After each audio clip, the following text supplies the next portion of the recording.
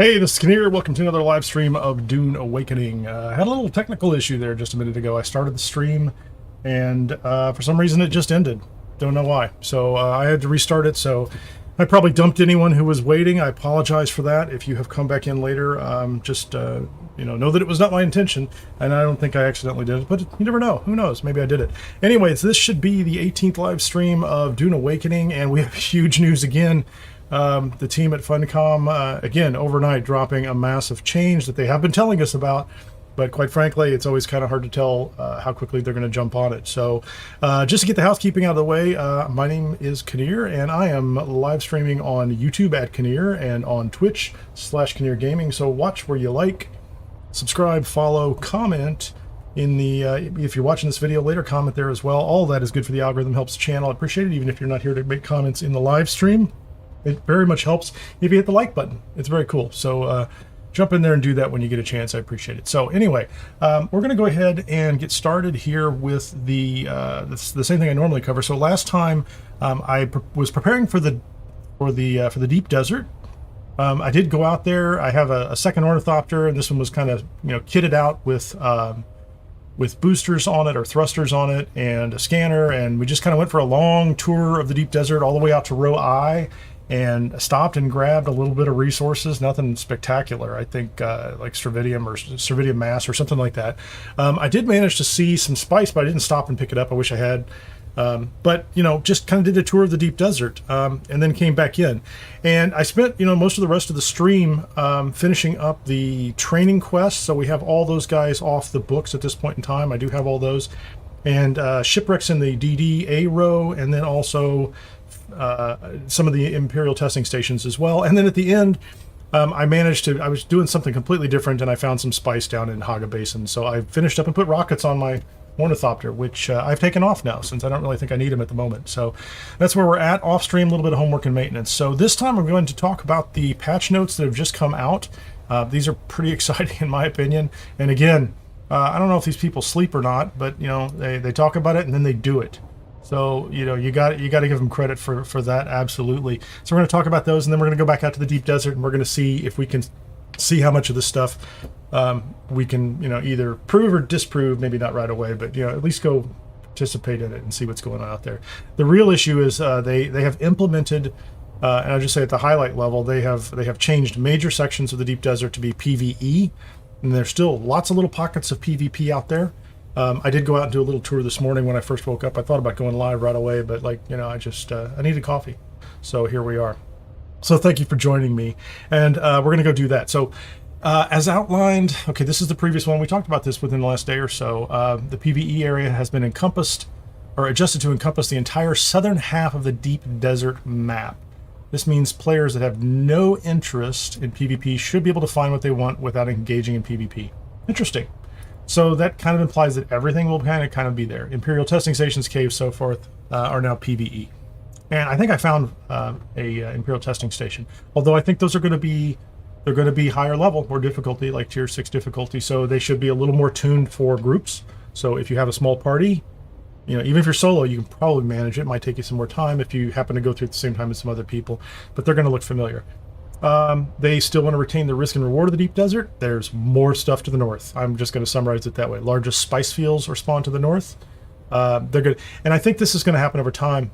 I think they're going to shift. So I assume next week's map is going to be even more things shifted north and some things shifted south, right? Lower half is balanced for shared loot and PvE activities. So very similar probably to row A at this point in time. Each player gets their own loot and can get a schematic in some of the areas, and there's still going to be PvP areas. They say this a couple times. So just like there are PvP shipwrecks in the A row, and I went through 3 of them yesterday, maybe 4, I don't know, 2, 3, 4 of them yesterday. There's loot in them. There are weekly blueprints, unique blueprints in those as well, and they're different than what's in the test stations. So you can run in and do the PvE sections. They may or may not be contested. I know in the deep desert so far, people have resorted to camping out loot chests for 90 minutes, that kind of thing. We'll see how that goes. maybe they'll get the balance. They'll change the balance in such a way that it doesn't work. But I don't think they're changing the timing in a way that makes it less. Anyway, but maybe I'm wrong here. Let's see. Plasteel plates can only be found in PvP zones. This was actually this might have been marked out recently because I don't know if it said this morning when I first looked at it. So plasteel plates might show up from crashing ships. There you go. So you can find them on the sand. They've reduced the amount of spice fields. The medium spice fields have gone from 8 to 5. And again, this is across the whole deep desert, I think. So there used to be 8, and now they're going to be 5. And then they've made more small spice fields. They've gone from 20 to 22. That's a reduction in spice, I think, I would say. But it is a reduction in the larger spice fields and like the bigger ones in the north. Titanium and stravidium is reduced in the PvE areas. I have found some out there. And then there'll be more to the north. So you want more? You need more? Go north, right? Be ready to fight for it. And then the number of nodes... okay. And then they've changed, there you go, they've changed the respawn time of the titanium and stravidium from 30 to 45 minutes. So if you mine a node, it's not going to be like it is in Haga Basin South where they're flipping those things pretty quickly. And it's going to take even longer. And it says some Imperial testing stations are still in the PvP region, so there's some up north. This is interesting. If you want all of the schematics each week, you're going to have to go to both. So there are going to be things up in the PvP Imperial test stations, which means you're still going to have the same issues, which is certain groups are going to camp those. They're going to sit inside the test stations and sit at choke points and basically fight anybody who comes in. So you're still going to have that if that's what you want to do. You're going to, you may have to bring a group to get into an Imperial testing station in the PvP area. This is huge. The vehicles. I didn't really expect them to start moving on this quickly, but it's great that they did. It says that they've begun work on the outline changes, so this is probably this is a partial list of what they were doing. But and I'll test this, I guess, since I can. I have a rocket launcher. It will decrease the top speed of your ornithopter, so we can put rocket launchers on the Scout and see if it's slower. So I think its top speed. Its glide speed was 172 with the, I think it's the Hummingbird wings or the Albatross wings, whatever the Ornithopter wing set that has been dropping. And so that should drop 20%, right? So we should see that'll be a dramatic drop, which is interesting, which means actual scouts that don't have weapons on them will be fast, the fastest thing in the game probably. And it also means, actually, if you do the math on it, even if you have a Mark 6 scout, if you put rockets on it, it's going to be slower than the lower tier scouts without rockets. So, and maybe if the math works out, it's going to be slower than assault ornithopters without rockets. That'll be interesting. This is all going to be interesting rebalance. Exiting ornithopters midair. This is nice. Glad they did this right away. This is a real problem. It's happened to me. It's happened to a lot of other people. It's funny now that this is being fixed. A lot of other people are admitting that they accidentally dropped out of their ornithopter. I wasn't that worried about it. It was kind of funny. It happened on live stream, so I wasn't going to be that nervous about it. But now everybody's like, oh yeah, that was a real problem, that E key. So don't feel bad about it if that happened to you. Anyway, there's still an edge case. If they drop you into a quicksand, it's going to be a problem. I just assume it's going to be a problem. So if you were unfortunate enough to get disconnected right over quicksand, or you bail out right above quicksand, it's possible you could end up in quicksand, and that's not cool. I don't know how they're going to fix that, but maybe they're going to have you drift on the way down or something. I don't know. Like a cone of drift. Anyway, they did remove the visitation issues between sieges. Now you can go to any siege and claim land. I assume the same limits apply to the number of sub-fief consoles you can have, but still, if you have friends on another siege and you're on a different one because you joined late or whatever, you can go over there and have a small base next to them and participate. That's fantastic. I wonder if you'll just log into that siege. It's on your list, right? It lists your friends. Okay. Home server icons. Tells you where you have a base. Very nice. Driver updates, things like that. So that's wonderful. Combat, user interface, travel. Ooh, fixed an issue where players could use an ornithopter pilot service to fly from the cities Tahaga Basin if they had arrived in the city with their own ornithopter. Yeah, I think there was a weird problem there that made me never want to touch or get near any of the ornithopter pilot services. That's it. So that's where we're at. A lot of changes. That's fantastic. You know, no issues right there. So I think the goal for me today is to get up into the deep desert, the new deep desert. Now with more PvE. I'll be honest with you, I have turned off the on-screen HUD chat because there is a tremendous amount of complaining going back and forth, and some people are like, "Oh, it's great, it's not a problem, it's not an issue," and then some people are very bothered by it. I did notice that the Dune Awakening Discord last night was just lit up with conversations on it. It is a controversial subject. I don't really want to spend a bunch of time talking about it. But, I assume there are two issues. One is player gameplay, mechanic kind of stuff that feeds back to Joel and the team. And then there's an accounting and finance side of this thing, too, which is people coming in going, okay, Joel, here's how much money you can or cannot make and whether the game's going to survive if you have players that do this, this, and this. So I give them the benefit of the doubt right now for whatever it is they're trying to accomplish. And until we get up there and see, we don't know. Like I said, I did a quick tour this morning, and there were sections. I will note, and we'll go see if it's the case. I was in E8, I think, which is supposed to be like half the row. E is PvP, and I went west, and I ended up in F8 west. I have this all on video. I did record it because it was so weird. So like the blocks were not aligned the same way. There was something going on. So I think there's a jagged edge, and then also there are sections like when I was in D, like you go to D, there are PvP sections, and you just see it show up on your screen. It pops up, right? Just like it does anyplace else. You get the little red Conley warning kind of thing. So I think it's interesting. So we'll take the small thopter out there this morning. Let me make sure I've got all the right gear. Like I don't have to be as prepared for PvP as I was before. Like I was prepared essentially to lose anything in my inventory and just be able to replace it, which I can. Yeah, I'm still kind of there, and I'm wearing the mercenary suit. I don't know if I go into a test station, I'm at half armor. Like I think I'll get torn apart up there if I go into an Imperial test station. But if I identify a couple of them, that would be great. I probably have too many weapons for somebody who's going to go to the DD, but I like them all.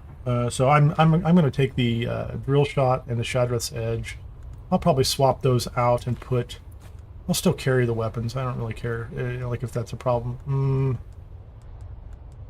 So I have my compactor. I'm going to go ahead and wear my soft boots in case I run into some vice. We'll do that. I have. Okay, let me go make a little bit, just because I try to be prepared. I'm going to go ahead and make a little bit more welding wire, just so I have some of this with me.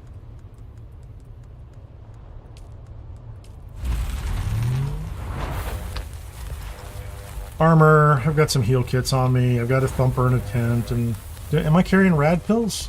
I don't think there's any need for these, but like I'm getting in a habit of carrying them all the time because I don't carry like a radiation suit.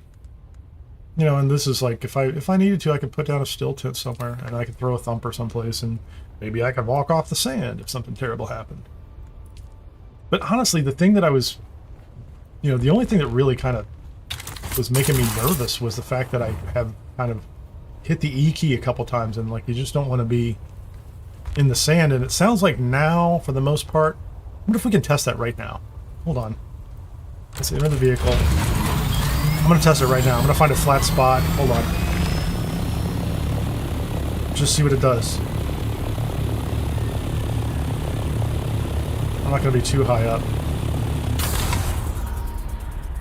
I just jumped out. So my power's fine. The thopter dropped right below me. I'm just floating down. And it went straight down, didn't it? Yeah, that works fine. I just deliberately bailed out of my thopter. It dropped straight below me. Now, you're going to have to, I'm going to pay attention, to what I'm over. But That works as described, man. And, you know, make sure you've got... I didn't even check this, did I? So, my suspensor, I'm just wearing a leap and a Holtzman shield. You know, gear's in pretty good shape. Let's go to the deep desert and see what's out there. Oh, you know, the one thing I don't have? Oh, I have 2 fuel cells. That's enough for... That's enough for whatever I have planned for right now. What was that? I don't know what that sound was. It sounded like something breaking. I guess when I get out there, I'll do a quick maintenance run around the Thopter. Thanks, Dune. Hey, Angel, nice to see you.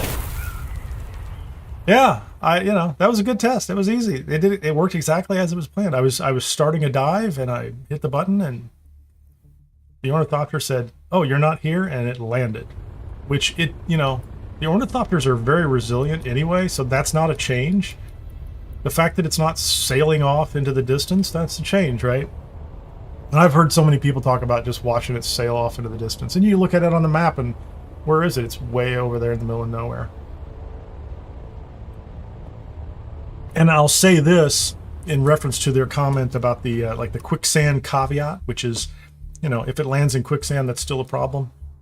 That's still better than it was, because the way it was before, it could land in quicksand really far away from you, many sectors away from you, or anyway, a long distance, or it could just land in the open desert and be almost unreachable, unless you could get a ride, or you had to go someplace else and get.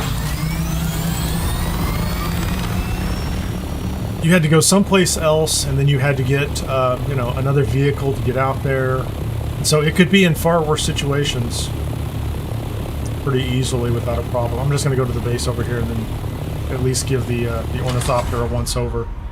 It's made up of highly degraded parts, so, you know, whatever that's worth. And I don't have any storage on this thing. I guess, technically speaking, I need to make another storage unit or find one to take with me, because if I load up, I might decide I don't need a booster on this now. And technically, you know, if you wanted to boost out here, yeah, the booster was for the PvP zone for the most part, so you could put storage on all your ornithopters too. That's great. And the next thing that's kind of immediately obvious is we built our base last week in A5, and right now it's in B8. It's going to get a little crowded out there, but there's no reason you can't build in row D or E. And now you have, you know, especially if you go to the center of the map, now you have the option to put a base out in the center. Now, one of the things I did notice when I was out just kind of tooling around, it was a very crummy welding torch. Do I have another one here? It's not repaired. I don't have a better one that's not repaired. I'm sure there are welding torches here. I need to put water out here too. So now it's time, you know, next week the base will be more involved. There's a radiation suit out here. Next week the base will be a little more involved. Yeah, so that's just the wings. That's normal. But one of the things I did notice is, you know, there are people out here, and I expect that they're going to be, I mean, people react differently, but they're going to be, I'm going to say, disappointed that, put it funny, the pores are moving in to their neighborhood. Something like that, right? I think they're going to be people who are, they've had a couple of weeks, you know, or maybe even this is their first week where they actually went and built in the deep desert, and they might be a little less excited that there are more people heading that direction. So that is the game, right? That's what they decided to do. Our friends at Funcom have decided this is the way the game's going to go. So actually, I'm going to, I hate to keep doing this, sorry guys. Have a map.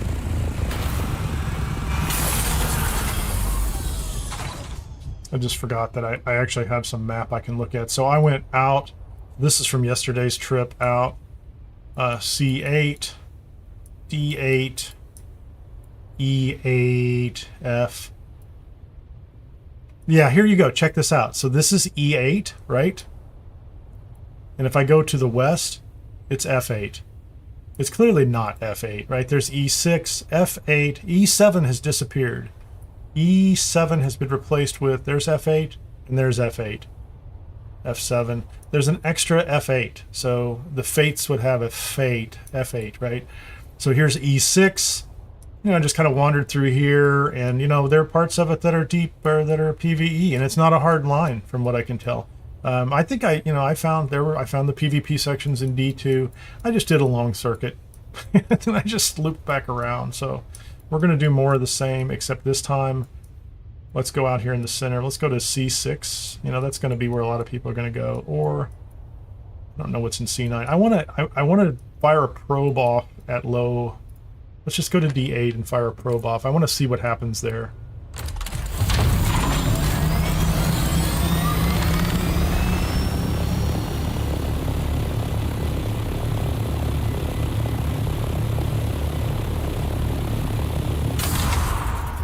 So we're going to get our speed up. And then since I got the booster, we're going to go ahead and boost on up, because why not?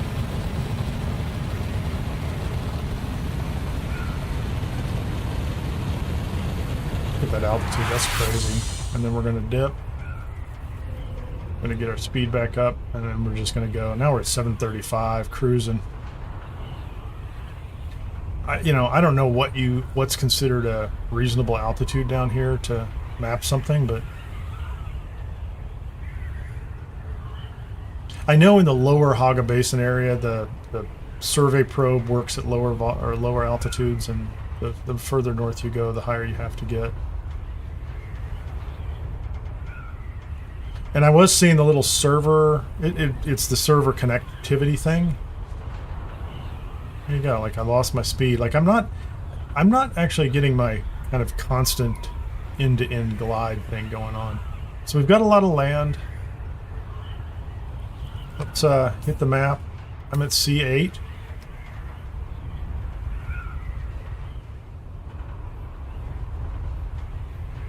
You know, there's a lot going on here. Let's just go find a spot and map it. Hey, Ron. Yeah, Ron. I spent hours last night on the public test bridge. I'm so tired because I was leveling, speed leveling the character like everybody else that's over there, right? Because I'm like, okay, if they put stuff out, I want to share it with people. Right? I want people who aren't going to go to that level of trouble. I want them to have the opportunity to take a look at it. So man, I don't know. I'm not here to judge those people. I mean, I could, but why bother? So can I do this here, or am I too low? Yeah, I guess everything in the deep desert is higher. That might be the story right there. Everything in the deep desert's higher anyway. So I like that. I did see a small spice bloom earlier, but to be honest, when I arrived at it, it wasn't there. If that makes any sense. I'm like, there was a spice bloom, and then it was gone.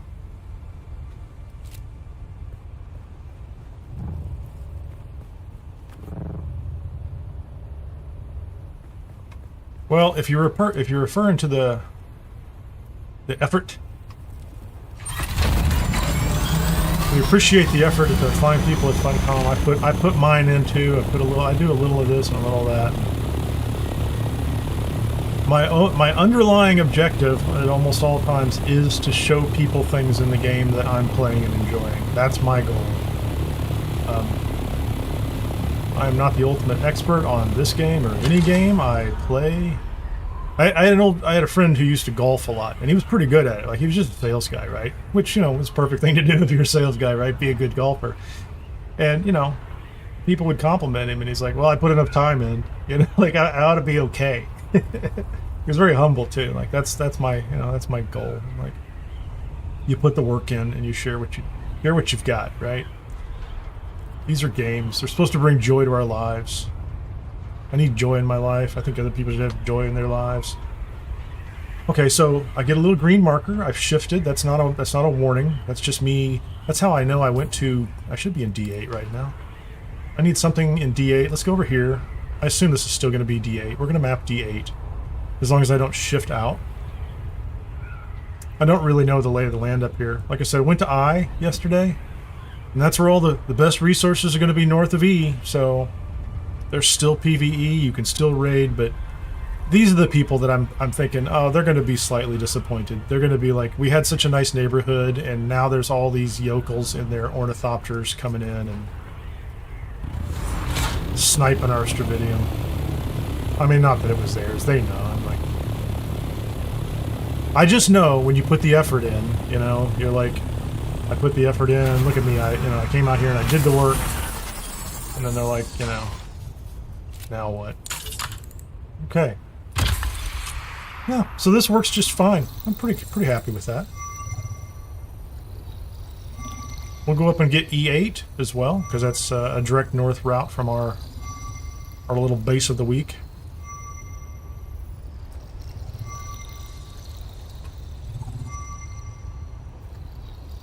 So you're saying, Ron, that you can't hit him with like just a las gun or something like that, or you can, or it's not as effective. So there's D8, and it has essentially nothing in it. Here's C8, which has no resources, at least nothing. So I'm going to say this: there are things that show up when you get close to them, right? And then let's go. Oh, this was the Forgotten Cave. Let's go to the Forgotten Cave. I've not been to a cave in the deep desert. I'm gonna bet it's a lot like caves in the deep desert. I'm gonna bet they're like caves everywhere else, because the caves, I mean, I guess they'll have. Oh, there's a sandworm.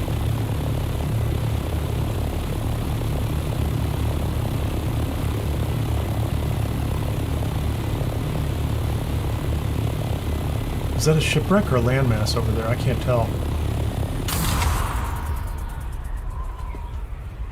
Yeah, and thinking about it now, like the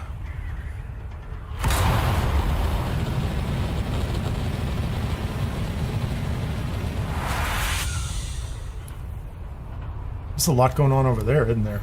So I'm in E8 right now. Let's go over to this one, whatever it is. Because the sandworm is active and having a good day. It is so... Look at that. That is beautiful. Hold on. Screenshot. Get the HUD back before I do something stupid.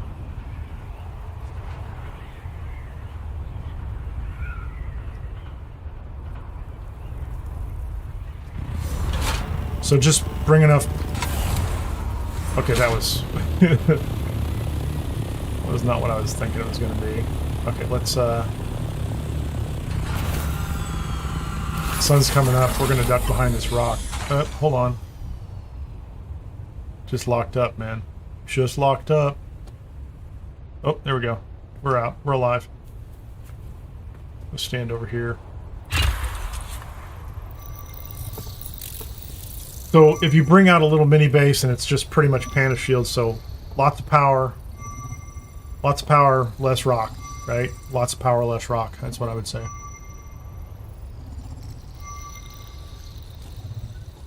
Set it up, put your Pana shields up.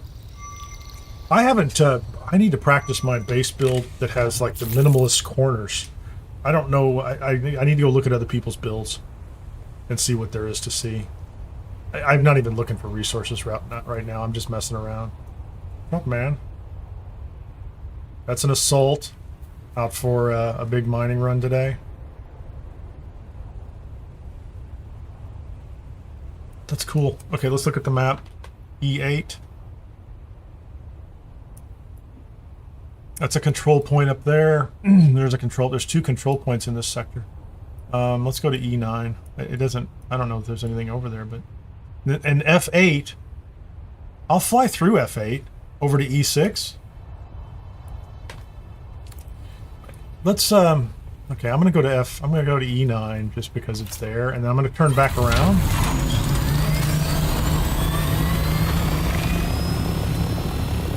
There's spice out there. I'm not going for that just yet. I would much prefer to. I don't see anything over here, but draw distances aren't great, are they? Oh, it's the health rating on them. Nice. So you gotta bring some muscle to get into them. I like it. I like the math. The damn electrician's doing math.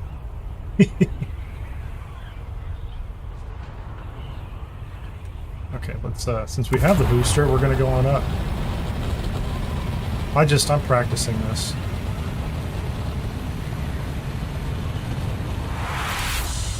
Although I am chewing up fuel, aren't I?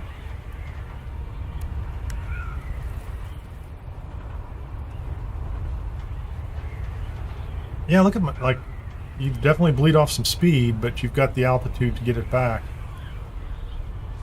So I'm in E9, I mean, I have to be in E9 right now. There's nothing going on out here, is there? There's interesting things in the distance. I see a line up there, which to me is, let me go ahead and hit the map.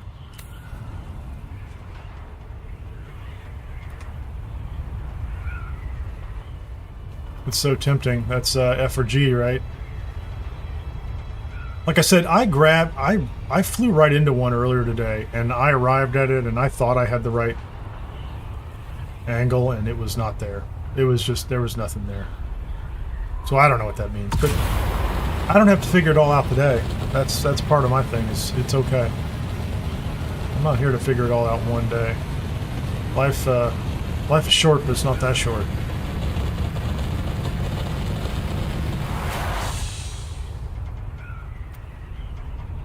Make sure we get our speed. So I think if I complete the triangle like that, I'm a little high there.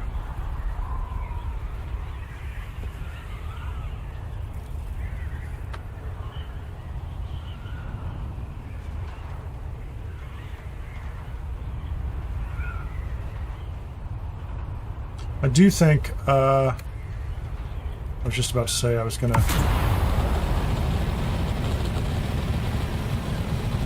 So that's E8.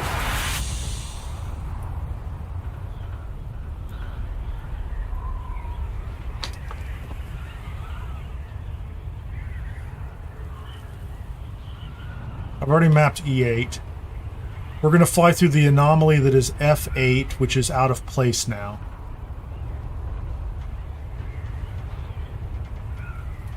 Temperature has dropped. Yeah, so I'm going into E8 or F8 right now.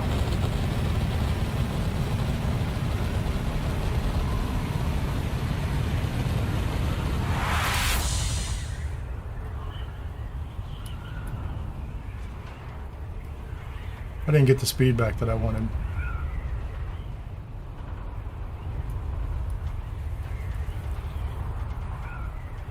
So this is a PvP zone. And it's F8, and I'm clearly not in F8. I don't think I'm. When you go west from E8, you should be in E7. So E7 has gone missing. They took it offline and just plunked in F8. And it's kind of empty. Maybe F8 is their filler one? Maybe it's a filler zone or something, I don't know.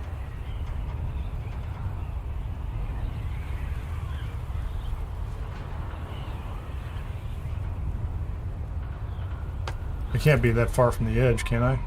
Yeah, E6. I'm very close to E6. So the question... Oh, that's like quicksand. No, maybe.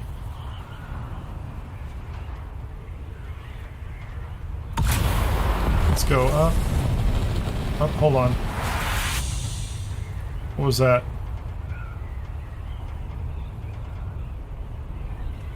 Hold on, kids.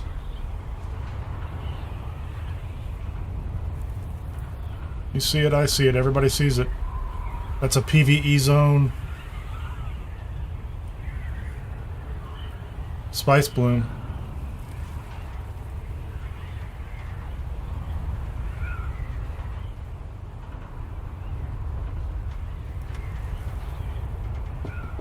Can still see a puff of dust.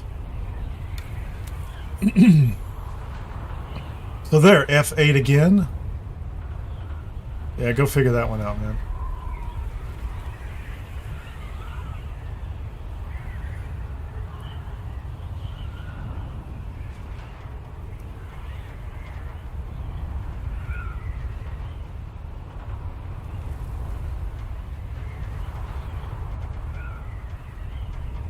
I don't see it.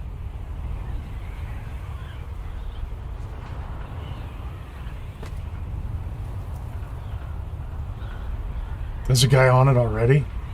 Yeah, on it and gone.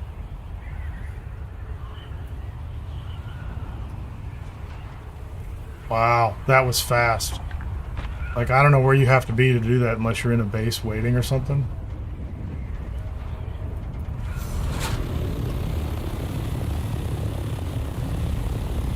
Where is he? Did he take off? Let's go watch the worm behavior.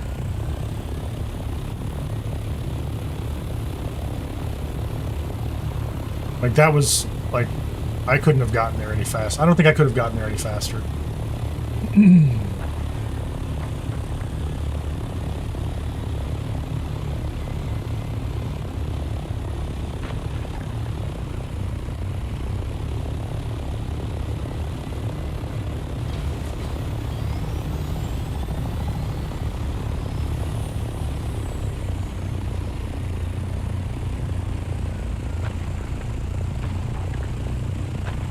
You can hear him hit.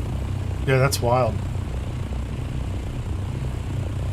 Okay, yeah, so you got to get out here and you got to get on it quick and be ready to go. He's cleaning it up, man.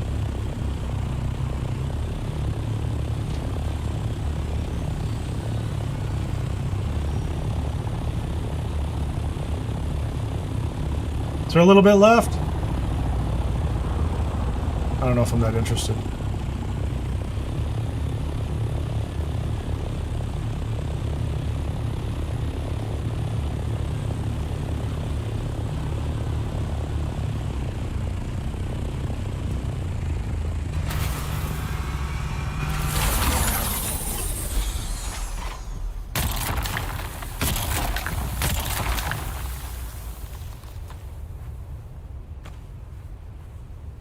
Not enough to matter. I got some. That's okay. That was fun. I don't even know where I went. Where did I go? That wasn't enough. That wasn't even enough to bother the worms. I thought about, and I would do this just because it would be entertaining. And like you see somebody, I would go put a thumper down in the distance, but on those small ones, I don't think it matters. I mean, I would do that as just a good Samaritan gesture at times to try to encourage people to do that kind of thing. Okay, so now we have a little spice field on the map, right? That's a control point. This is D7. Is that PV? We'll see if that's PvP. Quit burning fuel, Kineer. So there is a control point down here. At what point, like, it has to be PvP around it. But at what point does it turn PvP? That's an interesting base. Is there a guy out on the ground? Let's map this. No, there you go. So it's so there's some PvP there somewhere.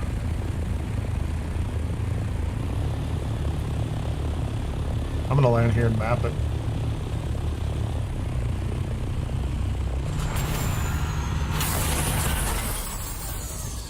That was interesting.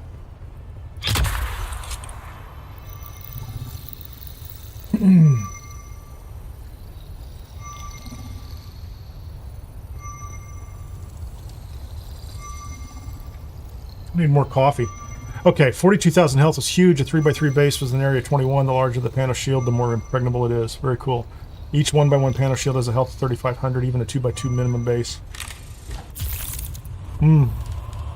So you can do the cube area, or area of the walls, the cube kind of thing. That's good. That's very cool. Good to know. So what did we get? We got D8, and we know there's a tiny little spice field in the middle of it. Okay, that's cool. I mean, I could go south and map some of these if there's anything out here. Yeah, maybe that's what I should have done. Like, I could just come up here and map the whole thing. It's, you know, it's midweek. We still have some days left. But there's a spice bloom right there. Where was I going before? What was I doing? I was, so I was in E9, E8.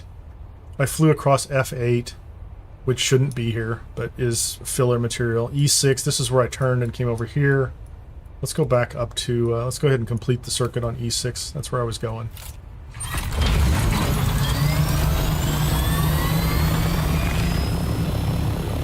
So that was educational. Gotta get there fast. No messing around. No time to waste. If you hear the spice bloom, turn and burn. Go for it right away. That took a second. Oh, I've got the sound thing. Oh, hold on. Any chance I can get this one?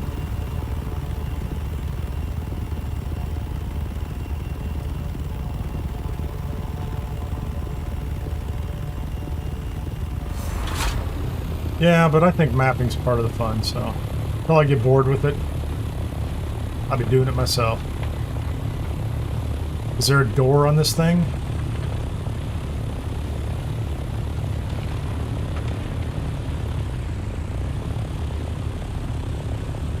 There is a door.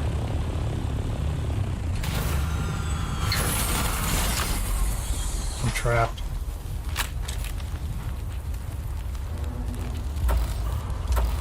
No, no door.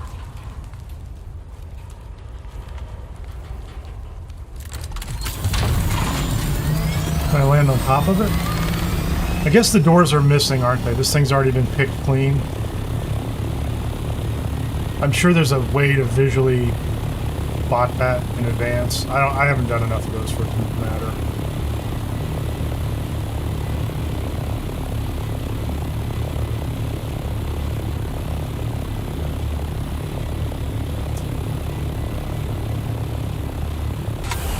I am burning fuel up here, that's for sure.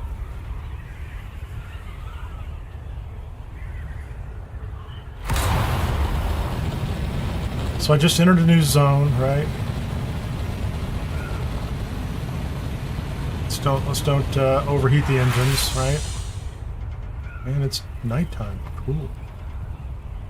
Okay, so let's hold that. Where did I go? I'm in E6.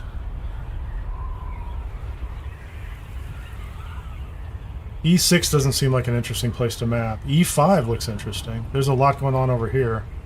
So, I'll map it.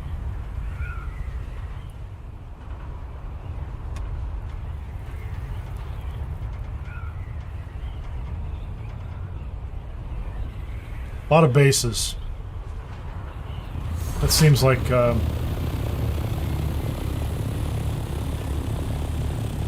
I don't know if it's just the landmass that there's, you know, because there are so many or there's so much land over here, people are basing, or if it's a resource statement.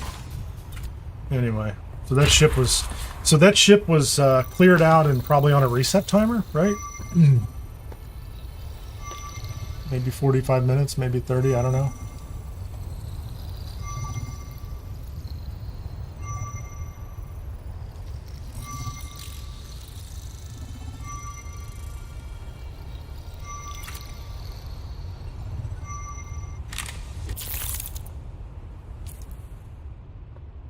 So this was this was E6, and there's really nothing particularly interesting in E6. F6 is fun. E5, a lot of land here. Yeah, how many probes do I have left? 4. So I could do 5, 4, 3, 2. I could do a couple of them, and then go south. And then I'm going to go south and.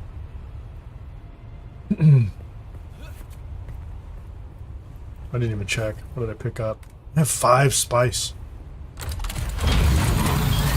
Nothing. I have nothing.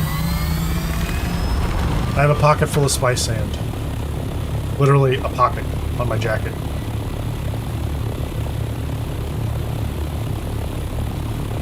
Didn't really mean to burn a probe in E6, but I guess that's what's happening. So this is E5. It's interesting. No bases.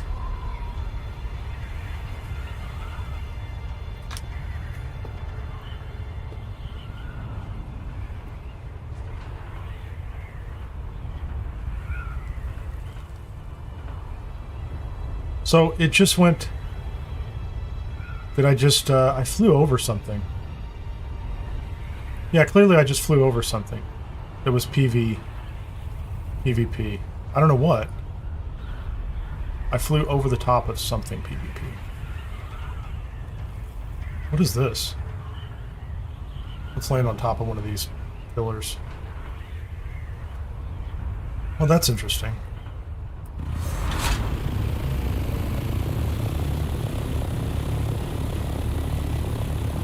I'm not sure what those are all about, is the issue, right?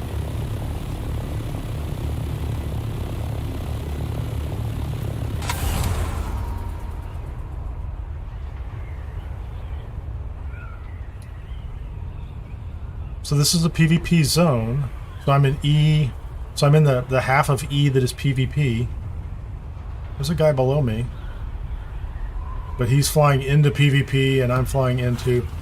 Oh, E4 is not. Okay, so a little bit of E5 is PvP. Maybe entire blocks are PvP, I don't know. Maybe when they say half of E is PvP, it's block by block, or, you know. Cool. I think there's still a bit there. And it's also... I guess what's interesting is it's also... it's random, or it feels random to me, right? Like, I don't... So there's some element of risk and the unknown there, where it's not like... I assume there's going to be an element that's worth, you know, kind of sorting out, but... You know, one of the things I'm not exactly... Let me see if I can drink here. Yeah. There's a whole argument going on that I don't want to get involved in that's really about, like, you know, what people think about PvP. And they try to monolithically, define everybody who enjoys some elements of PvP as the same, which is not... You can never do that. There are always people that are kind of all over the spectrum. But the randomness and the unpredictability, I think, adds to probably what I consider to be a more enjoyable kind of PvP element. Like, if you know, as long as it's not immediate, like what you don't want is people camping areas where, like, cross a line and you're dead, right? Like, you can just be ganked as soon as you walk in. And I think there's still some issues with the Imperial testing stations because of the design and the choke points and things like that. That was one of the things I heard the other night. Ron probably has heard that too. I'm not even sure where I'm at. So, like, you know, depending on what you design into your game and your inventory, your game and your map and your points of interest,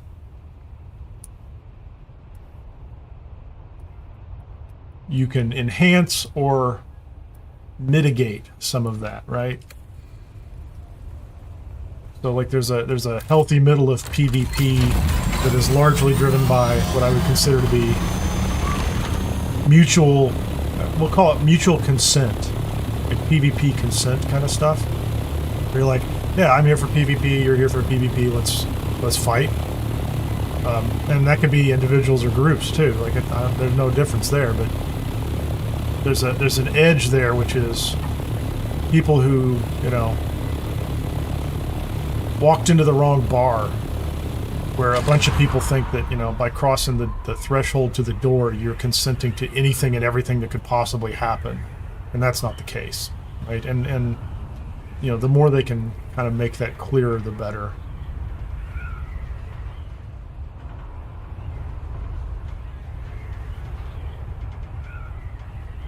And I mean, that'll make it more accessible, and hopefully still allow people who... I just changed zones, so that's all that's telling me, right? I'm in E3 now, which is, you know, there's a lot going on up here. There's a lot of structure.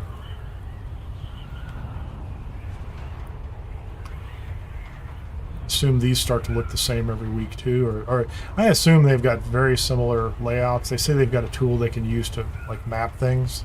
I'm not even grabbing any resources. I don't really care at this point. That's a cool base. Fascinating.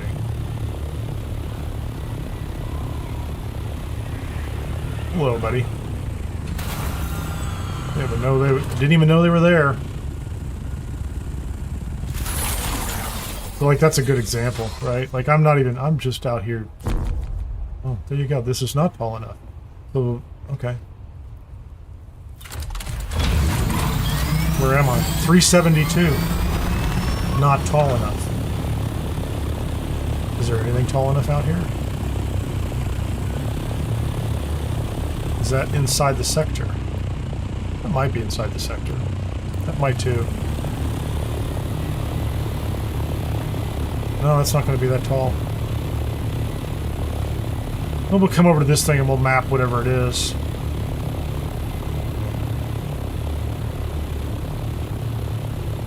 It's not actually redrawn yet either, which is interesting. Yeah, this is all very low over here, isn't it?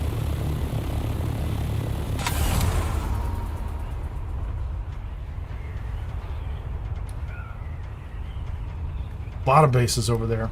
We'll fly over there in a second.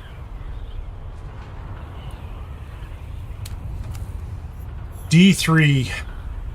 I'll map D3 because I've got a probe. This is probably tall enough. Interesting. This is a PvP area. So something over here is PvP-ish, right?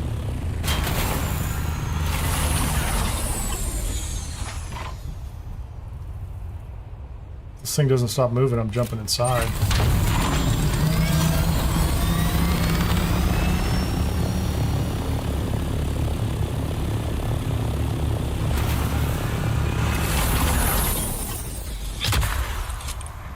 Okay, so that works. They did say it's easier to get into your vehicle at a distance. That's weird. It's like it's taken off or something.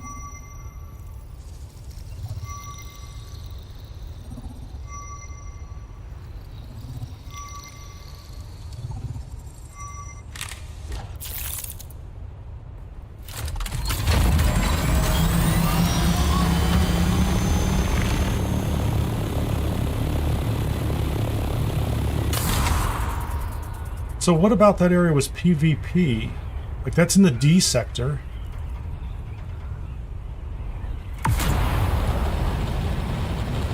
Oh, there's a control point underneath me. There you go. I didn't see it as I came from that wrong direction. And there's a control point. That was it.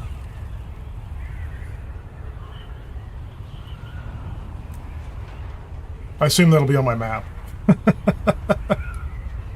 One reward every 45 minutes. That's better than 90. Those the ship boxes in the PvP area were much higher, I thought. But once again, there's something else here, isn't there?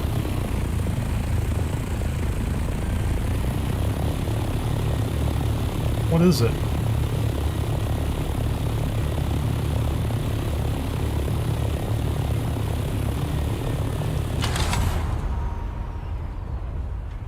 I mean, it's interesting. So you'll know there's something going on, right?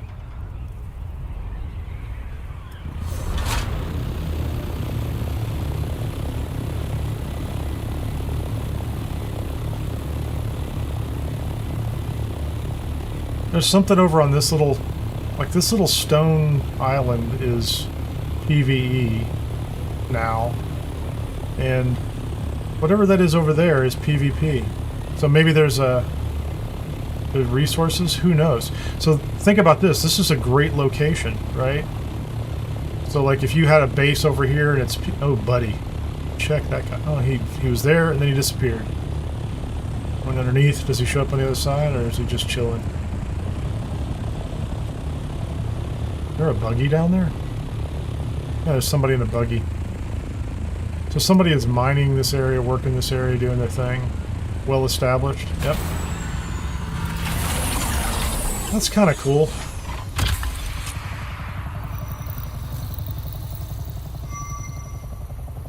That's an assault. Sector weather alert. A large sandstorm is approaching. Interesting.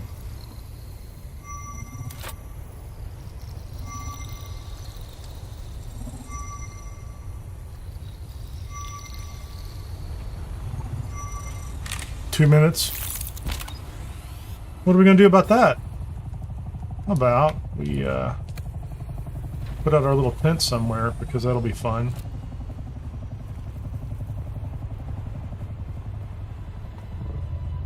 There's probably places down here I could just duck into, right? Somebody's base. What is this? Hey, there you go. I'm not enclosed or sheltered. And tell me this isn't enclosed and sheltered? Yeah, like literally this is perfect. This is just like a tiny little spot. So E3 I mapped out. I guess Sector weather alert. A large sandstorm is approaching. I believe you. Coming from the west. Better land those birds, man. I can't zoom out enough to really see. I'm gonna get a bunch of probes and we'll just fly around. I'm gonna do all this section. I'm curious. Let's find out what's down here. What did the team do? I think I'm gonna go grab coffee though, while this is just kind of sitting here. I should be safe.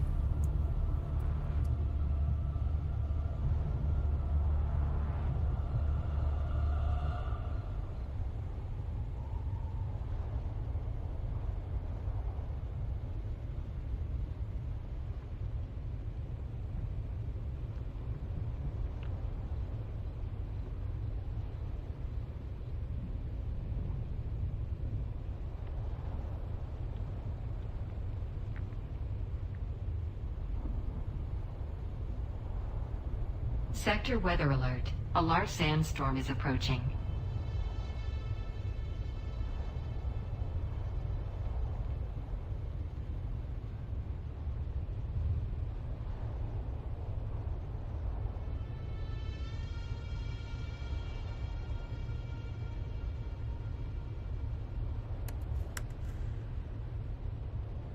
It says I'm moving. I can't stand up.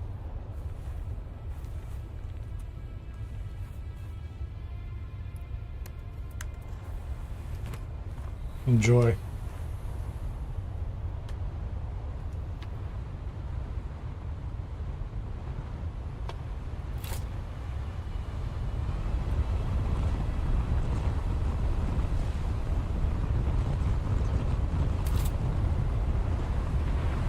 Not taking any damage, just sitting here under a rock in the storm.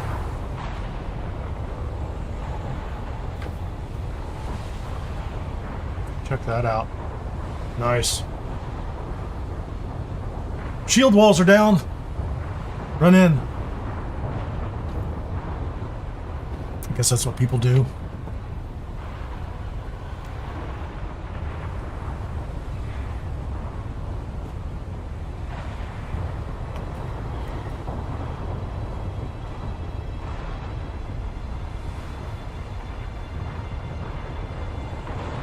So you'd want a base out here.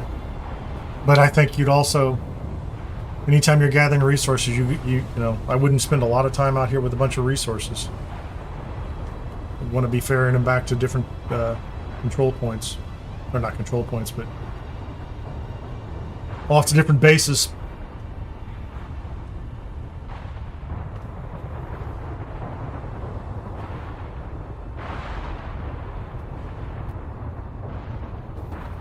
I should have stopped by Spiffy's base. He has a bunch of probes that I could have used. Not that they're hard to make, but I can't make them, can I? I think I need them. There you go.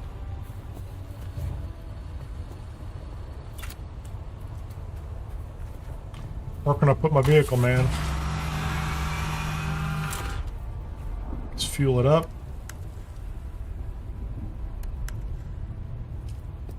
How am I doing on fuel? I have plenty of fuel.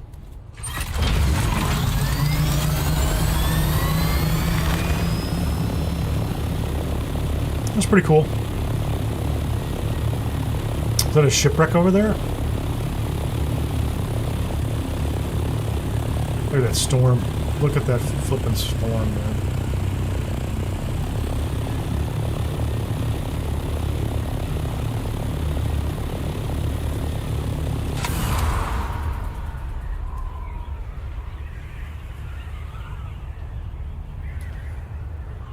I want to know what this is.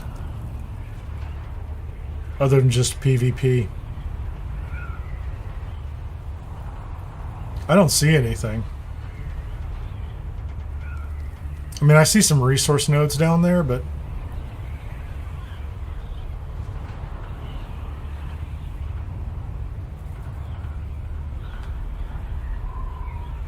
Sir Gardensalot, how are you today?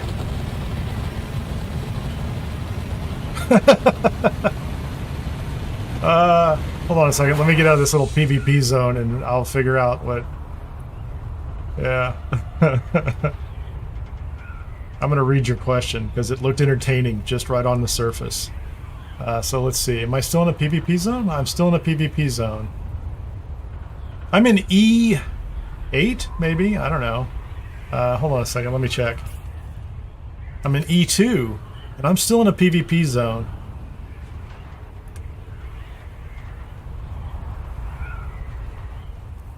Let's go to E1 and see if we get that too, right?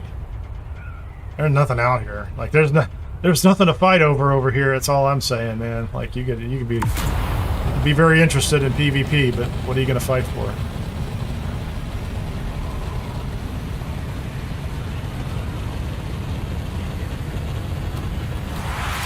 There's E1.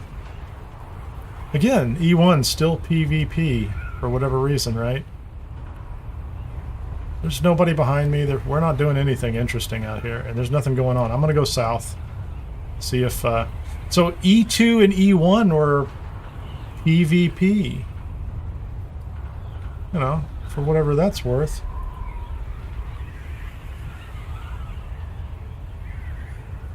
I'm going to go find me a nice little PvE rock over here. There you go. There we are. And now we're just... we're outside of the PV. Okay, there was nothing to do there anyway. I'm gonna go land on this rock. So Sir Gardenslock asks, good morning, why are so many PvP YouTube, or why are the PvP YouTube freaking out over the new PvE zones in the desert? If I've turned off my chat here because of the people that are here chatting about it, and I thought it was pretty civil. It was like some people who were kind of bothered by it. But I'll tell you, like there's some neat bases I've seen up here, and there are going to be people who have put the time and effort in, taken the risk, built a base, and now a bunch of people are going to come move into an area that, you know, they were not in before. And so some of that is going to be, you know, oh no, the pores are moving in or something like that. I'm not going to get into the whole debate about what is PvP, what's not, because I think you can't treat groups as monolithic entities, right? There are some PvPers that are, you know, there are some PvPers that are problematic and some that are just fine. There are some PvEers that, you know, demand too much, and some that are looking for a reasonable path to enjoy parts of the game. Hold on a second here. Let's see. Do I have a probe? Will this even work here? My last one. There you go. If you want to really see the debate, I guess. So you've got Reddit, you've got the Funcom Dune Awakening Discord is all over it, and I think there's two things. One is there's an entire financial business side of it, and Funcom's managing that. They know whether people are playing or not playing, and they're making changes. And from the outside, I look at it and I'm like, if I see them make changes this fast, they think there's something going on, right? They're not doing this just because they're like, oh, it's Tuesday, let's do something different. They're reacting. So I don't know everything they're reacting to and what they see, but they're definitely reacting. I need to stand in the shade over here. I wanted a view. I wanted a nice view. How about that? Whoa, let's don't jump off the side. Let's not do that. Hold on. Let's do a little screenshot out here. And then the other side of it is this ongoing debate about PvE, PvP that's probably unresolvable in my lifetime, right? I boil it down to this. If there is an issue within this game and PvP, and it all comes down to consent. And you can draw a parallel with other things in the world. But you know, I guess the way I look at it, and this might be a little simplified. We could go to D2. Oh, I'm already out of probes. I need to go all the way back to whatever. I'm just going to go south. You know, it's kind of like walking into a bar, and you're like, hold on. There's a lot of things you can do at a bar, and just because you cross the threshold doesn't mean you consent to everything that could happen, you know, for the next 24 to 48 hours. And so there's some PvPers that kind of walk on the edge and justify your presence anywhere near them as a way to justify all sorts of behavior that kind of overlaps with people that don't think that's appropriate. And then there's some that are perfectly, you know, they're in it. They love PvP, but it's only when the other person's really there to fight and, you know, have fun and, you know, do that. And what you get right now is a bunch of people arguing over these soft definitions and boundaries, and half of them are calling each other names, and you know, when the argument isn't going the way they want, you know, they're calling the other side all sorts of things. So I think Funcom's doing the right thing. You know, they're trying to make sure that, because they keep saying it. If you go look at the patch notes, I covered them at the start of the live stream. If you want to do PvP, or if you don't want to do PvP, they want you to have that experience. And they also want you to be able to experience parts of the game that have rewards, but they recognize you're trading off the lack of risk for PvP for time spent. So you can grind your way and hunt and time yourself and find ways to find things without PvP, or you can still go to the north in the northern half and you can get some PvP stuff faster. You can get more resources faster. I'm going to take a chance here. Every one of these I've stopped at, I've not been able to harvest, so maybe I'm lucky on this one. This wasn't my intention. Is there a door there? There's a door on top. So you don't want to use a shield or anything like it on top, right? Can I land here? Can I get off?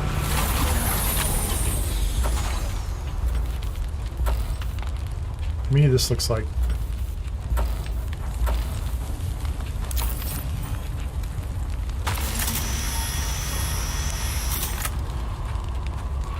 Yay! I'm happy. That's my typical PvE-er philosophy. I got to do the thing. So some people would criticize me for wanting to experience that so that I can decide in the future whether I want to do more of it. That's all I'm doing. I mined a little spice, nothing meaningful. I found a shipwreck, which I've done shipwrecks back in the basin before. And this is still PvE right now, so it's just PvE with worms. So, I mean, it's a debate, the PvP, PvE thing, but I think anytime you change something, people get bothered by it.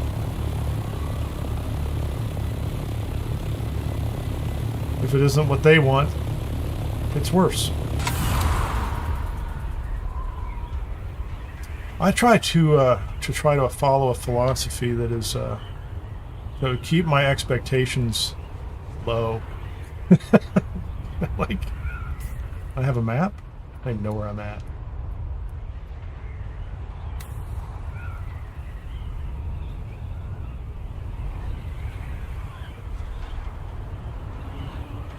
I guess I should say I moderate my expectations. It's not that I have low expectations. There's lots of things I would like to do, but what would be a better way to say it is I don't get too hung up on the outcomes of every situation. Does it turn out the way I expect, in the time frame? I try very hard to focus on the activities and the journey, and that's a cliche, right? It's the journey that matters. But it's the gameplay. Am I doing the stuff that I want to do in the game? Is it fun? Is it entertaining?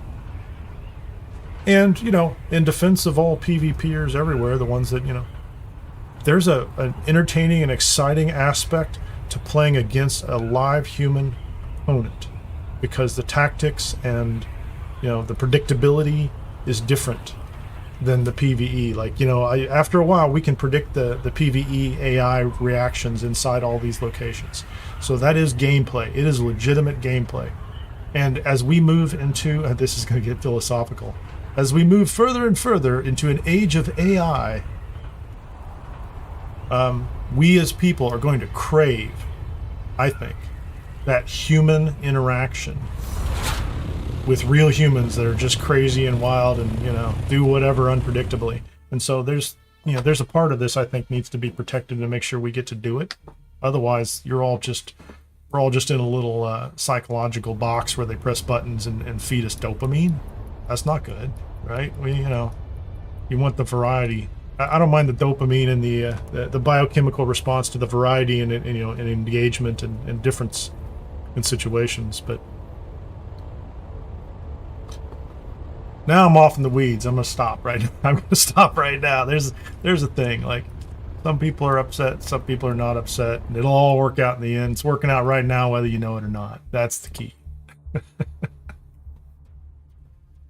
Yeah, I again, you know, Sir Garden's a lot. I think it's consent. If you want to do it, then that's it. You know, and the issue is, and this is, and I'm gonna cross into this. I'm not gonna do any. I don't want to do anything that gets me in trouble on YouTube or any place, but consent is a real thing. Like, and you can think about that in other places in the world. There's lots of things you do where you're like, I expect to be able to consent or decline to participate, right? And there are many examples in the real world where people cross that line and decide you have consented to things when you don't think you have. And the PvP stuff, in my opinion, there's a parallel with that, and that's where the friction comes in, right?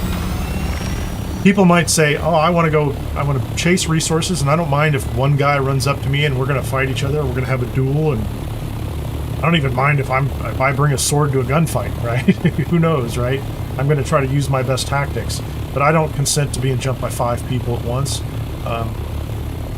Especially, you know, if there are resources at hand or at risk as well. Like, maybe I spent 5 hours making my ornithopter, and I don't consent to having, you know, 4 people who have hundreds of rockets that evidently weigh nothing on board, all blasting me out of the sky, and then at the last minute deciding they're not going to kill me because that would allow me to respawn with my ornithopter. They're going to try to get me devoured by a worm so I lose everything because, you know, they're just that way, right?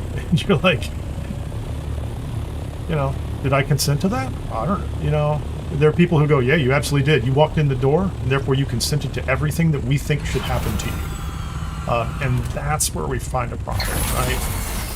And you can see some really great behavior, people who truly love PvP and enjoy it. And there are games out there that are pure PvP. There are games out there that are pure PvP that are very popular, make a tremendous amount of money. People love them, right? You know, you can think of them, right? But nobody's confused when they get there. There's no line where they're kind of like, is this what I said I was going to do or not? You know, so I know that analogy can go into some really dark places, so I don't like to get into it, but I truly think I keep seeing that argument, and it could be a situation where, like, well, I should go fix this thing first. Once I got that argument and that framework in my head, now I'm like, okay, that fits it. It's like a confirmation bias thing. I'm like, yeah, that fits the way I was thinking about it. But I see so much of the conflict being that, you know, it's like, it's not that there's not really anything wrong with PvP. If you're expecting it, if you've said, yeah, let's go do it, you know. But I mean, there are personal issues. There are some people who are like, they just hate to lose. But I mean, if you're like, I'm going to go fight somebody and I lose, then I did that. That was the fun part. I learned something along the way, you know. My tactics will be better. My gear will be better next time. Whatever, you know. But if you're like, oh man, I made a wrong turn over here. I didn't even know I was going into that area. Or, you know, even if you did know and you're like, well, I didn't think it was going to be like that. And you're like, what happens? And then I think there's, you know, like I said, that first part, which is like, is the game playable? Because people have legitimate complaints about, you know, you watch people who are camping these sites for 90 minutes plus waiting on a chest. And like some of that is, Funcom has to fix that anyway. if the game loop is not working for people, like if you can't get the stuff done that you want to do, I can't reach my wings here. I would like to repair my wing. And oh, there you go. I don't consent is wild. Yeah. I mean, you know, I'll use the example. You walk in, you know, somebody walks into a bar and they're like, they could be there to have a drink, to meet friends, to, you know, to possibly, you know, further establish a further romantic relationship, but all that can go 200 times past that. Because they walked into a bar in order to drink, did they consent to everything that happens? No, they don't. There's a lot of weird, you know, kind of gray lines there in human behavior, and that's it. Humans are different, right? We're an odd, everything's odd, but we're an odd species because we think about things. And there are people who come to games and they go, what's PvP? And they're like, well, I've been playing PvP games for 10 years. And here's exactly what it means to me. And like, there's 100 other people around them who don't think that. And they're like, well, I don't care. This is what I think. That's wrong. Like and that's what you have to manage. Like, is this a PvP game? And again, I go back to the expectation thing is I saw a bunch of people, because I was watching, I let the Funcom Discord just roll on a screen just to kind of see what people's arguments were for an hour or so. You know, and there are people who come up with the argument that, you know, oh, well, this was sold this way, and that's an expectation problem. Somebody goes, oh, this is what they told me it was going to be, and I'm like, I don't know, you know, that was not what I heard. When I saw them advertising it, I heard something completely different. I don't think I even picked anything up here. I did. I picked up some ship parts. What did I get here? Fluted heavy caliber compressor. I've never seen one of those. Ship manifest. I haven't seen one of those since some of the early ships I picked up. Tri-forged hydraulic pistons. That's kind of new and different. Oh, I got a little spice sand out of that one, so that's interesting.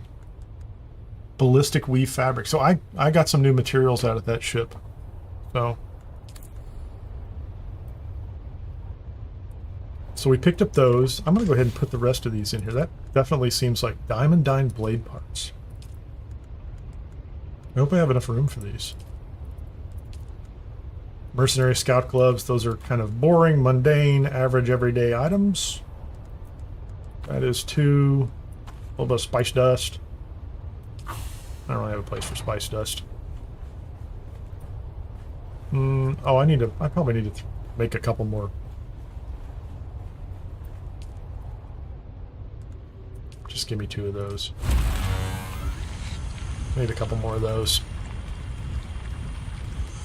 Oh, and I was just saying this. Oh, I was going to go to Spiffy's, but never mind. Wasn't thinking. Went the wrong direction. What am I looking for here? Where's my, Are they here? Yeah, here it is.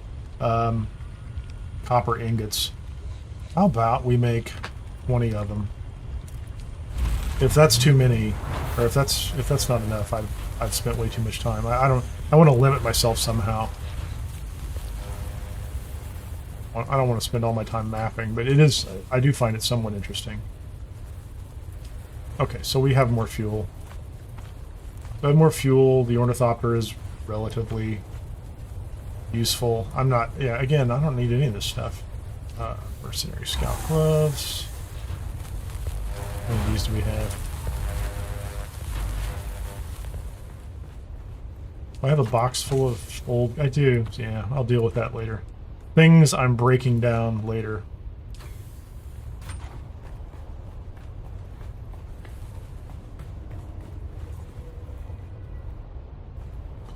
I think ultimately at the end of the day,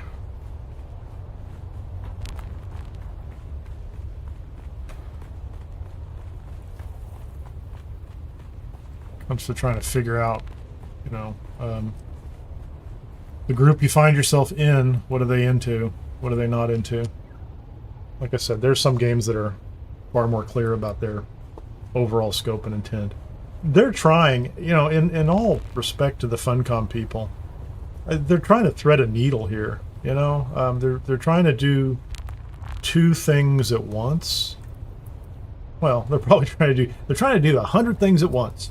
And they're trying to do 2 to 4 of them very well at the same time that have a certain amount of tension among them, right? Some kind of dynamic tension as to, you know, who's doing what and when.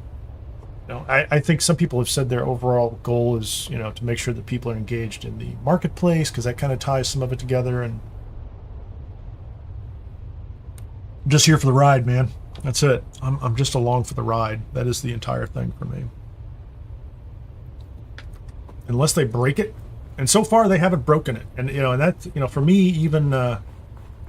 So I haven't had a base like this is a lot of hours put into this thing, right? If my base exploded, I'd be a little I'd be bothered. Jumping out of my ornithopter and watching it fly away and getting eaten by Shai Hulud because I accidentally hit the E key. That wasn't enough to make me quit, but it certainly got my attention. I'm like, that's not cool. Like, and I'm glad they fixed it. I didn't even go bother. I didn't say anything to him. Right? It's not like I laughed, you know. I laughed. It's like a good book. Like, I laughed, I cried, it became a part of me. You know, like, it was just part of my story. Okay, I forgot. I need more probes. They're doing all right. I would still say, to this day, this game is so much better than every video game I have produced with a large, many multi-million-dollar budget. It's just so much better. Like, my video games are not anywhere close to this. Honestly. Are those, okay, the stacks of 10. I'm still carrying the same stuff, man. I guess I should go check to see. I am wearing out my gear a little bit. Let's see if we can do something there. I suppose that should be part of my prep routine is go check your gear and make sure it's cool. Doofus best. I have another one of those in a box somewhere. Survey probe launcher. That's not important. Shadrot's edge. Don't have a recipe for that. Leap suspensor belt. That's a cheap suspensor too. I like that one. I've not gone above that level. It hasn't been necessary. Cut array. It's not very low yet. Welding torch. Oh, I was going to go see if I had a better one of these crummy welding torches. Hard to believe I wouldn't. That's kind of what I hope to do. So here's the question. Which one of these crummy welding torches has the lowest permanent damage? I think those two are my leading candidates, maybe. This is my winner right here, so least amount of permanent damage. Like, why? I don't even know why I'm bothering with these. Because they're free. They just drop. Oh, there's another, I don't know, there's another fuel cell. These look about the same. That's about the same. That's pretty close. Put that in the top corner. That one's pretty good. That was pretty good. Yeah, okay, we're fine. And then I'll just repair this one. And that way I have it around.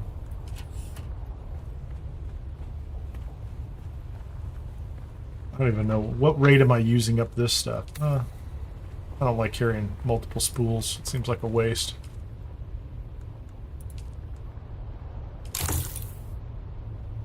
So it cost me 5 duraluminum to repair that. What does it take to make one?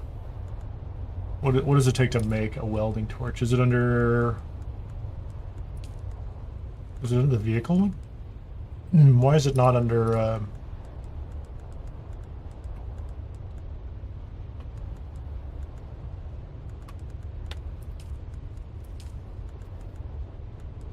Mark 5, what does that make? 32, so... The other pieces cost nothing, so here's the thing. If I get one that's half damaged, and I repair it 5 or 6 times, I could have built a new one. Then I'm using it that whole time too, so... I wonder, I've never tested it to see if like the amount of damage affects the amount of future damage. And I don't know if I have any skills right now that... so let's see, planetologist. Actually, we'll go trooper. Trooper has field maintenance. You know how to strip down. I don't have enough points. Weaponry.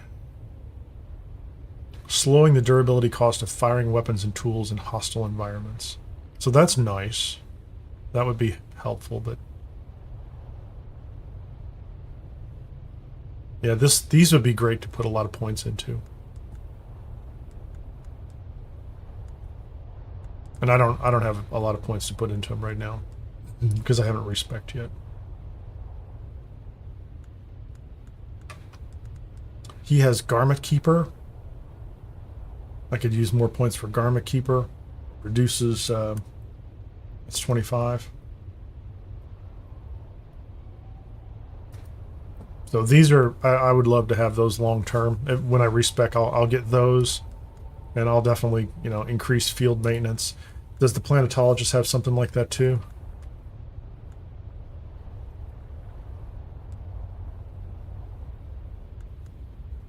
I don't know what he has.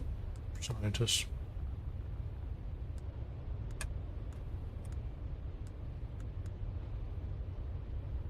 That'd be great. Compactor yield. I probably need that. Okay.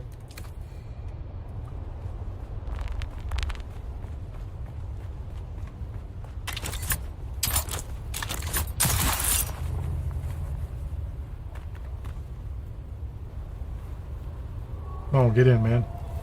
Is it because my head's sticking up through the shield, isn't it?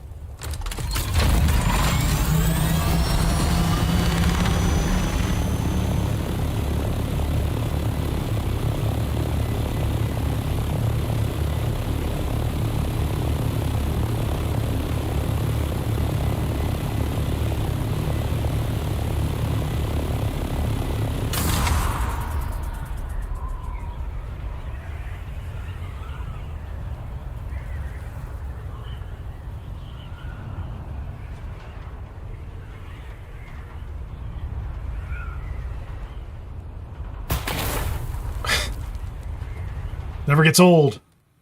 Hitting the wall and falling. Let's drink something else.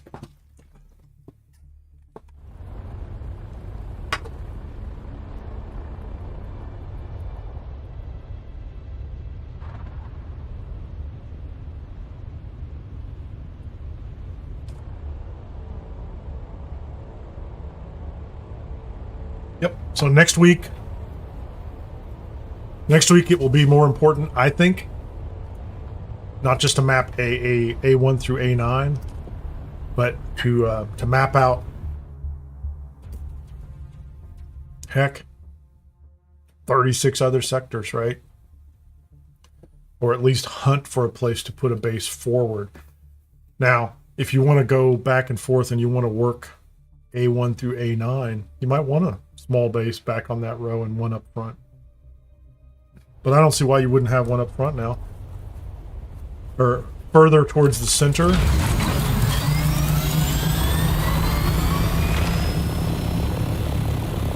I don't have any more bases to put down, so I can't do anything with it, or else I would.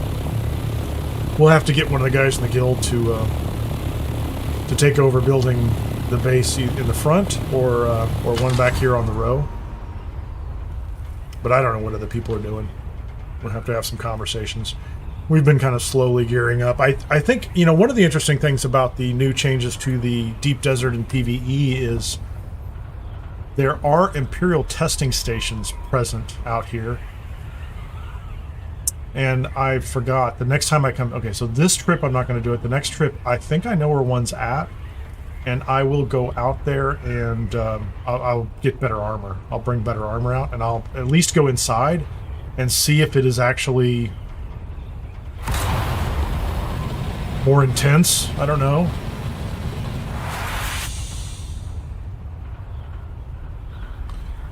Sir Garden's a lot. Yeah, I spent hours last night on the public test branch. So I don't need to stay in here. I'm going to sit down here and pull up the map in just a second.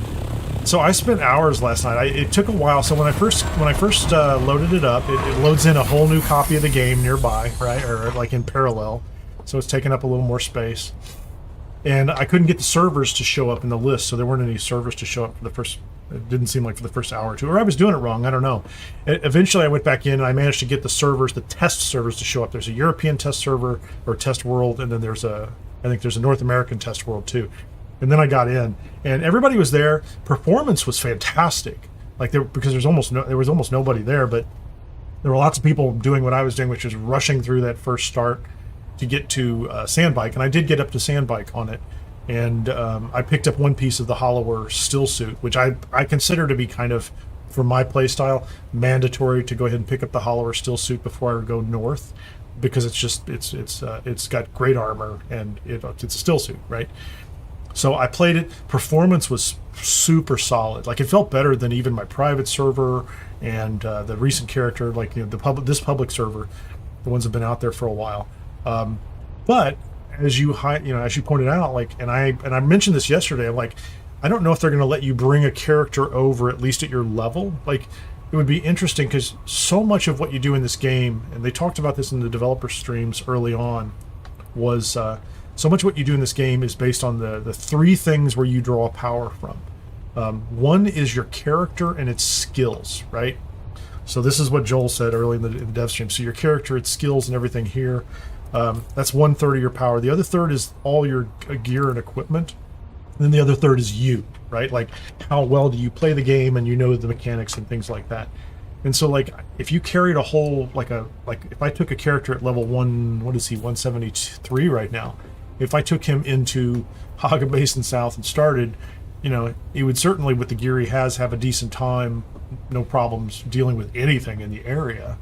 But it wouldn't really be testing the game out, and I wouldn't be able to repair anything. Like, I would have no resources to do anything with the equipment I have. Like, would I show up with an ornithopter? So you start with nothing. And so I think that's a long-term plan. That's my interpretation. But I wanted to get into it so I could show it on the channel if there was something worth showing, right? There's a big, long list of things they want to patch. Some of it, it's not like I'm going to go in and find that 17th item on the combat thing, unless it's really important and I've had problems with it, and I'm going to put it on camera. So, but I'll build them up over time. You know, it's now the third place I have to log in and make sure I fuel up a generator. So I'm starting to collect too many Dune characters already, and you have to keep logging in and, you know, feeding the generators and make sure they've got a little base somewhere that they can survive in. So this is my main. And I think that's going to keep some people from testing and some people not. But honestly, I woke up the next morning and this is done, right? You know, 1.1.0.17, and it's live. Right? So this is far more dramatic, and you can see what's going on. Okay, so what's over here? B9. I don't care about B9. I don't think there's anything going on in B9. I don't think there's much. I can't see anything over here. I could fly across the northern part of the B sectors. I feel like, so I've been out here. C8. Did I not map it? Maybe I clearly didn't map it because it's not. So maybe I'll go to C7 and map that. And then D6 and D5. I'll just go C and D and map some of this stuff. Maybe there'll be something out here. I don't know. So we're going to fly to B7. So we can fly through the middle of it. And then we're going to go fly to D or C7. Hopefully find a rock I can land on, and we'll just see what's out here. That's my goal right now. We're gonna do this, and then eventually I'm gonna go to, where can I find it? Where can I find it? Not E. No. See, here's F8 in the middle where it shouldn't be. Somewhere up here at E6, there's a testing station. So we'll go there eventually. And if it's too tough for me, if it's kind of a pain, we'll bring back a crew. We'll go do it like I think they intend, which is we'll bring a party up to 4 people if we have them. And we will we'll do an Imperial testing station out here in the PvE Deep Desert, where the loot is all individualized, and we'll make sure it works the way it's supposed to work. I can't imagine they don't know how to do exactly that. I'm not worried about it. Okay, so I am holding down my mouse button so I don't shift. Where am I? B8. It feels like there's more going on out here than I thought. Oh, I have that mapped. We're going to go west. It's like my mouth... Okay. Is that a toggle? I was turning and not holding down the mouse button like it was a toggle. Hold on. We got to do this again, too. Did that change? So I'm going to toggle it. No, it just got stuck. It just got stuck. I don't know what that was about. So now I'm holding the mouse button. I'm looking around. I should be going into C7 right now. I'm in B7. Whatever this is, we're going to go find. We're going to go map it. If it's not mapped already, let's find out what it is. This is a large and interesting looking something. What is going on here? Okay, now I'm C7. And it's PvP. What is it? Oh, there's a control point right over there. I'm going back over here. Interesting. That looks like a control point down there. Right there in the rocks. It is. So they had a base over here near a control point.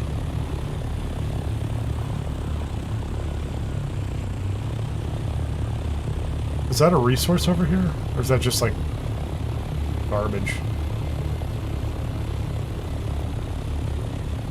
Whatever that is, we're taking it.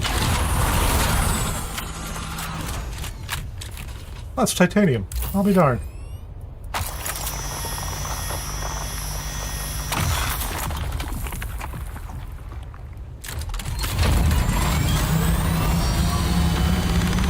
I didn't have any titanium before.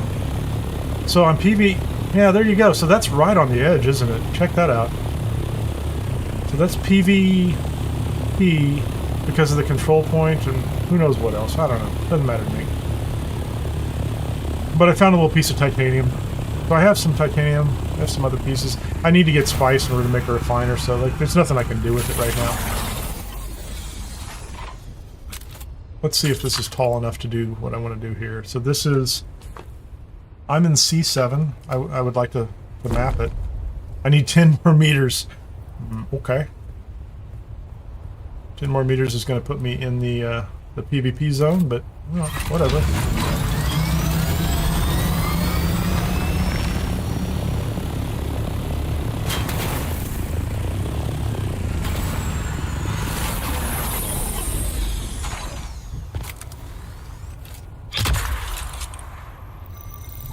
So we're going to go here, right?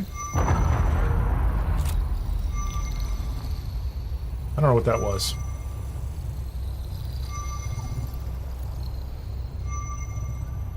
Shields up! I'm a little more worried about the sun than anything else right now, honestly. Here, I got a map. I got a report. Meow! Can I make it? I'll make it out of the PvP zone! Okay, like there was nobody here. What is the... Yeah, I don't know what's happening, but I want to go find out.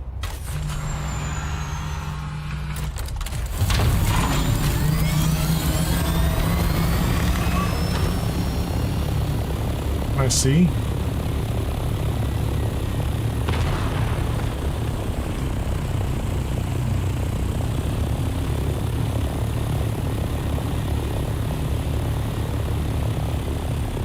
Well, that's a ship that just landed.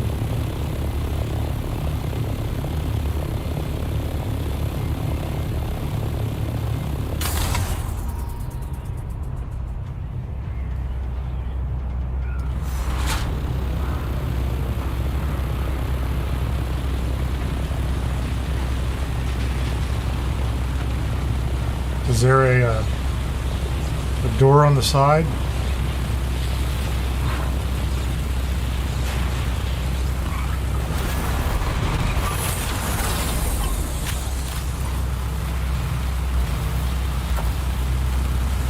I can't get it from here, can I? I have to be on top?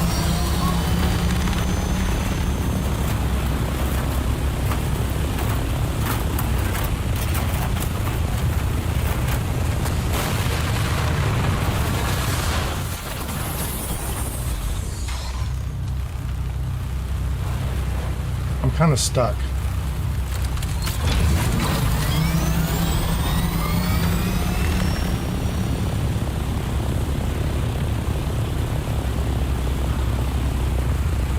I guess technically speaking, the Shiga wire should do the trick, shouldn't it?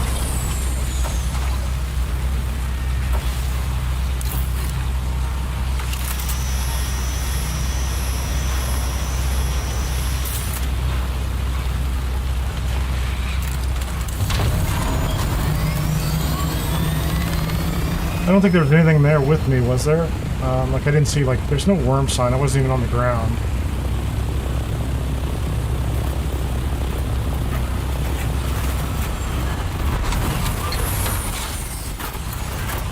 There's a little bit of worm sign.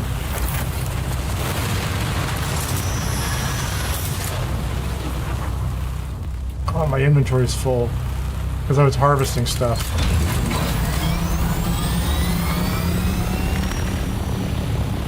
That's okay. So now I know what that is. I have too many fuel cells. Let's fuel up. Too many fuel cells. I should have gotten rid of that. Just freed something else up. Yeah, so, you know, I continue to pick up. That's cool. That stuff's heavy, 42V. That's about a 1-for-1 for titanium ore. I don't know what those are. Okay. So, they're telling the truth. There's more resources up here. There's resources I've not seen. So I mapped C7. So I had B8. I've mapped C7. I don't have B7. I don't care about that so much. Let's go to C6.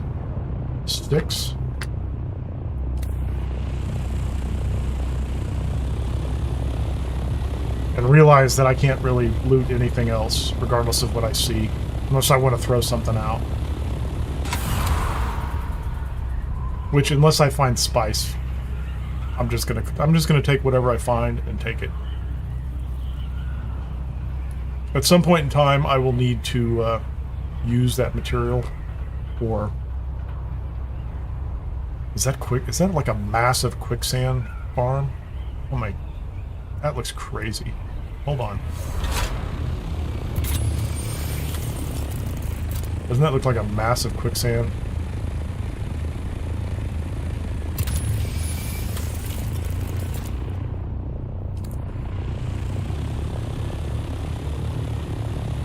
I don't like that. Not my favorite. There's a worm.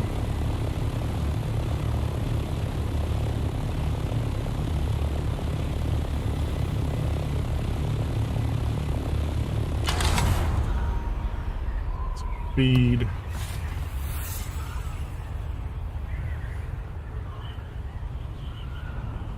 Okay, so I went into C6 and it's just PvE. It's not like there's nothing special going on here. There's another shipwreck. No, maybe there were two in the area.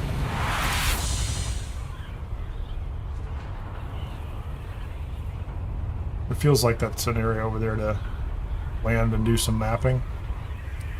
So there's plenty of shipwrecks. And I assume if they're on a timer, there's shipwrecks to loot. Am I going to be in C6? I would like to land and be high enough to map something.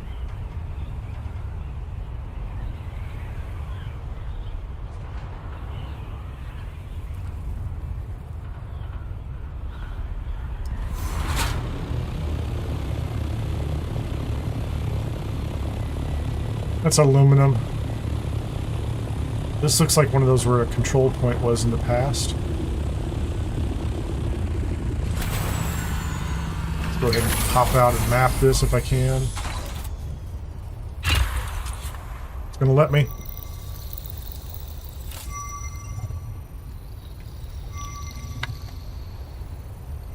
It's a beautiful night in the desert.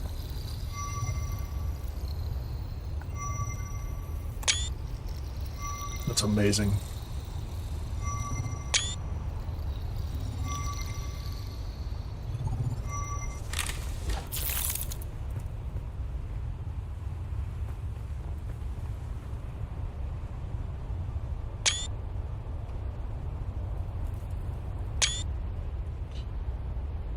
That's for my thumbnails, for any of you that are curious. Like, just take a bunch of screenshots, turn them into thumbnails eventually. So C6, there's a shipwreck out here. If you're watching and you know what server I'm on, that's it. B6, I'm not going to worry about the B, certainly not the B or the A sectors. C5, D4. Okay, let's just go to D5. D5, D6, and D4 would all be good. Let's go to D5 and see if there's anything noteworthy there.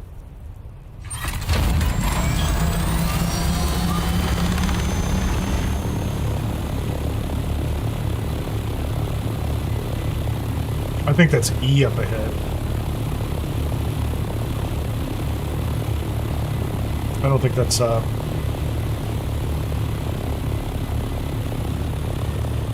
on, let's do a quick check here. Everything is as bad as it is expected to be. That's literally all I can hope for. On this ornithopter, everything is as bad as it's expected to be. Scrap part ornithopter. So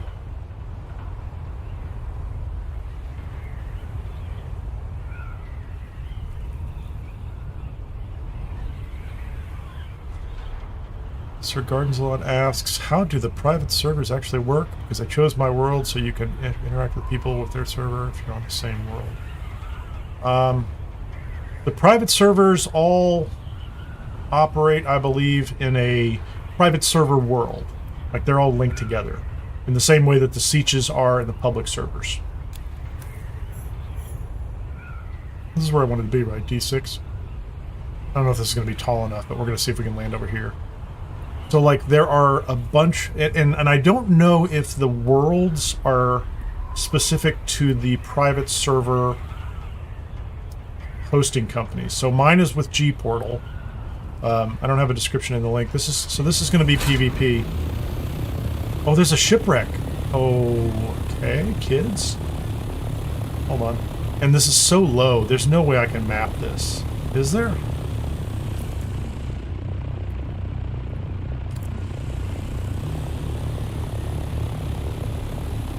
So you can interact with people. You should be able to interact with people on different servers within the same world, but the worlds they're isolated from all the rest of the worlds that are in the public servers. Yeah, so, okay, I get it. This is PvE, or PvP. It's a very tiny PvP area, right? Now we're back to Con Lee, so there's a control point and there's a shipwreck. I'm gonna go over here. And so your deep desert and your exchange. So one of the complaints I've seen, and I haven't been paying a lot of attention to it, is that for the private servers, the exchanges aren't as busy as they are on the public servers. Which doesn't seem surprising, right? If there's fewer people, that would also imply that on the private servers and the private worlds, that there might be fewer people in the deep desert, even for the PvP areas. So if you think about that, and this is something I've been kind of pondering a little bit lately. I don't even know if this is... Am I going to be tall enough to do this? 5 meters.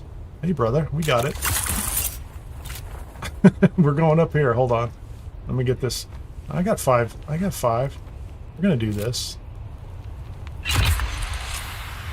So all of the public servers are grouped in, let's say, actual Earth regions, right? So like North America and Europe and things like that. And then they have worlds within them. A lot of that's based on network availability, ping times, things like that. The worlds then have all the servers underneath them. If you're on one server inside a world, you can go between servers or sieges. And then when you roll up to the deep desert, you're in the same deep desert with everybody in your world. The private servers are all in their own space, and I don't think the two mix. But I don't know whether the worlds for the private servers are based on the different providers. G-Portal's one of them. There's 2 others. I looked at those. They all look fine. But I think G-Portal had the nicest entry point. And I'm full disclosure, I'm partnered with them. There's a link somewhere in the description, maybe not on this video. If you want to subscribe, you can do it through a Kineer link, and you can get 10% off. Anyway, they're great people. I like them so far, and I chose them on my own. I spent my own money to get my own server over there, and then I set something up with them later because I liked what I saw. Anyway. Once you are on your private server, you're just there with your handful of people, and you have access to the whole place, right? So the PvP is not really a thing unless you and all your friends have decided you want to PvP each other. So this is D5. Sorry, I'm not even in D. I thought I was going to be in D6. So I need to go to... I'm going to fly over here and see if there's something over here. I don't think there is, though. D5 has got a shipwreck in it. I guess that's what I should point out. Where's my ship? I don't know if I answered the question there, but they're separate from what I can tell. But like the thing I was trying to imply was that it's quite possible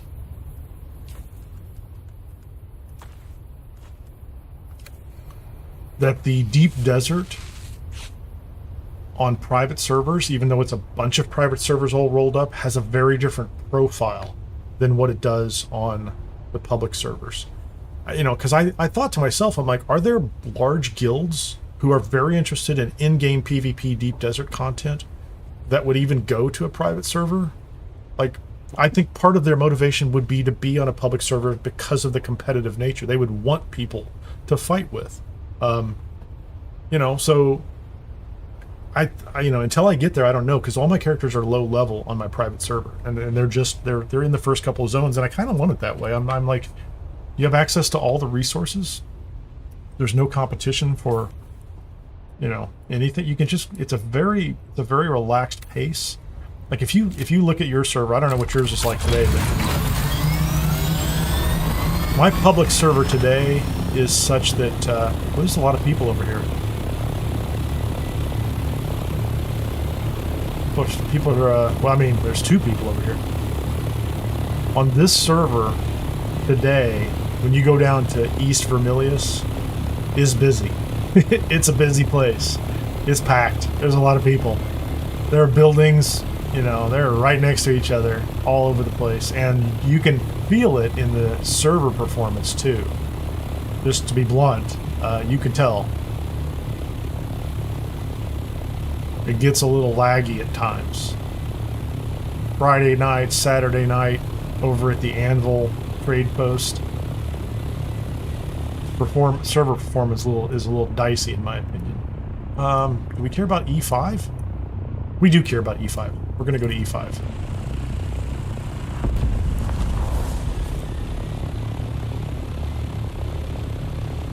So there were 2 Thopters. Like, I think my chances of getting there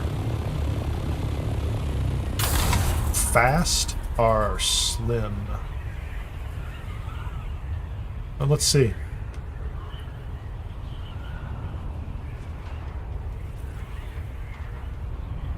Last time I did this, people were on it fast. That might even be F for all I know. Like, that might not even... That's a control point below me. I'll be in and out of that quickly. So... yeah, so... I just flew over a control point. That's happening. And I'm in D, I think, right? So this is not... Again, I'm going over something else. Couldn't tell you what it is. I didn't change zones.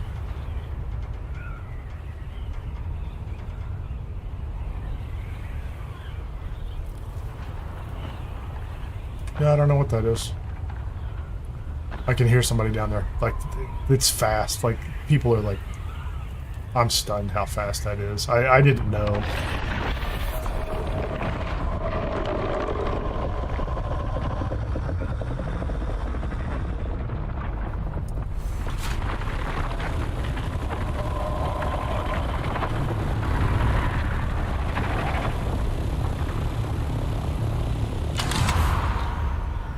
Somebody had to be, I mean, they had to be close, right? That's a big sand blow. Look at that. Oh, look at that crazy thing. And that's like a big ring over there. I don't care about that. I am not messing with those, honestly. That is not my thing. I would like to figure out what zone I'm in that I ended up in. I didn't think I was that far north. So this is a PvP edge.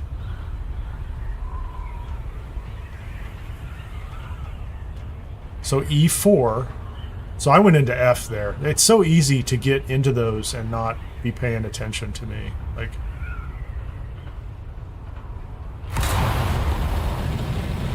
and now I'm going to get a zone change right here. So I'm in E4.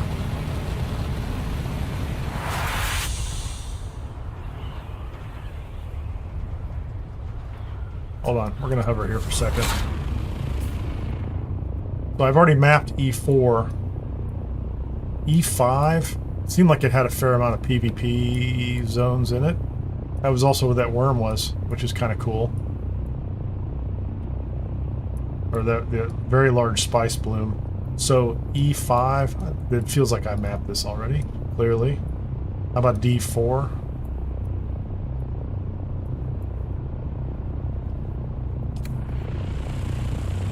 Yeah, I don't know what was over here. E5.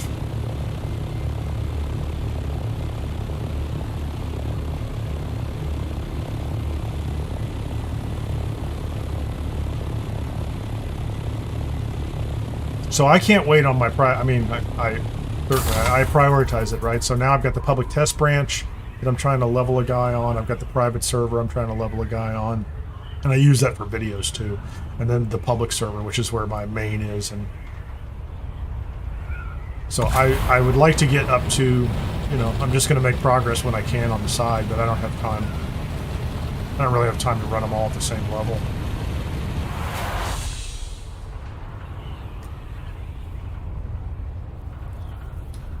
So, let's see what map I'm in.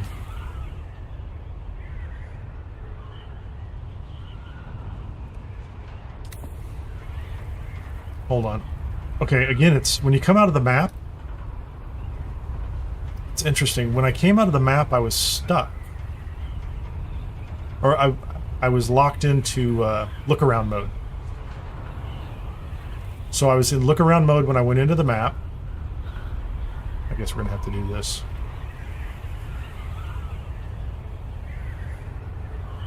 I don't know where that guy's going.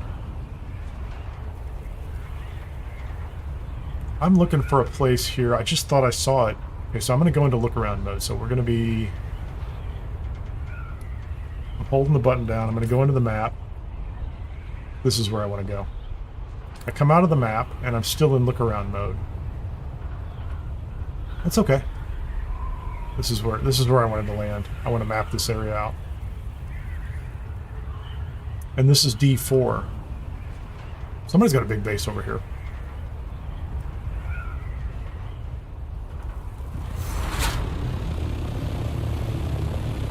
Look at the size of that thing. That's awesome. That is really great. It's like a hotel, man. Like, that's an operation. I like it. That is an operation. I don't care. Give me a rock to land on. Give me just any old rock. Don't care. Clearly I do care, but I just want a rock that I can land on.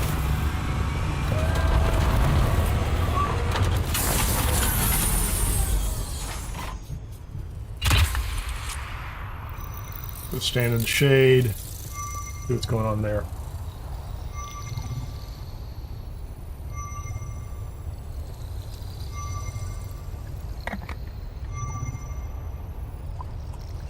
Sip from the still suit. Oh, I'm standing in the sun. I'm not in the sun. I'm in the shade, I'm telling you. Okay, so I am in D4. This rock exists in D4. E4. E3. I mean, there could be really exciting things over here in E2 and E3. I don't know. D2? I guess we're going that way next. Might as well. Right at this edge. Maybe I can map from here. Well, I mean, it doesn't look like there's anything. Like, unless there's something on the edge. And it does overlap a little bit, so I wonder if I were to come over here, like to D2. Yeah, let's do that. We'll just go west and over to D2. I'm pretty sure up here there was a testing station somewhere. I'll have to come back and find it, but I'm going to need better armor. I can't go into that testing station wearing my pajamas. I'm effectively just wearing, you know, pajamas with water pockets. But D2 looks interesting.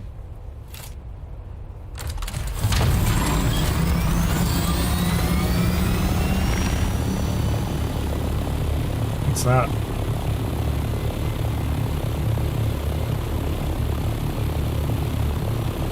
Like a base. I keep forgetting I have a... my inventory's packed. I should go back and dump things in a base, but... There's a lot over there. There's a lot going on.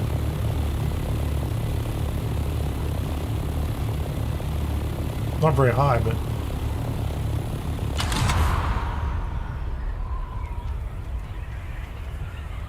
Let's do that. Top off the fuel.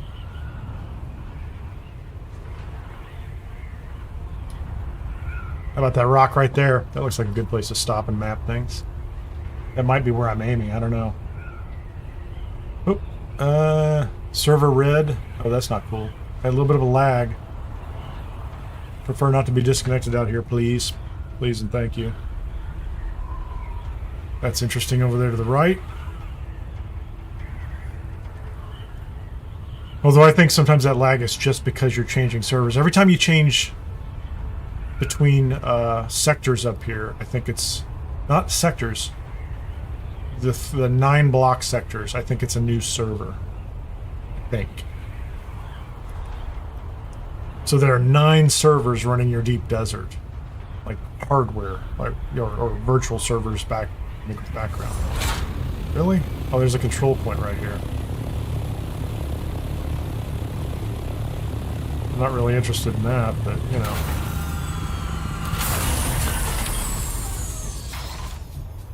Survey's already been performed. Where did I go? I'm not sure I understand that.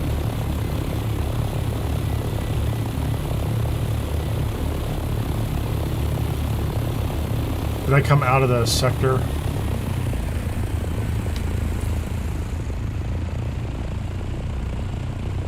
Oh, I'm going here. Yeah, I've already been here.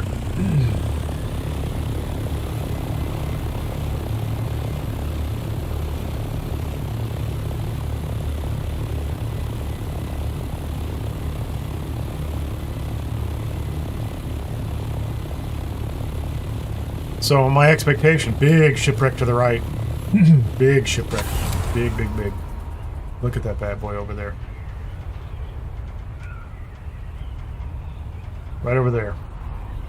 There we go. A lot of bases over here in D2. I guess that's where we just came in, right?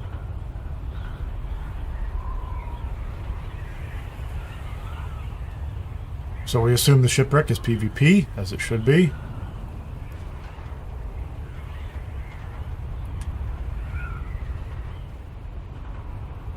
Is that a control point? It is a control point. So we're going to get a control point.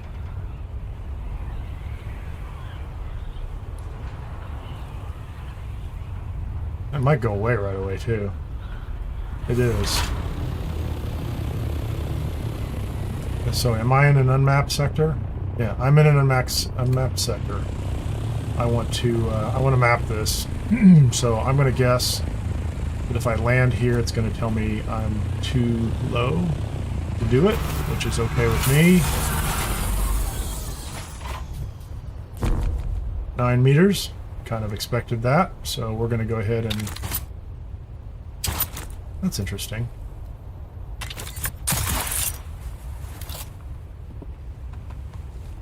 Stand on this rock right here and do it.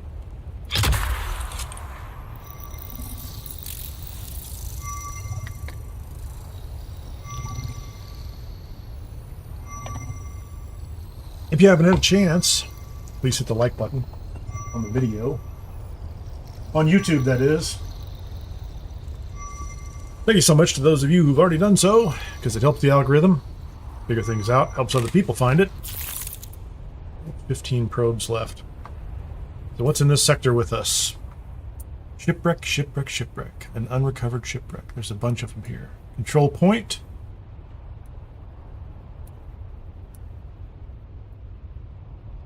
Ooh, there's a testing station right there. That is in D3. That is, what's it called? Buried testing station. That's kind of cool. On my list, man. Now, I don't know why the other one's not on there. D3.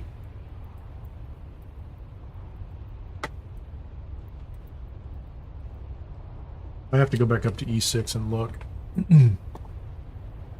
Maybe I didn't map E6. Is that my problem? Do I even have a spot where I could map it? Because I don't see it. And E5 isn't technically mapped. Okay. So D6 has a testing, or D3 has a testing station. Yeah, I didn't even know it was over there. There's not one here. D1. Looks like I have mapped D1. Let's go north to E2. E1, E2. I have plenty of fuel. E1, E2, D6. Did I just pass through? D6. I went up to D5, I think. I could have gone into D6. I can pick that one up later. That's easier. There's F8 again in the middle. So E8, F8, and E6. They just plugged it in there. And then all the F sectors up here should be PvP. OMC videos. I do have a scanner on there. I don't know that I'm flying low enough to... I should use it more often, OMC. I hit it every now and then, and it doesn't look like I'm not... I need to get out of the freaking sun. Attention. Here I am, standing in the sun. Have some water. So I have a scanner. I haven't been using it much. See, like that? Like if I'm low, so I guess if I need to, I need to be down low enough for it to matter, right? And I don't always know what I'm finding. Like, so sometimes it's like, oh, there's 100 little dots that are rocks. Like, okay, what are those? Oh, it's scrap metal. I don't, can I turn that off? I'd like it to warn me for. I'm not trying to go do the control point. Okay, so where was I? We're gonna go north. How about that rock right there?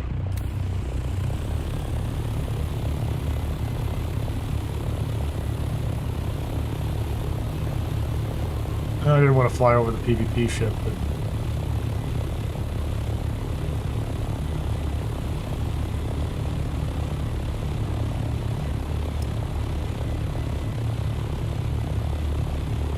So I'm at 650 meters. Does my scanner show me anything up here? That's my point. The answer is, I can't tell that it's showing anything.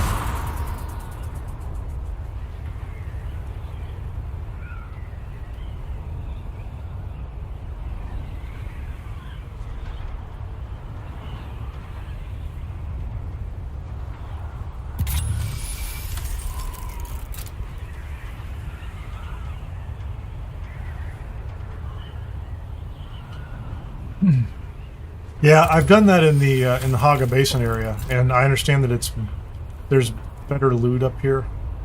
So that's on my list. That's definitely on my list.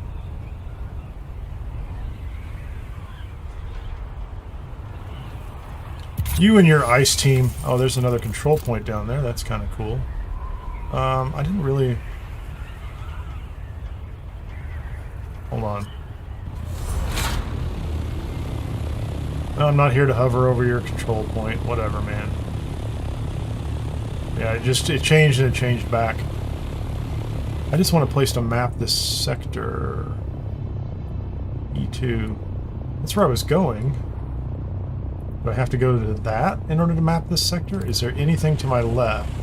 No, there's nothing to my left. That rock over there looks like it might be useful. There's a lot of bases over there too.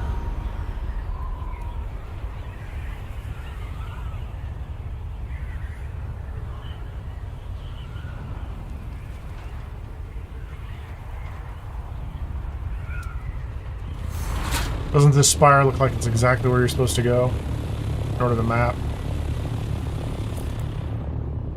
Yeah, it feels this seems like the kind of place you're supposed to land and map things. Or land and your ornithopter will fall off. Fine.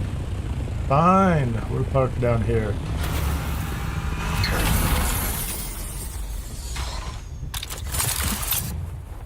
That was good. That was great. Oh man, let's get out of the sun. Get out of the sun, man.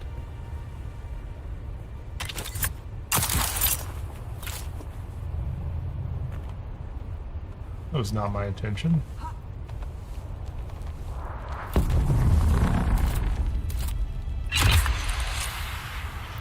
What did we see, guys? I heard it. I heard something go boom. There's a spice bloom out there. Too far away from me. Guaranteed. Guaranteed that is too far away from me. Just hang on the side of this thing? Is my stamina going down? No, just sitting here. What are you doing? Just hanging on the side of a rock. Control point. That's E2. E3.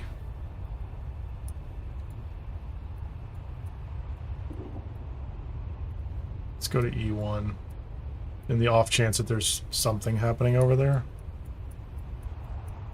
Have I been ignoring the other side of the map? No.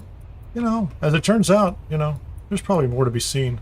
I'm not paying any attention to B, which is fine. Go to E1.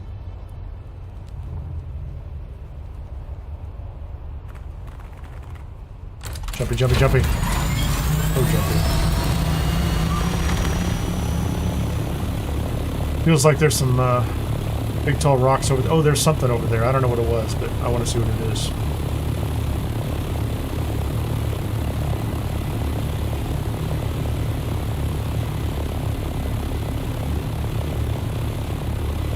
It might be in B, or D, isn't it? That is an interesting looking rock structure, doesn't it feel like? That feels like there's something going on there. I didn't even see it, so... Oh, that's the shipwreck we just looked at, isn't it?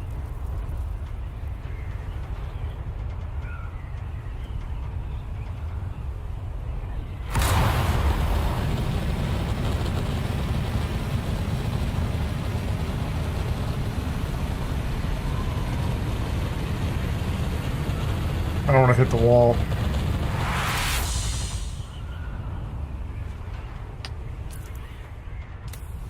And I'm about to hit the wall.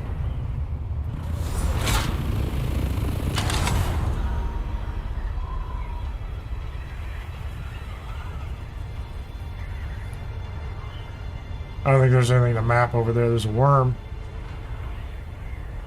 Some flower sound.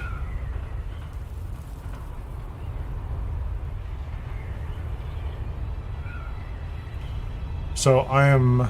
Okay, I'm not gliding with the speed I want. Let's go ahead and get our glide here. We're gonna do this a tiny bit, so I'm staying about right. Hit the map.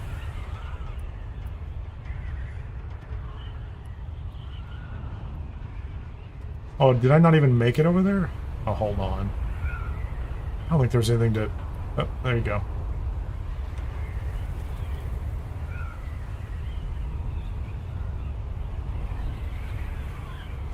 I just flew away from it.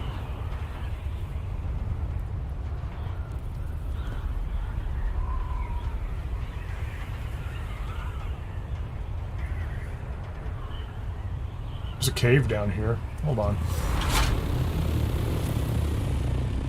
I just saw it.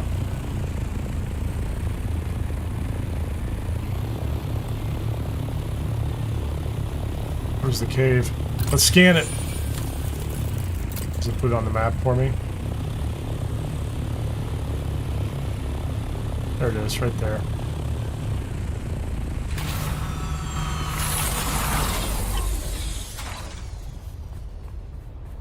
I have, let's say, crap for... Oh, hold on. My armor's terrible. This is the Forgotten Cave.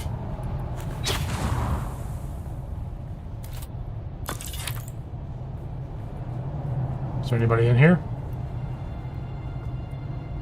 I forget. I actually have this available. Why? I don't even know why I'm carrying. Why is that in? There's not even anybody in here. This cave is forgotten. Let's all remember that. Let's all remember the Forgotten Cave. Oh, hold on. Bad habit on my part.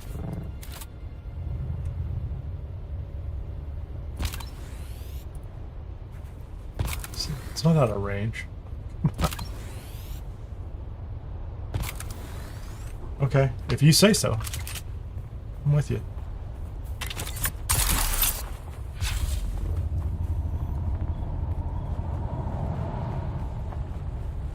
What's in the Forgotten Cave? Bombs. Bombs are in the Forgotten Cave.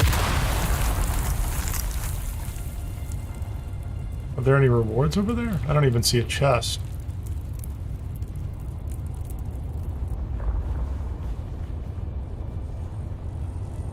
There's one right there.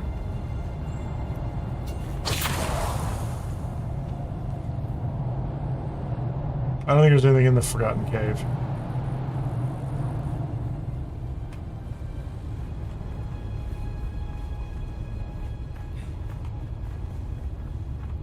Is there anything lootable in here? I don't see anything lootable in here.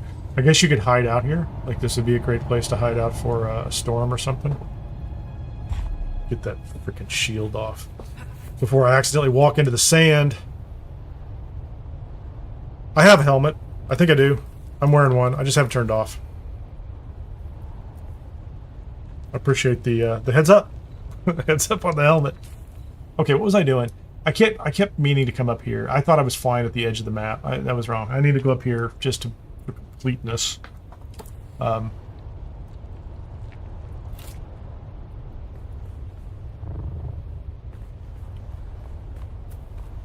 Because I was going to, because I said I was going to. Come on, drop it, drop it.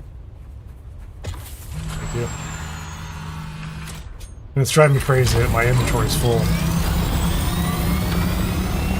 I absolutely should have put the cargo back on this, or a cargo unit on this thing, because the boosters, if you take a cargo, if you put storage on it, take extra fuel in the PvE area, it doesn't matter, right? I was still thinking I needed the thrusters for, you know, safety. To escape. To escape the evil PvPers that aren't here looking for me. I'm not worried about that. I'm just joking.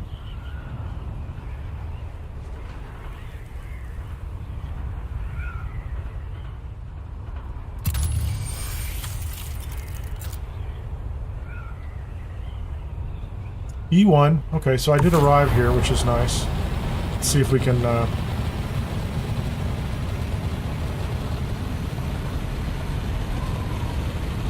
definitely pick up some altitude, lose a little speed.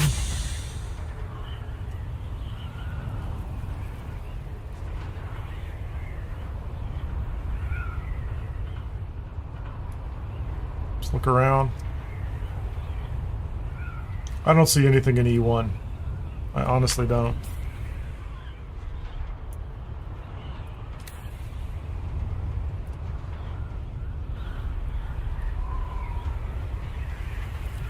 I don't think I went to, I don't know, that's interesting. There's nothing here, and it's switched, so maybe parts of E1 just, even without any... Even without anything worth fighting over, have gone PvP.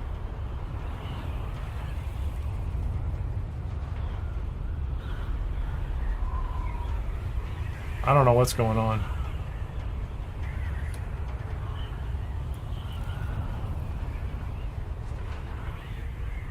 There's a big chunk of E1 that's PvP.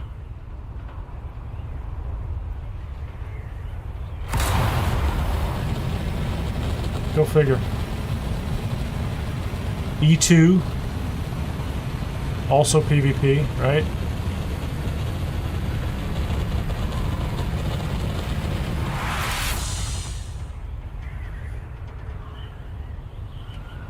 Now it changes.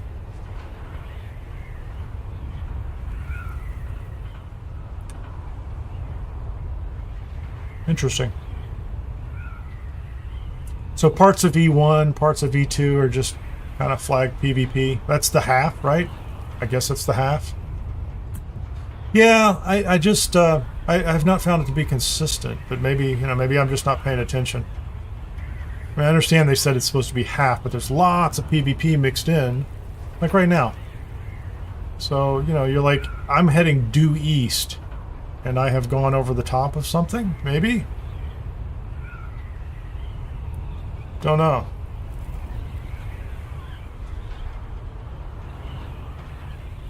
And now it's going back, so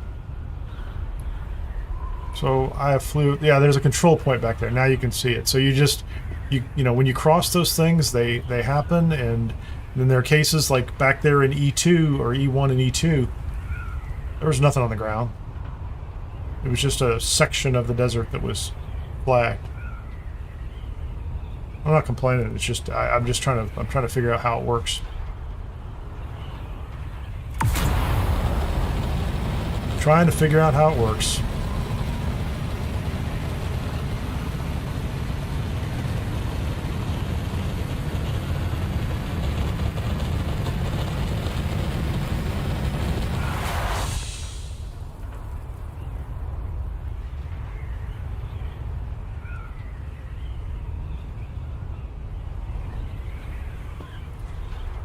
Where am I at on the map? 3, 4, 5. So now I'm locked into. No, I'm not locked into. I just changed zones. That's it. It went red. Network indicator went red and then green. That's kind of cool.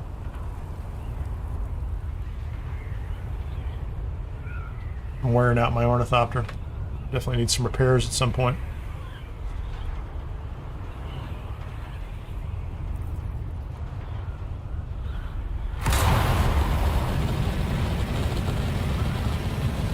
Do a little climbing.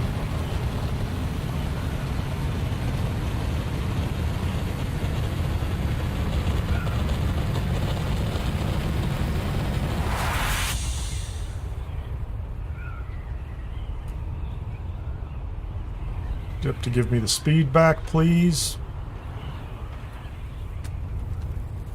700. Where am I at? Okay, we're going into E5. Oh, I've never been here, evidently. Can I map this? Hold on. Let's see if I can just land over here and map.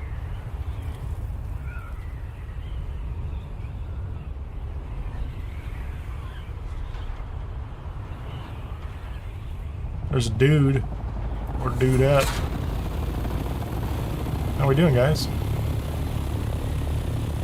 As long as it doesn't switch to PvP. Like, if you have landed near something you haven't seen yet, welcome to PvP. You know, I don't... So this says the survey's already been performed. Okay, that was pointless. That was, hit the wrong key. Oh, I'm inside the sector. Oh, I'm like a tiny, tiny bit inside the sector. Okay, I need to find something else that I can... It just doesn't feel like I've mapped this out, so let's, it's here, or I'm going to go over here. This is the E5. This looks good. Like, whatever that is, that's tall enough. That's tall enough for my purposes.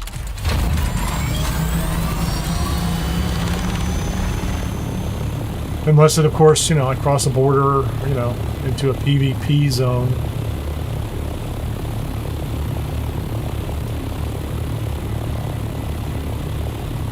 So here you go. So halfway across E. We'll see if it... So we do that, right? Yeah, there's a zone change right there.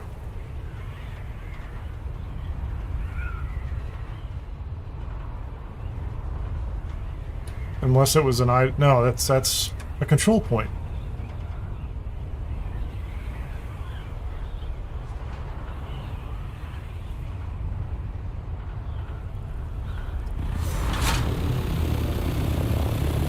So again,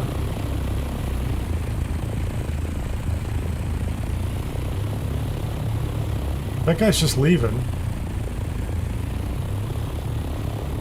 So there's a control point there. There's a control point there.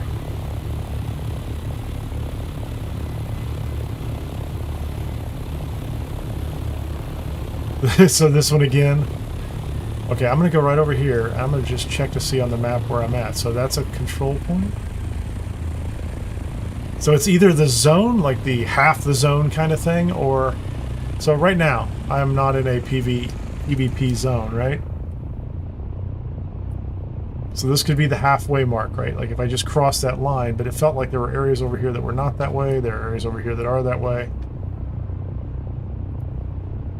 Interesting. So there's nothing up here. Like I'm just going to cross this line, right? So I'm going north, right? Yeah, there you go. That's it.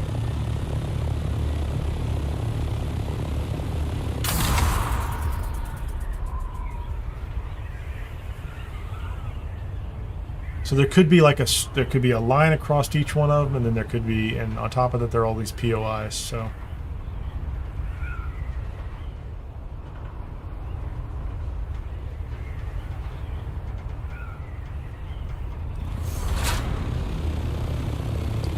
So what is that for? Yeah, I don't understand that either.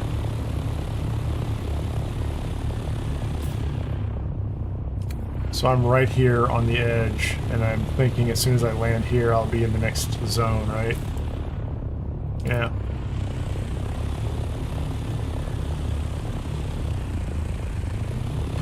$364 meters is not high enough to do a survey.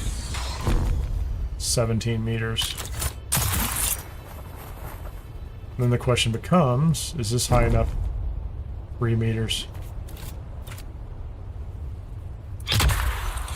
Interesting. So I am just inside, and I could survey this, but if I go up one more section, I can't be more than 400 meters and some change.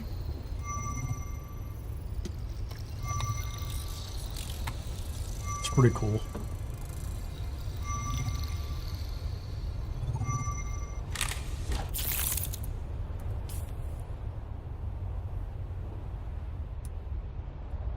Okay, so that's E5, and in E5 we have the control point, and, you know, this is... Oh, there's 3 control points in E5.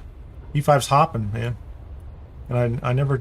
Okay, I never covered D6, and I guess F8 I've flown through a couple times. I don't really care. I don't know if there's anything over here. So D6 is about the only other one I want to fly through, but I do want to figure out over here in this sector. And I'm going to use the scanner that you guys are suggesting too. I thought there was a testing station here, so...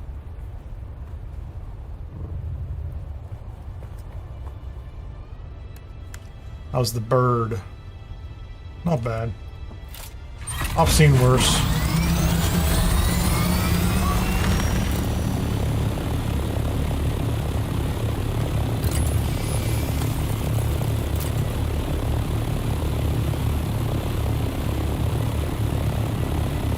It's a cool looking base.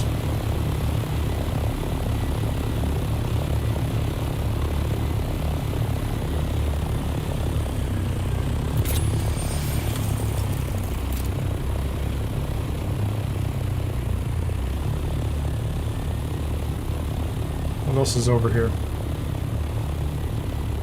Just going east.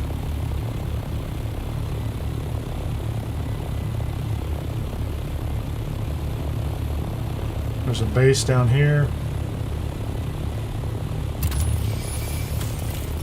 That's hitting the ground, at least. That's kind of cool.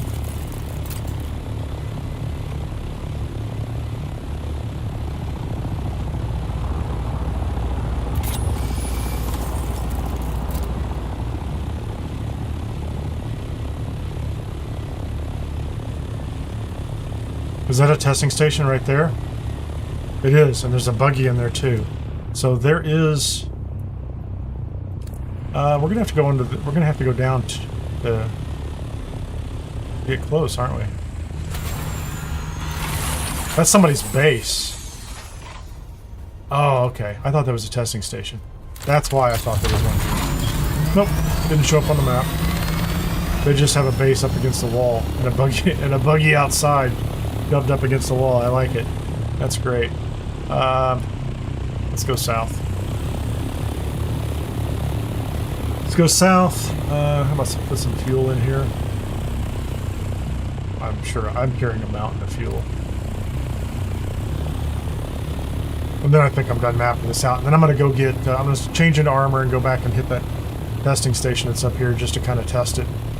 Just to see, we'll probe it to see if it is significantly more challenging. Oh wait, there's a small ship over here. Is this in the sector? Hold on.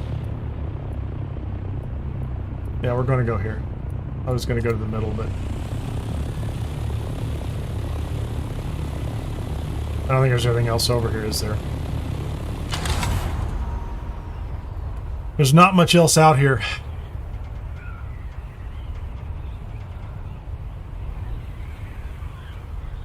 Yeah, so OMC, the thing I was trying to gauge was like they said, and the reason I'm cautious is I have listened to Joel describe things in two different ways. And so, you know, that and what they write it, and when they go, it's half of this zone, I'm like, okay, well, which half does that mean? Because there's a volume. What's over here? Like the PvP, oh, it's a control point again. Another control point. Can I map over here? There's a chance I can just land over here and map this thing.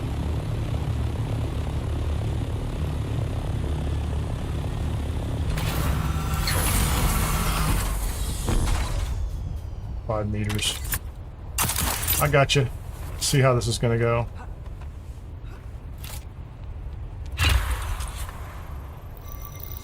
I'd like to be in the shade, please. How about that? Stop! No! I screwed it up. All because I wanted shade. That's why you bring the extras, huh? Fine. I'll stand in the sun. How about that one? Is that close enough? Come on, don't let me fall off the side. I just want to come around the other side of it and not be in the sun. Just take me a few seconds. Thanks. That's all I really wanted there, guys. Let's look at the map. Let's not stand in the sun. Not in the sun, right? Got it. What are you going to tell me? We have unrecovered shipwreck. There's a control point. That's D6. That's the one spice bloom we've seen, so that's cool.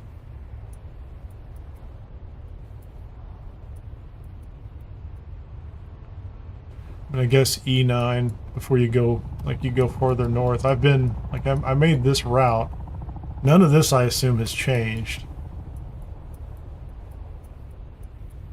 But I'm pretty sure yesterday I was following a spice bloom this way, and it wasn't even there for some reason. So, but I did answer the question I had today, which is, can I, like, at what altitude can I map things? E9, maybe there's something over here.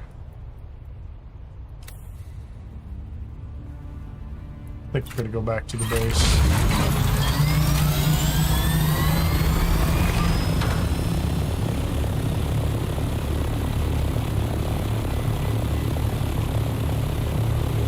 And then I'm going to find that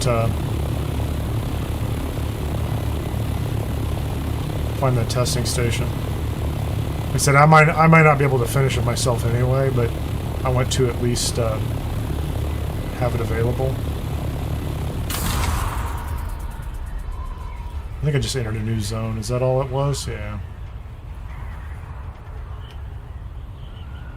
Cool.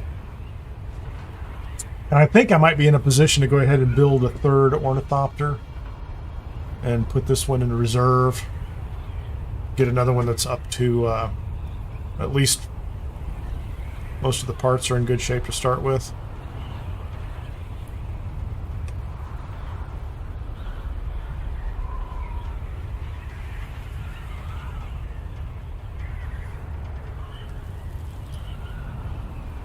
Although 50% is 50% in the PvE zone, nothing to worry about. I don't know the exact interplay between, let's say, the degradation of your... I just jumped sectors? Yeah. Like the degradation of the parts and armor. Like, is it 1,000 armor the whole time, even if you're at 50% health, or is it 500 armor? Because I've not been attacked. Man, those two weird, like, kind of jumpy transitions there. Not smooth. Noticeable. I don't mind the on-screen notification, but the jump is the part that, you know, makes me a little nervous. I wasn't paying attention. There's a control point in C7. Interesting.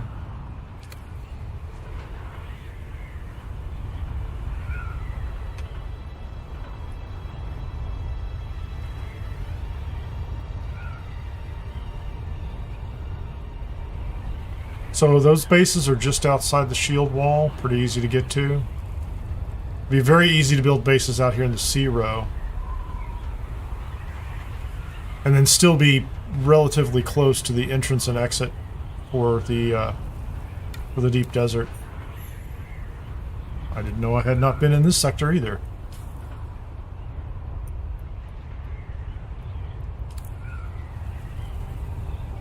I don't see anything here, so... So that's pretty good, honestly. You know, huge change. All this stuff is PvE. Little pockets of PvP all over the place. So if you're going to land and be there, it's just like going into a shipwreck in the rest of the game at this point. The whole zone's not PvP. So it is interesting as well that kind of... I think that adds... It kind of adds some clarity to the whole concept of what it was yesterday, right? If you think about it, it's like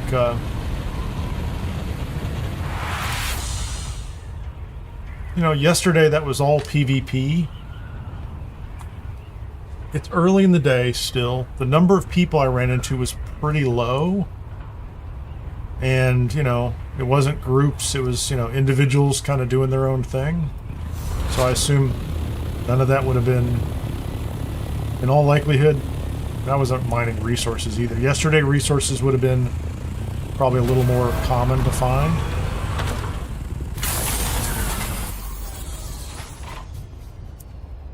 And today, it's a little different. All right, I'm going to take a couple minute break here. I'll be back, and probably going to run back down to Haga Basin, swap out armor. So, thoughts for future base is place to store armor and different sets of equipment and gear up here, so that if you want to go do different kinds of content as you move further north, you have more of a full functioning base. This is just a landing pad with a tiny amount of storage and a recycler at this point in time. But I'll be back in a couple of minutes, and we will keep moving forward.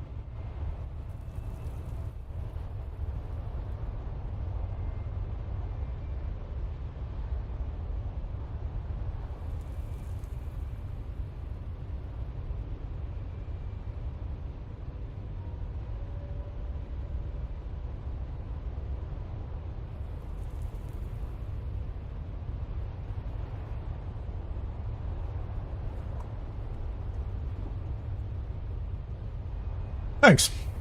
Just took a quick break there.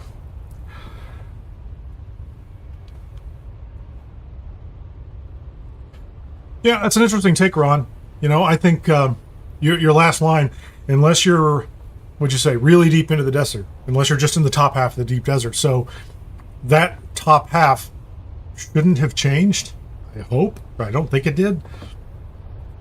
So you could still go up there and there could be 5 ornithopters on one or whatever it is you want. Or you could see people like, you know, ganging up on people or, you know, knocking people out of the sky. I don't know that they've changed like that dynamic, but I haven't tested the rockets. I just put rockets on mine yesterday, but now I guess I can put rockets on it.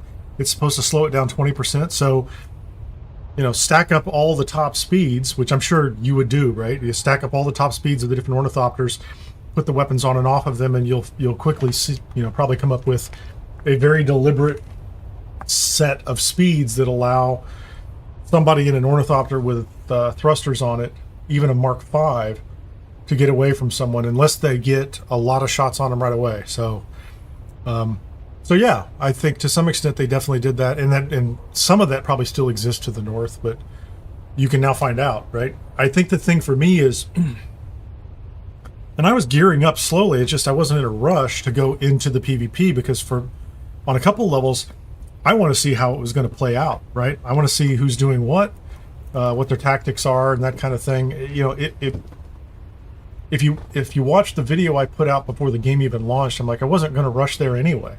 That was never going to be my game plan. And so my goal was to kind of move slowly into the stuff and watch it mature over time, because it will. You know, hopefully this game's out for years, right? And, you know, that this game goes on. I mean, they talk about a 10-year plan, but lots of people talk about 10-year plans. But hopefully this game is out and matures and evolves over time.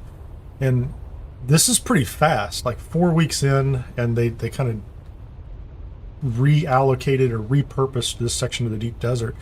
Seems like a pretty quick move. So, you know, from my perspective, gearing up, like yesterday, and this is just coincidence, it's not like I knew. Yesterday was the first day. I brought up a second ornithopter and just did my first tour of the deep desert. Other people have been out there for weeks, farming resources, doing all that stuff. That's great. You know, they play the game that we want to play it. But, you know, I was going to, you know, adopt my strategies and move through that process the same way anybody else did over time, just with smaller group. And, you know, we were going to go up there and do content. That all changed this morning or whenever they rolled this thing out. And we had been pretty effectively, but, you know, I don't know that it's the most compelling in game, working that A row of PvE content. So that's always been there. So now we're going to have more of that content available and be able to base midway out. And I still think go into the deep desert. I don't know why you wouldn't, right? The difference will be, instead of being chased across 8 sectors, or, you know, like across 8 rows to come back if you get something by somebody who's faster than you, you know, and this is just my perception. Instead of basically meeting people who have ornithopters that are already Mark 6 because they've been there and they've got all the resources, maybe they've got, you know, an extra 10 kilometers an hour on you, and they've got weapons on everything, your chances of getting in and out seem different than they are today. Like the ratting strategy, I guess, seems more viable. Like, not that it wasn't viable before, but it seems more viable today. So you can trade your willingness to play early in the morning or at times, or to try to find, you know, very specific locations that are uncontested.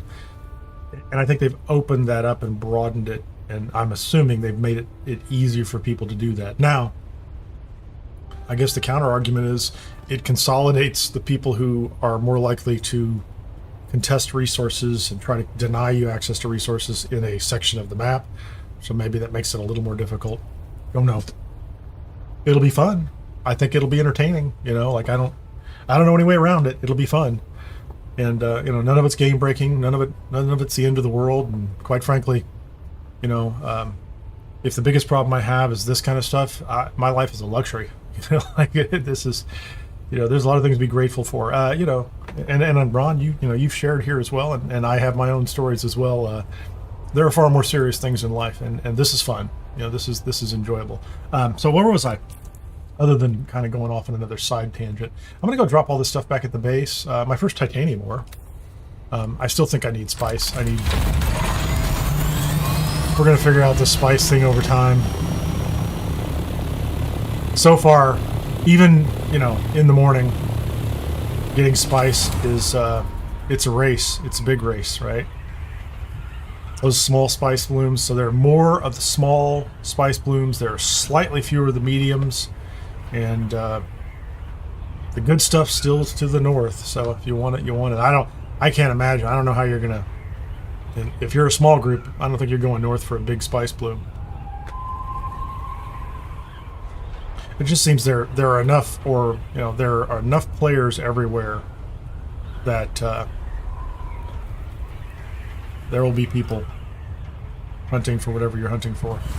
It's the random walk down Wall Street theory, right? If I recall correctly, two guys walking down the street, and one guy says, "Oh, there's a $10 bill on the ground," and the other guy goes, "No, there's not." And he turns back around and it's gone. You know. Somebody says, "Oh, there's spice in E6," and you know, and you're like, "Okay, I'll head up," and it's gone. The market moves quickly to take advantage of opportunities.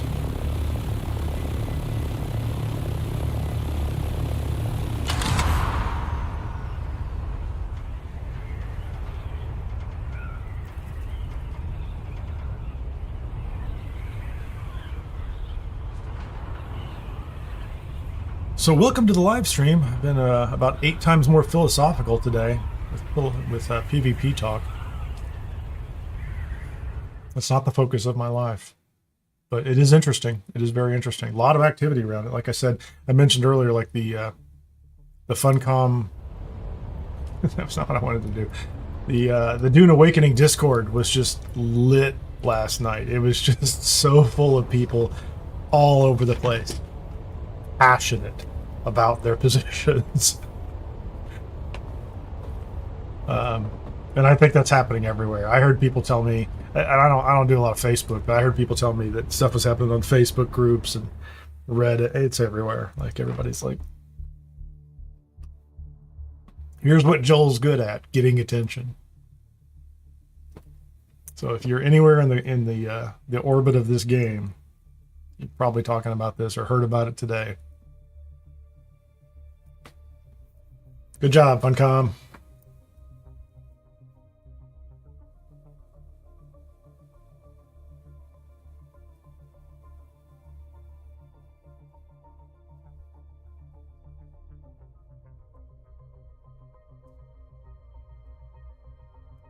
Yeah, Ron, I think that's my last point I was trying to make, is you push them into a smaller area. But, and I don't know, I mean, everybody's second guessing, like, Joel and Funcom have a vision, right? And, you know, they wanted big guilds, and now maybe it's absolutely, like, maybe it's going to be, there will be some larger groups that have to work together now in order to even achieve what they want to achieve.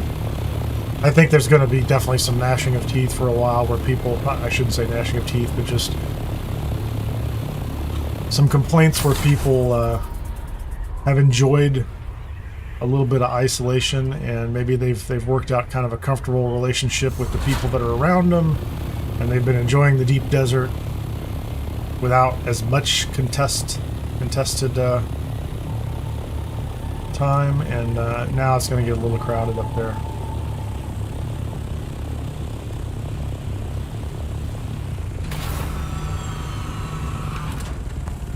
All right, we'll put our toys away. You know, actually, where did I get that? That must have come off of a ship, huh?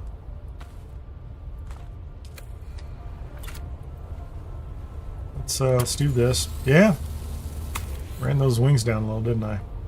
I don't know why I can't reach those wings from here. Like, I used to be able to reach those wings from the inside pretty easily.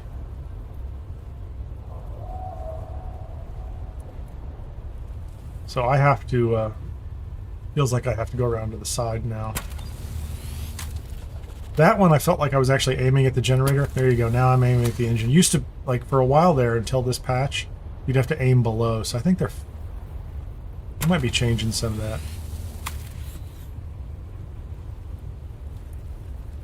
Yeah, so think about all the discussion and be like, okay, well, this took them weeks.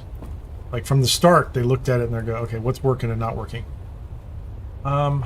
This is not. Speaking of what's working and not working, why is that? I can't reach that second wing. Can I reach it from here?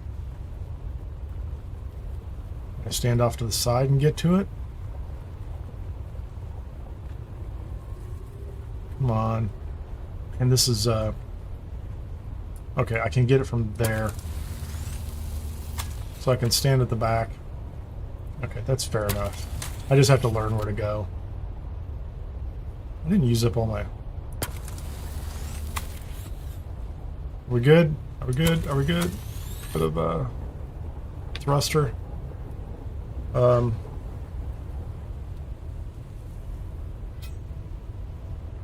we doing? Well, the scan module. I always forget the scan module. It's my favorite. Clearly, it's my favorite. Okay. I don't need the sword.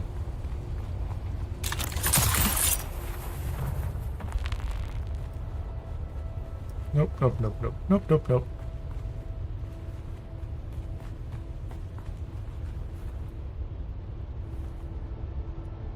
Pretty good part-wise. Is there anything in my inventory? This is... Oh, that's... I need to go put that in a box. That's old stuff. That's scrappable. An improved Holtzman actuator. I was going to say something, because the last... those Holtzman actuators we were using, they're just junk. They were terrible. I'm joking. They were fine.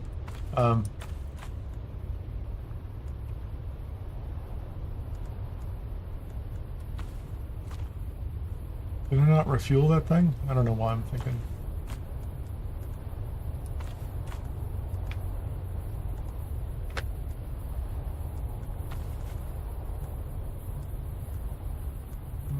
Crunchy, crunchy. Those are not special. Crunchy parts.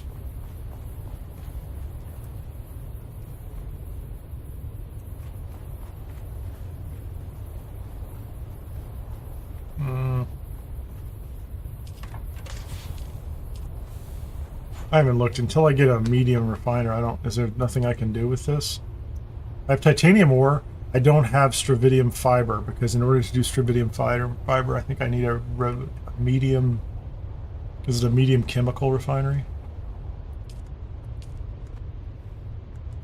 So, I'm one step closer to making a tiny, tiny amount of plastinium, which, that'll be neat.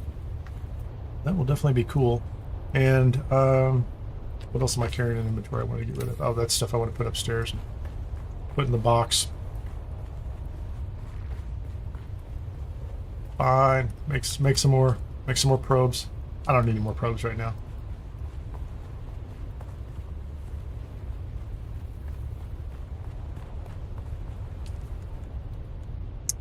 Take this sword, the belt, and the mercenary gloves.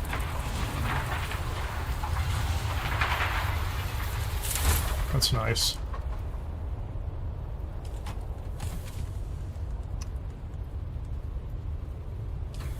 So do I have... I mean, this isn't a great armor set, but it's not bad. That's the Saturnine still. So it's, it's as good... I think it's almost as good as my light armor set.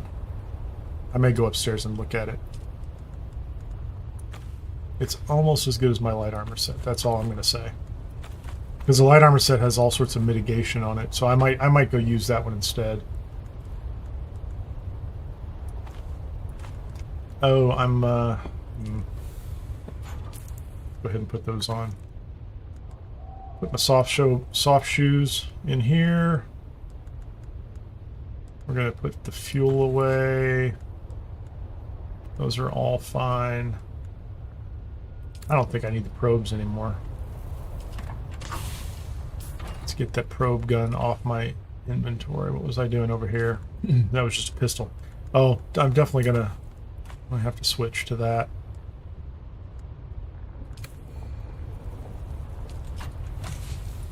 Probe gun. Probes. That's cool.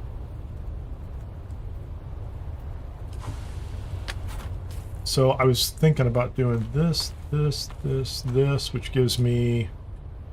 That's good armor and heat protection, but inside an Imperial testing station doesn't matter. So let's... this is my... That's really the PvP... Always saying that wrong. That is intended to be the PvP set. So if I lost all this stuff, it's all easily reproducible. If I'm doing like real PvP, it was going to be what I was going to run through the, and I'll still use it that way to the northern deep desert. Looks like we're going to get a storm here. So where's my? I think this is my.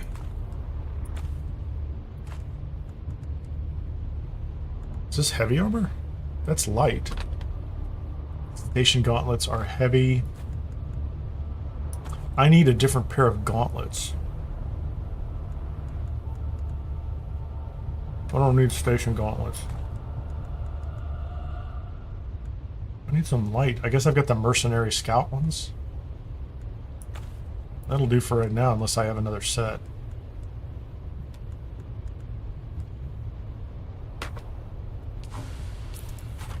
I'd like to move on from that, though.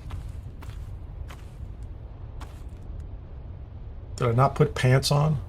Those are light. Those are good. Put those in a box.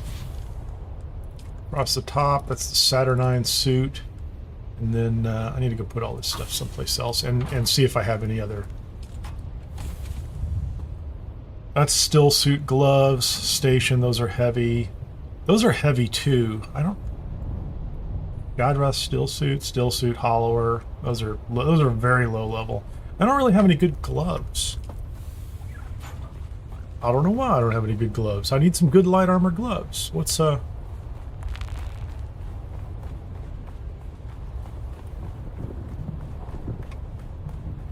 are my gloves, man? Let's put all this stuff away. There you go. Where did I pick up an actual... Did I pick that up? An actual particle capacitor in the deep desert. Doesn't that feel sad? You're like, I didn't even want that. It was pretty good. Inventory is light. I don't really use light darts a lot.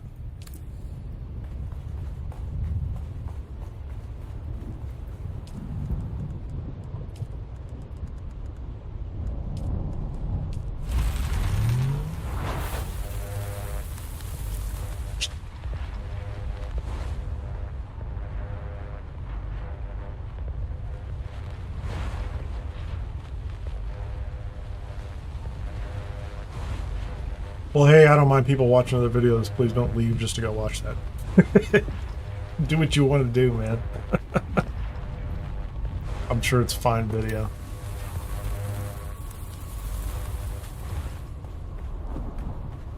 It's all a small community. Okay, so I have armor. I have weapons to the extent... Oh, I was going to look for a better pair of gloves. I'm going to go look in the varmint device. What do I have in the light armor? Mendex gauntlets. 213. Those are very low level. Is that... No, those are heavy. Okay, light. I don't have it. I don't have anything good. Mercenary scout gloves. That's what I'm carrying. I don't have any good light gloves other than the mercenary stuff.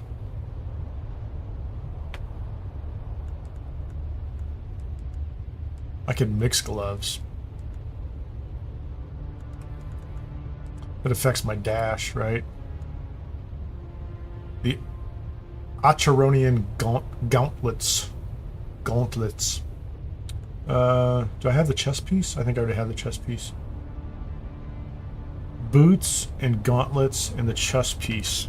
I'm going to go look at that. I'm not going to wear heavy armor into this station.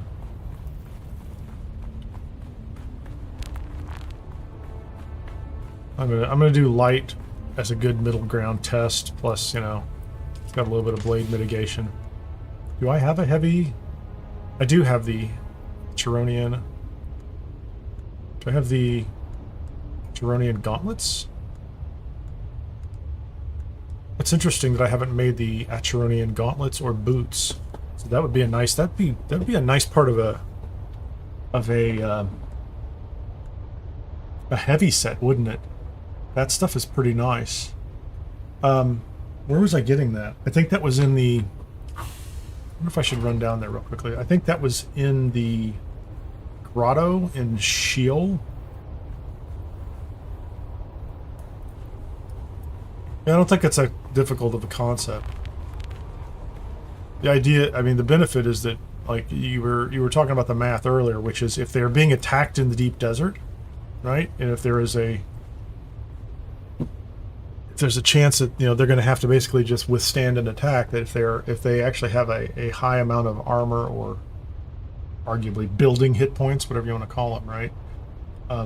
That's the benefit. And once you've established that, then they become kind of meta, right?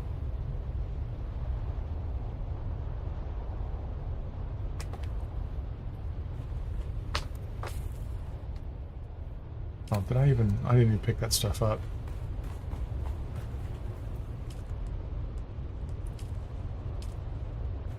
I'm going to run down there and just see if I can get another one of those pieces to drop.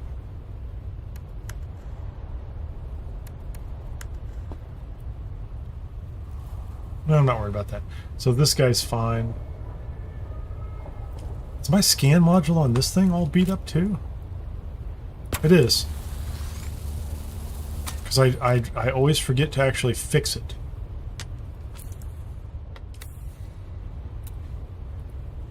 Let's get that fixed right there. We're good.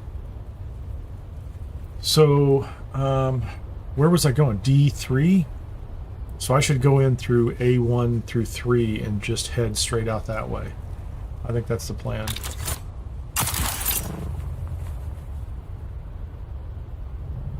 And, more importantly, before I forget, I don't need rocket launchers. Thrusters. I need storage. I need a storage unit for this ornithopter.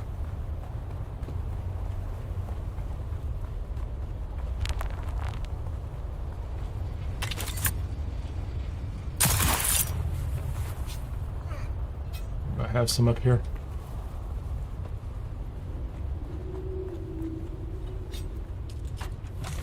Okay. Thruster. Do I have to make storage? I think I have to make storage for my... I'm not going to take it off the other one. Those are assault parts. It's funny that I haven't... I'm not complaining, but... Isn't that weird? I've never picked up another extra storage.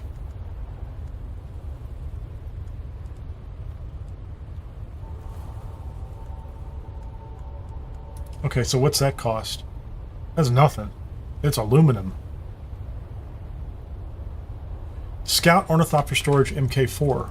Is that one... Do I not know? These are... There's no storage over here. Let me make sure I'm not missing something here, so... Is there a recipe? Plastinium products.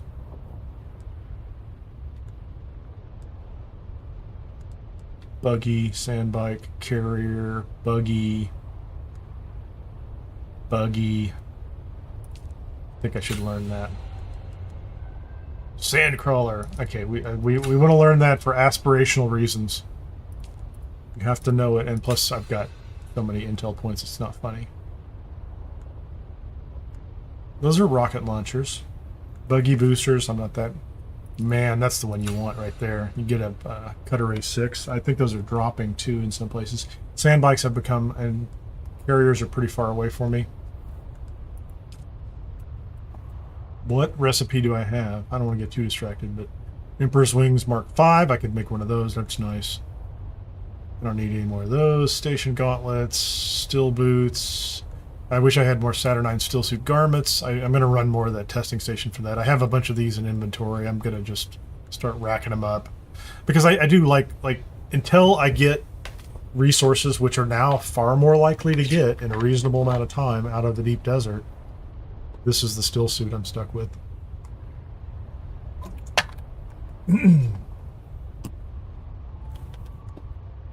Mendex gauntlets. That's armor plating, so those should be heavy. Oh, I need to make that las gun at some point in time. That sounds like fun.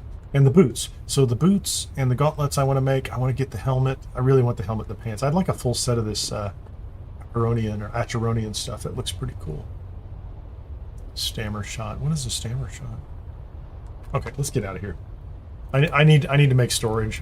And you know, I'm gonna live with it. I have to make it. I don't have any other options, and it's not that expensive anyway. Or was it? Oh, I'm on the wrong one. There's spice. How close is it? I wasn't looking, so I don't think I'll find it in time. Make me a storage unit, please.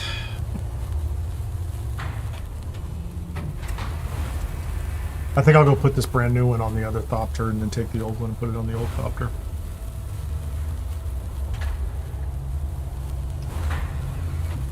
Ron says I could write several pages of information versus showing within 7 minutes.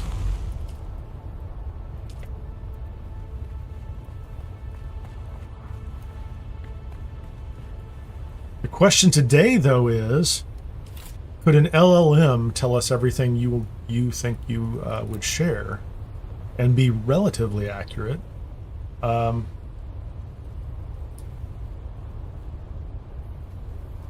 the storage. Hold on.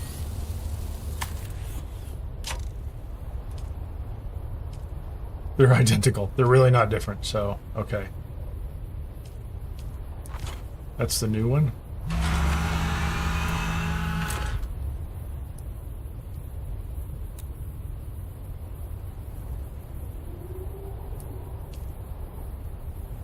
Is that what I was using? Or was I using Sunset Global Dye? I think this one is Atreides. I think this one's green. The other one I think is the other color.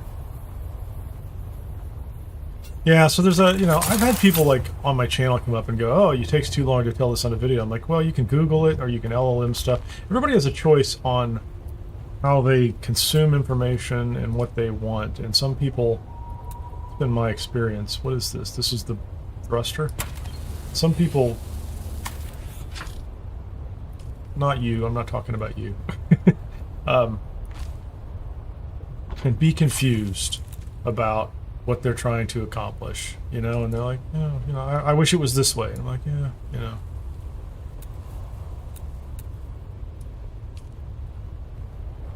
So this thing now has storage, doesn't it? Okay, let me go put this other part over here. I guess, you know what, honestly, I could carry the thrusters with me, but why bother?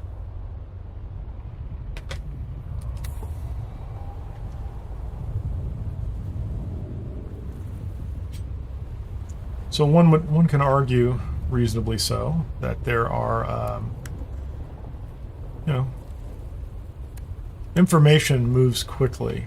And so you can see the same information in 2 different formats or 4 different formats, or even delivered by, you know, multiple people, and find, you know, who you want to listen to.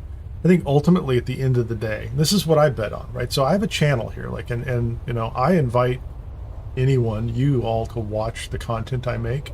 I hope I make entertaining and informative content, but you know, I don't work at Funcom, and I don't play every single angle in the game. So I'm to some extent, I'm playing my game for your benefit, and you know, I have a different personality than, let's say, somebody who's younger than me or has a, you know, a more, we'll call it a more dynamic style, or maybe uses different language or something like that. You know, people just kind of search for and find, you know, people they think they can interact with or engage with, and I'm comfortable with that. And sometimes I'll tell you something you can go look up faster. And sometimes, to the disappointment of, do we have a visitor? To the disappointment of some occasional, very small number of viewers, it takes a long time to get to, you know, a point that they already think they're kind of, they know, right? So I don't worry about that too much. And You know, I've seen people across the channel. I'm really, I guess I'm shifting more into, let's say, more variety of games, but I still have a certain segment that I like. But I started the channel very focused on one game, which was Starfield, and I enjoy Starfield. It's a good game. Bethesda's an interesting company on a couple different levels, but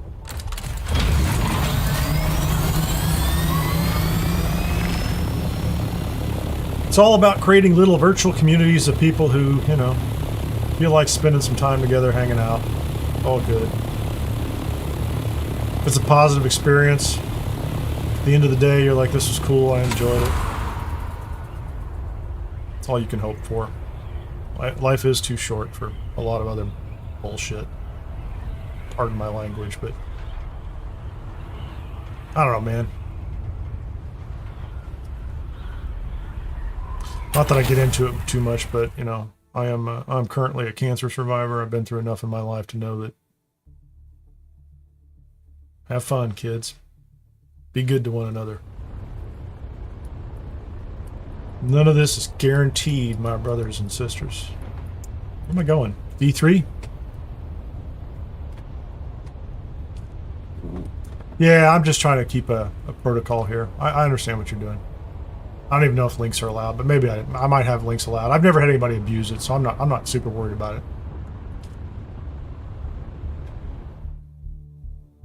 I might be a little overly cautious on that stuff because when I go to other people's channels, at least, especially because of my channel, like I'm very cautious about that kind of thing.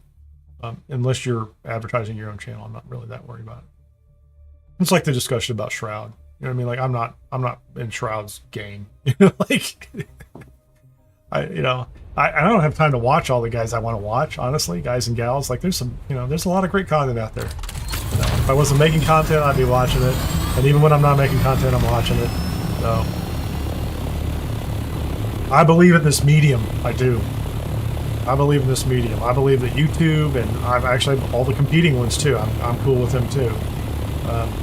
I believe in the medium. And I believe it's the long-term game plan. And I also believe it's changing every day. So.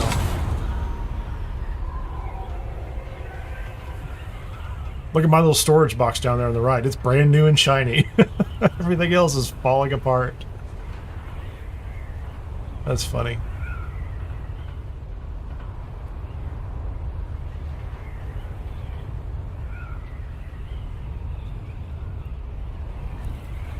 I don't even know what sector I'm in. I'm in B3. Thank you very much. I appreciate that. Good job, Dune. What I have to keep in mind now is that I can't hit that Q button and thrust and gain altitude, so we're going to play this game.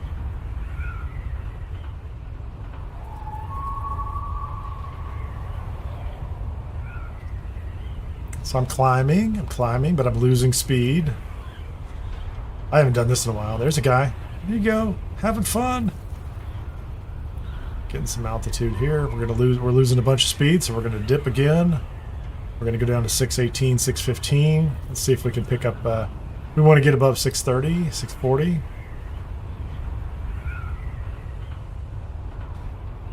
We call this the PvE dip technique or something.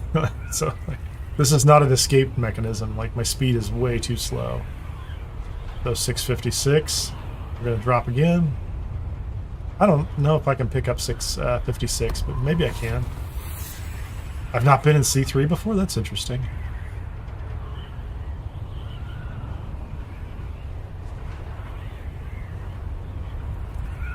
Oh, Shattered Space?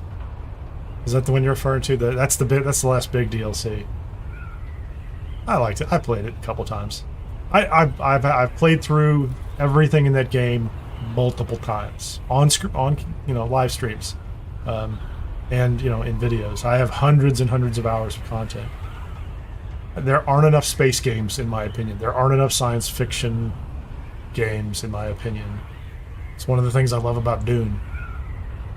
I mean, not only was I engaged with the books and the story in the first place, but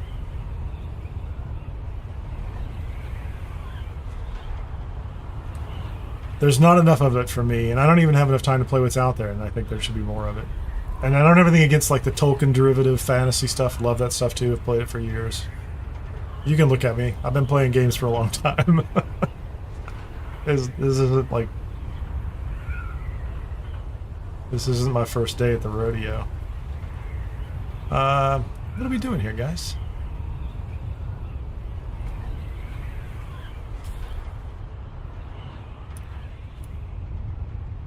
Oh, there you go. That's exactly where I want to be. Look at me, right where I want to be, accidentally. 500 meters. This is going to be either entertaining and fun or a bloodbath. I don't know. Like, I don't really know how it's going to go. Now, why does that say D3? Like, I mean, I've already been here. I don't know what they're... What are you trying to say, guys? I think I've already been here. So there's somebody here. The buried testing station. Okay. Pocket it, man. I can't wait to be able to name my, to name these things. Okay, what are we doing? Oh, I don't have my favorite scanner on.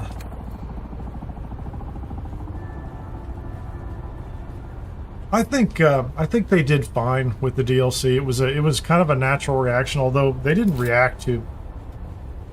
You know, it was kind of an old approach. Small location, everything wrapped up in one place. Story was fine. I played through it a couple times because, you know, I played through it like taking Andrasia through in different ways. Okay, what do we have? This is a... There's a lot going on over there. Okay, this already looks different as far as I'm concerned.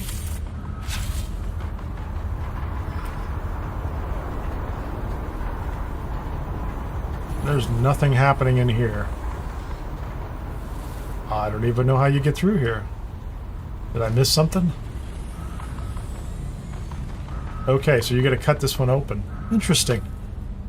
I did not expect that. Oh, I'll tell you what else I need to do. I guarantee I'm going to need that, aren't I?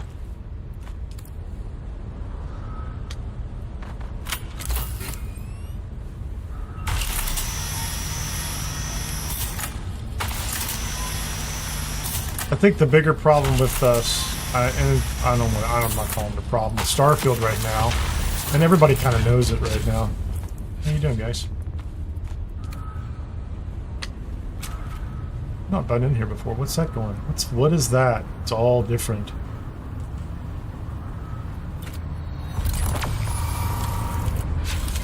What is that?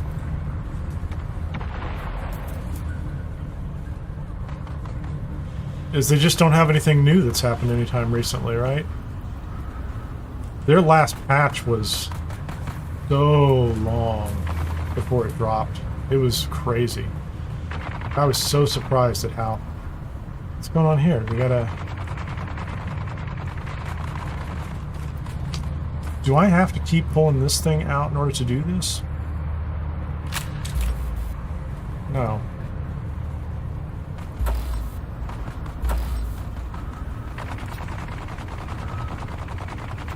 So you didn't buy it or play it, so... yeah. What the heck is going on here, man? So I came through here. Yeah, clearly I've not seen this before. Those look interesting, don't they? So that individual ran through here with no problem and went wherever they wanted to go. I don't even know where they went.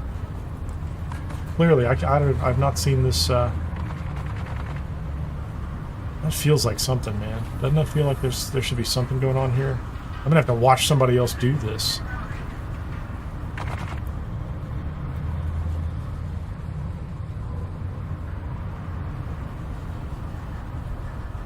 I don't even know how to get through here.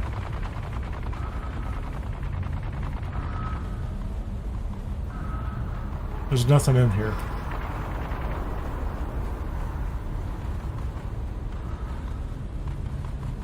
We cut that open and went in.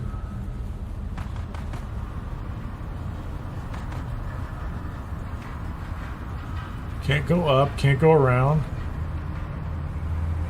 That's blocked. Was there a way up and over here that I didn't notice? There is. There's a way up and over. No? Oh. That was silly. I easily got my money's worth, without a doubt. There's a green line.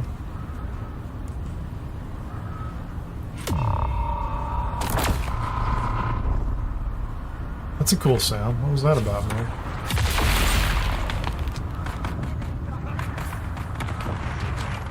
I hate to tell you, but I'm a little nervous about all this. That's a lot of little dots, man.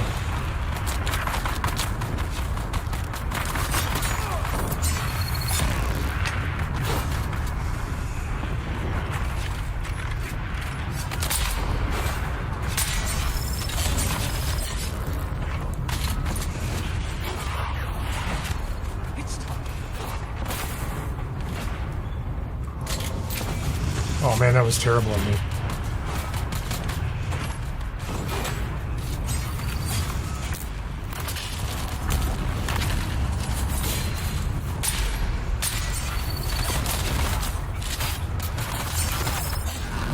Oh man.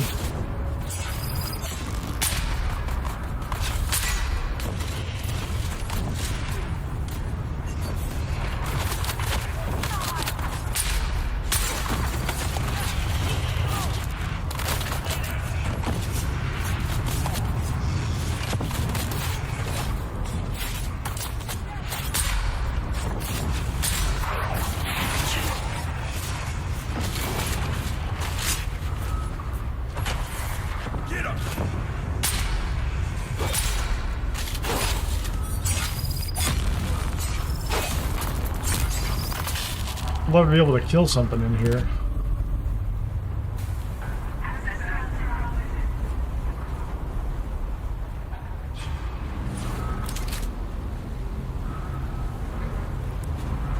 I don't want to go that way. I'm following them.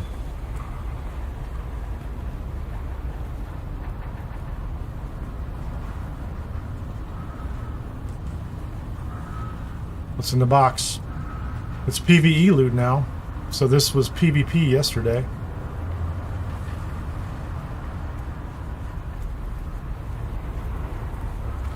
Well, that's just darts. I don't really care about that. I don't really want to get trapped in there again with everything. Okay, this was the way in. Screwed that up, didn't I?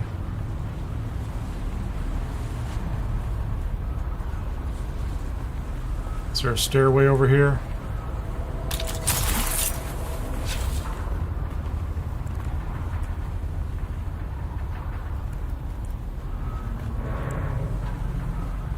Is there another doorway out?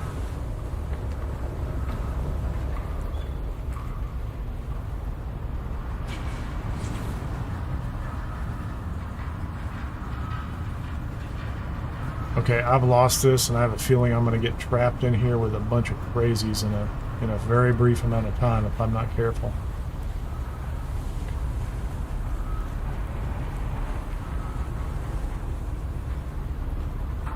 Oh, the band is right there. That's crazy.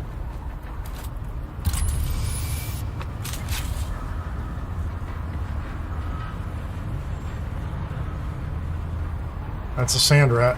Hi, sand rat. I'm completely cool with you being here.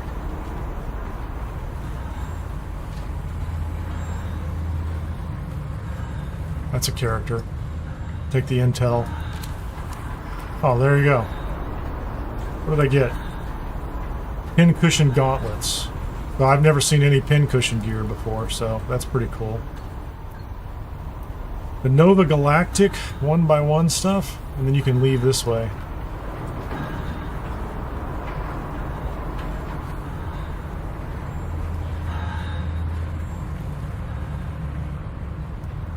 Did you play the Watchtower one? It's kind of loud in here.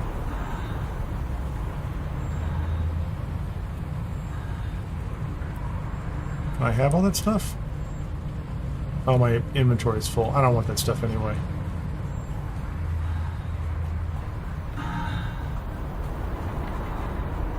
So that's it. So there's one huge room, massive fight, and there's no way. I just don't think I could.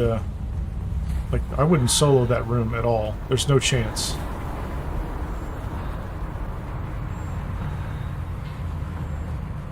So this room is absolutely not something I would solo.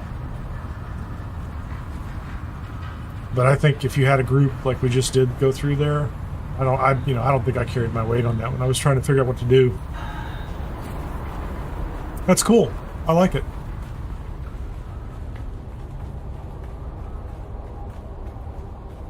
So the Watchtower one was interesting. I played that one on stream for 3 or 4 days, maybe. I don't know what it was. It was pretty extensive.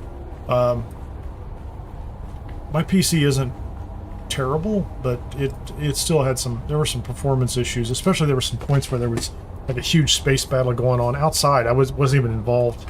Wasn't even where I was at, and then there was some janky stuff. But I'm going to say just in general, there's plastinium dust.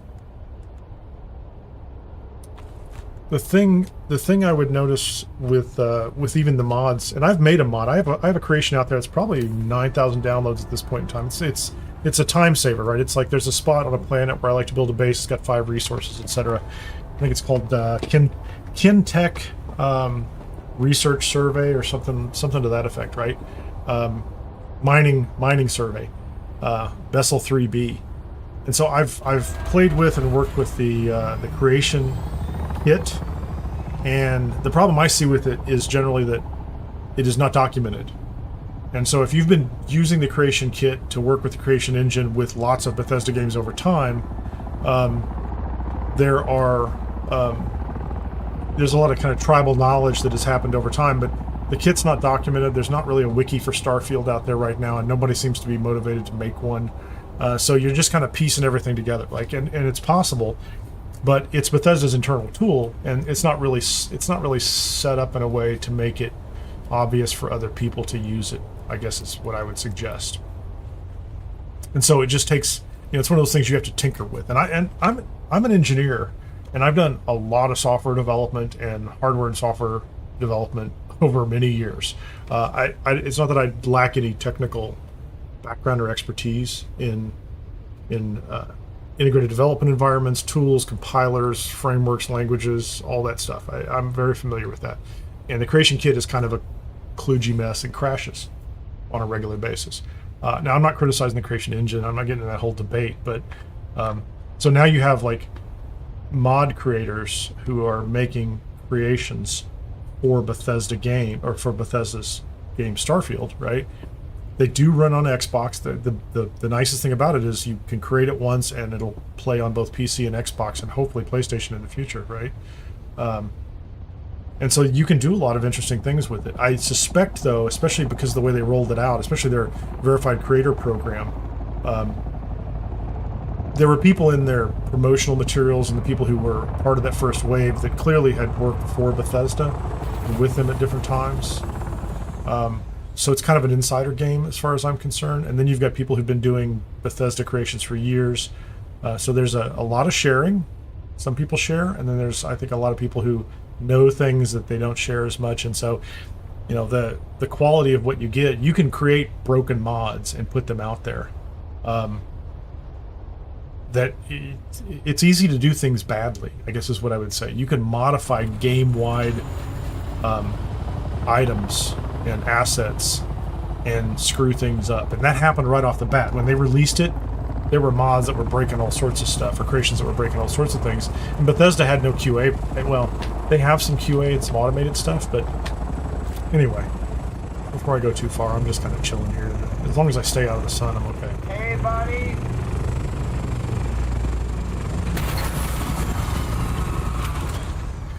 I don't even know if my microphone works.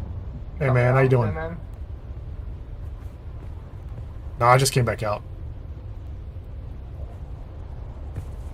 Now you're buggy up above. It's pretty cool.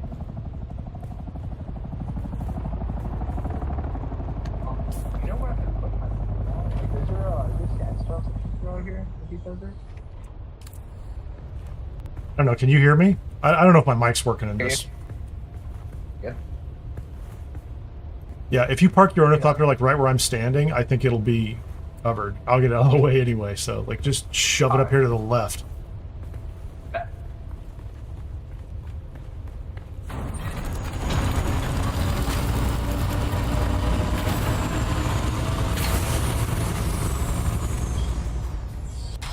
Did that show it was covered? I think it does. I'm gonna check right now. Okay, yeah, risk. Does that mean not safe, right?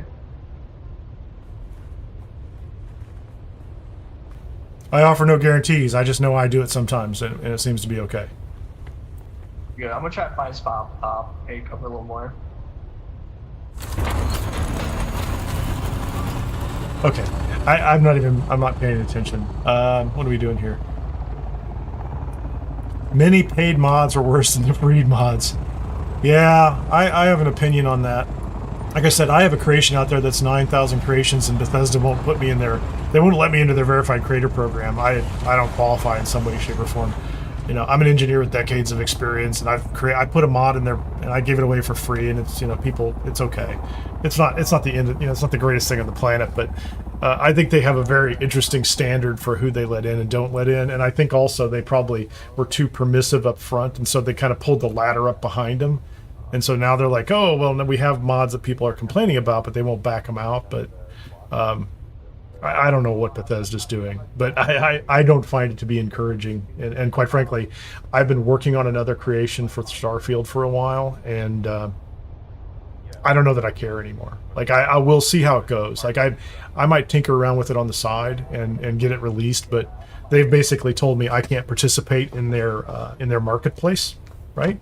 That I have to work for free and create content for their platform or their game for free for some period of time. And, you know, and then maybe in the future they'll decide I'm good enough to create mods in their environment. And I don't really know what that standard is. I don't have a high degree of trust in their process because, you know, they declined my application and told me not to apply for 3 months. And then they came back and I applied and they said, well, something went wrong with your application. We don't even know. They didn't say, right? Just this cryptic message comes out. Something went wrong, apply again. And then it took them a month plus to tell me no and say, well, you gotta wait another 3 months before you apply. So the implication is I have to spend 6, 7, 8 months plus making creations and content for their game with no possibility. Like, it's not that the marketplace would judge whether my content is good or not. It's just I have to give it away for free for them to decide. And there's nobody there for me to interact with. And I think the program, like the qualifications for their program are on a single page. It's poorly written. It's vague as far as I'm concerned. I've determined eventually that, you know, what some of it means, but they don't say. And I found it to be disappointing. So huge fan of Starfield. When it came out, I have thousands of hours in it. And I really enjoy the game. I like the subject and sci-fi and all that good stuff, but I'm very disappointed in Bethesda right now, on a personal level. And I'd love to tell you I'm a better human being and I can just kind of set that aside, you know, but, you know, it bothers me a little bit. I look at it, I'm like, okay, fine. Like, you don't have to tell me you don't want me involved in your game. There's other things to do, right? I'm sure they're not going to be harmed by my participation or lack of participation. And I'm not going to turn and say that the game's bad because of it. I mean, I like Starfield the way I've always liked Starfield. So there's nothing, like, this is the only testing station I found up here. The only other thing I found is a PvE. I thought there were some PvE shipwrecks. These were big, an unrecovered shipwreck. I don't know how involved that is. What else did I have up here? And I have storage now, so I guess you go to Sector F8, mysterious Sector F8. You can go collect some more materials and things like that, you know, in the hopes that eventually I'll find a spice bloom. But I might, so I might head over to D9 and see if I can. I can't even map these anymore. So I might cruise around a little bit, look for some resources, pull those together, and then maybe run some test stations down in the A row again. So I'm going to take a meandering path back over to my own base. And we'll see where it goes from there. It's all good, man. It's all good. If apologize. I didn't mean to get into a big Starfield discussion, but they're interesting, you know? Hold on. Okay, my shield's off. I just want to make sure my shield didn't pop on as soon as I take it off.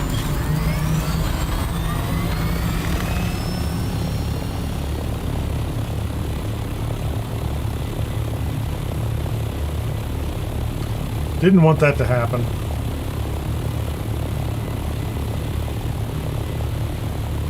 Oh, were you watching me play Starfield too? You've been around a while then.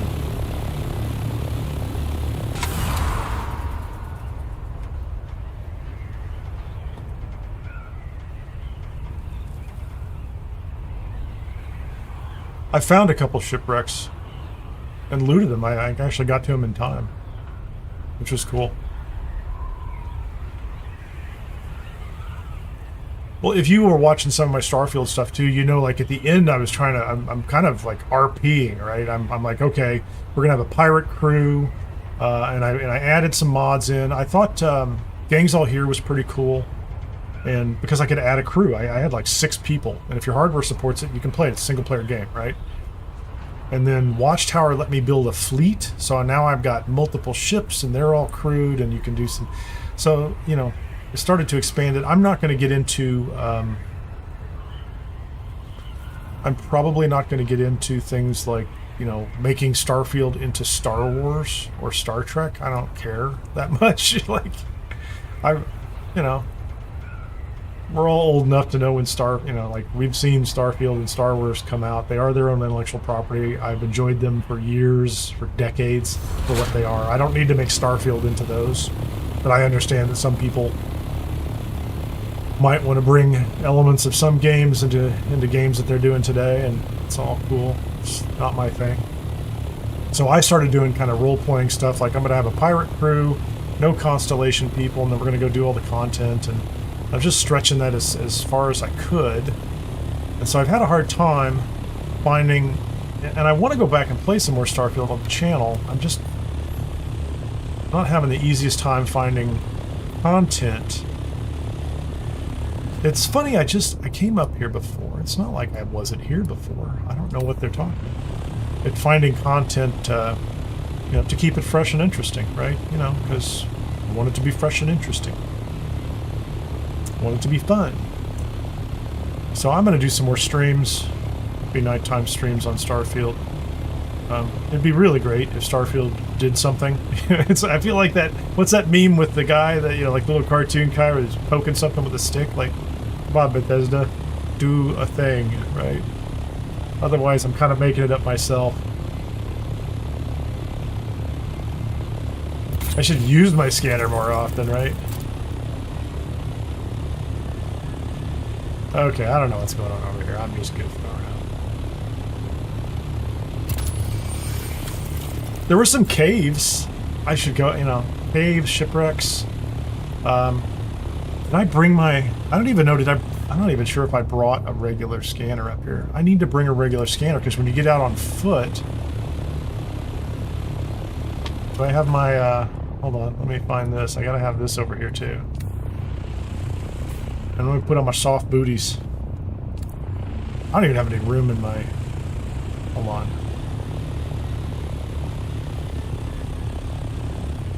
Let me go see if I can find something.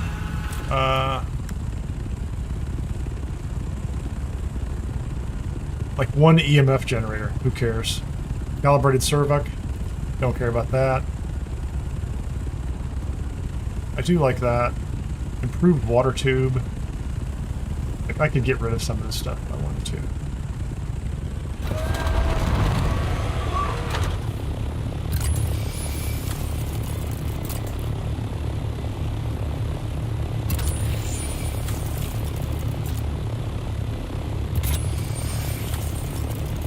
I really feel like, unless I'm gonna land on the sand somewhere.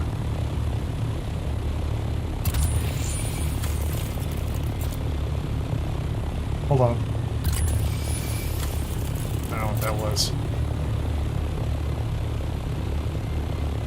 Pretty low.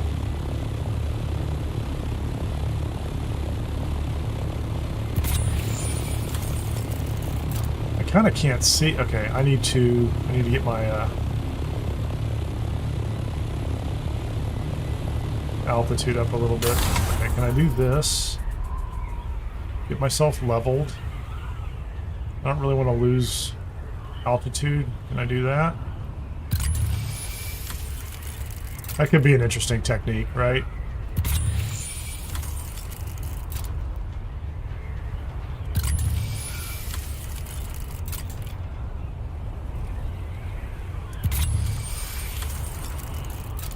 Yeah, the PlayStation is going to be the kicker.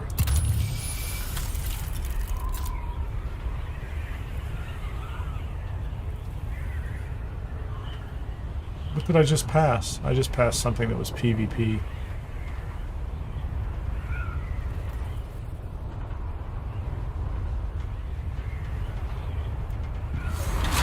Is that spice? Buddy. Is that spice? I don't really want to be near that.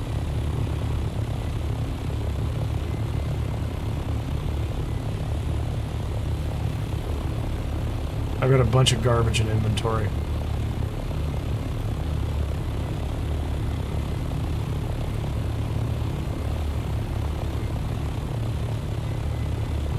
Don't tell me that tiny little spice bloom is near the... So my real problem right now is I have...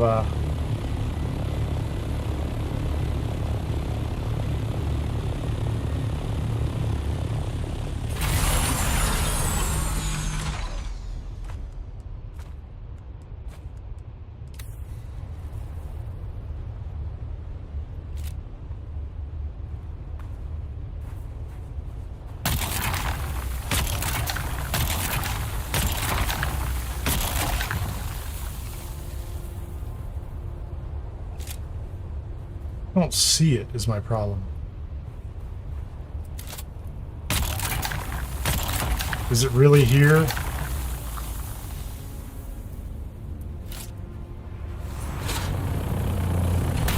I'm not seeing anything.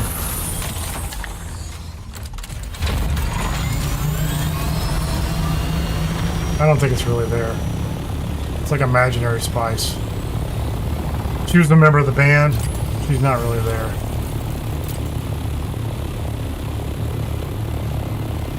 Yeah, I think all their future announcements are going to be around the PlayStation timing. So, like, DLC will be announced and either available.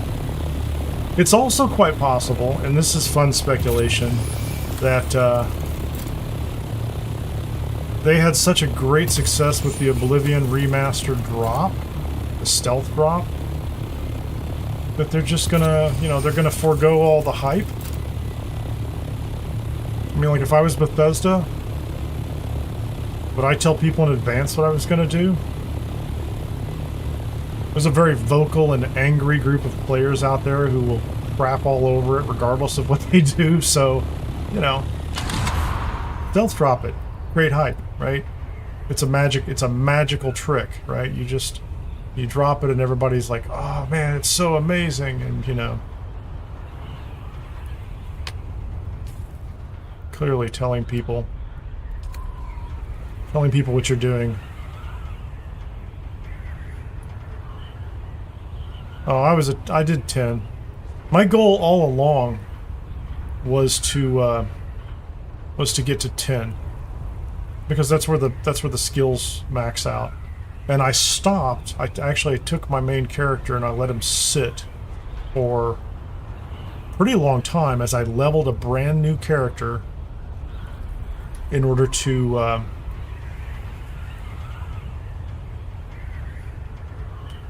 in preparation for Shattered Space. So the guy I took through Shattered Space...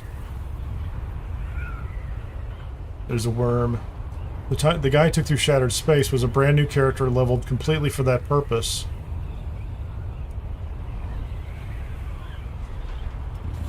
And I thought it worked out fine for me. I was happy with it. I was not uncomfortable with that.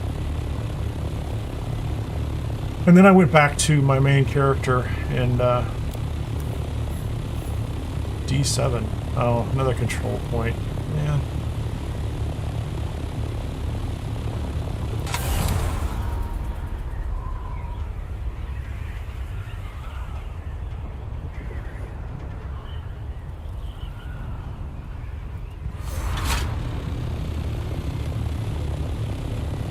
And so then I took Kineer all the way through to the rest of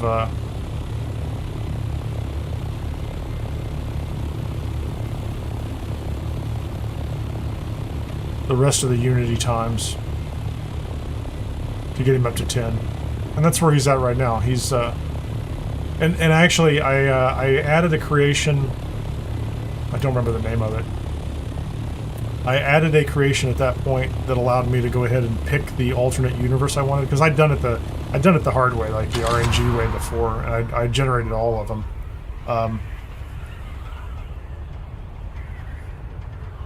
What's going on over there?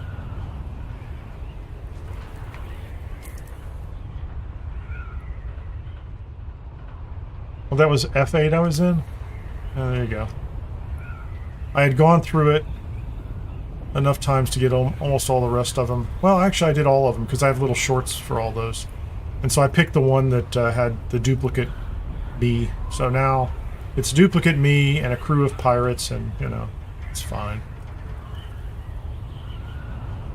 Watchtower breathes some new life into it. I don't mind paying for mods if I can show them to people, but I did decide I wasn't going to make the channel essentially a creation of the week channel, or, you know, creations of the week channel.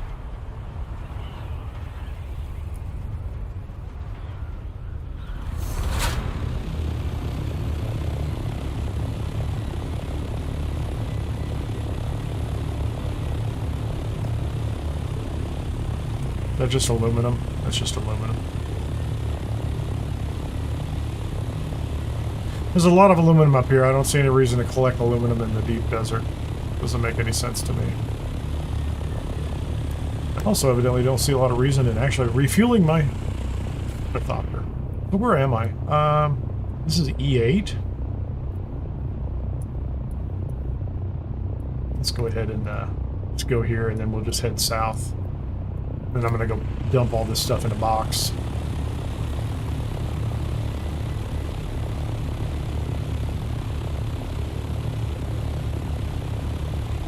So this is, I'm not dying of thirst over here, but clearly I've let myself go, haven't I?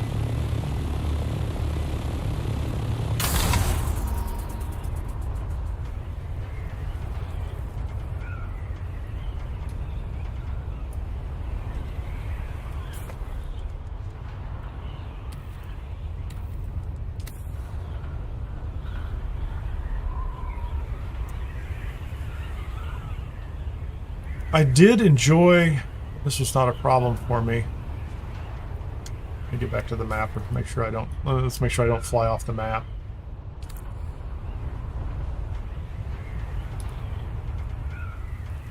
I did enjoy what I consider to be, and this is not, I'm not going to use the word meta in the way that it's used in video games many times. I'm going to say the meta story of being a starborn, right? So the first time I played the game, I was very wrapped up in being my character and constellation and all the things you're supposed to do, I think, you know, when you are you know, when you're going through the first time. And the second pass, the first Unity trip, you're clearly supposed to, because they don't give you the alternate universes that pass, you're clearly supposed to be the starborn who comes in and finds constellations, so you can still do the whole thing. But I did enjoy at some point in time the disconnected nature of no longer, I guess I will say, caring about any of those characters, right? So like after the third or fourth time, it was kind of cool to take on almost the persona of actually being a starborn and go, well, I'm above all this. I'm beyond all of these people. I'm going to walk through this city and none of these people matter, right? Which is in itself its own kind of gameplay RP kind of mechanic. And I liked that. That was fun. But then after that I started, you know, like, okay, I'm pretty sure my NG plus, so NG plus 5 is where I parked that character before I went off to do the entire progression for Shattered Space. And I'm not flying very fast. And then I came back and I speed rushed from like NG plus 5 up to 10, and then have tried to kind of build some narrative and story about the game from there.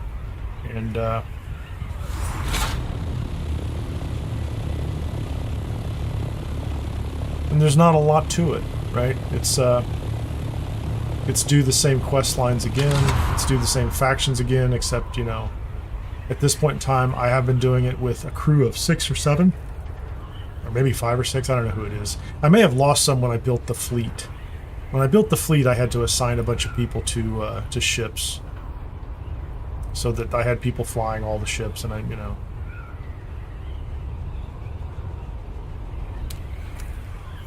So I may have lost some people from my crew, but even that, the game, you know, now you have to start scaling the game difficulty up, right? Now you need a mod to scale up the enemies or the numbers of enemies or something, because now it's all trivial. I mean, to be blunt, you know, once you reach a certain point, certain level, even as an individual player in Starfield, most of it is trivial. Like, it's not that complex.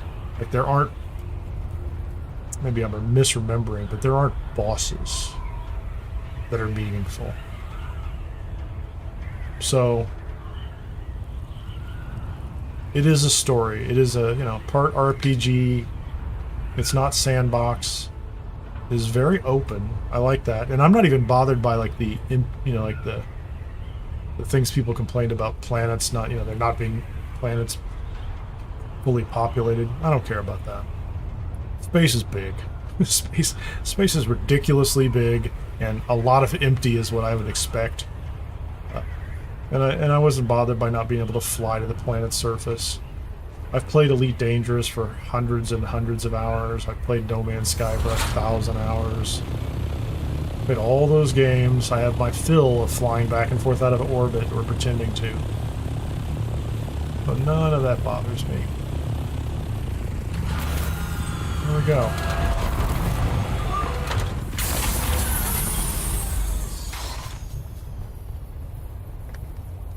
But what are we doing in Dune here? Let's see what's in the inventory. What did I get on that run? I got more Triforge hydraulic pistons, pincushion gauntlets, 41 spice melange, which is, you know, it's definitely going to be an issue unless I go into the deep desert, right? That's it.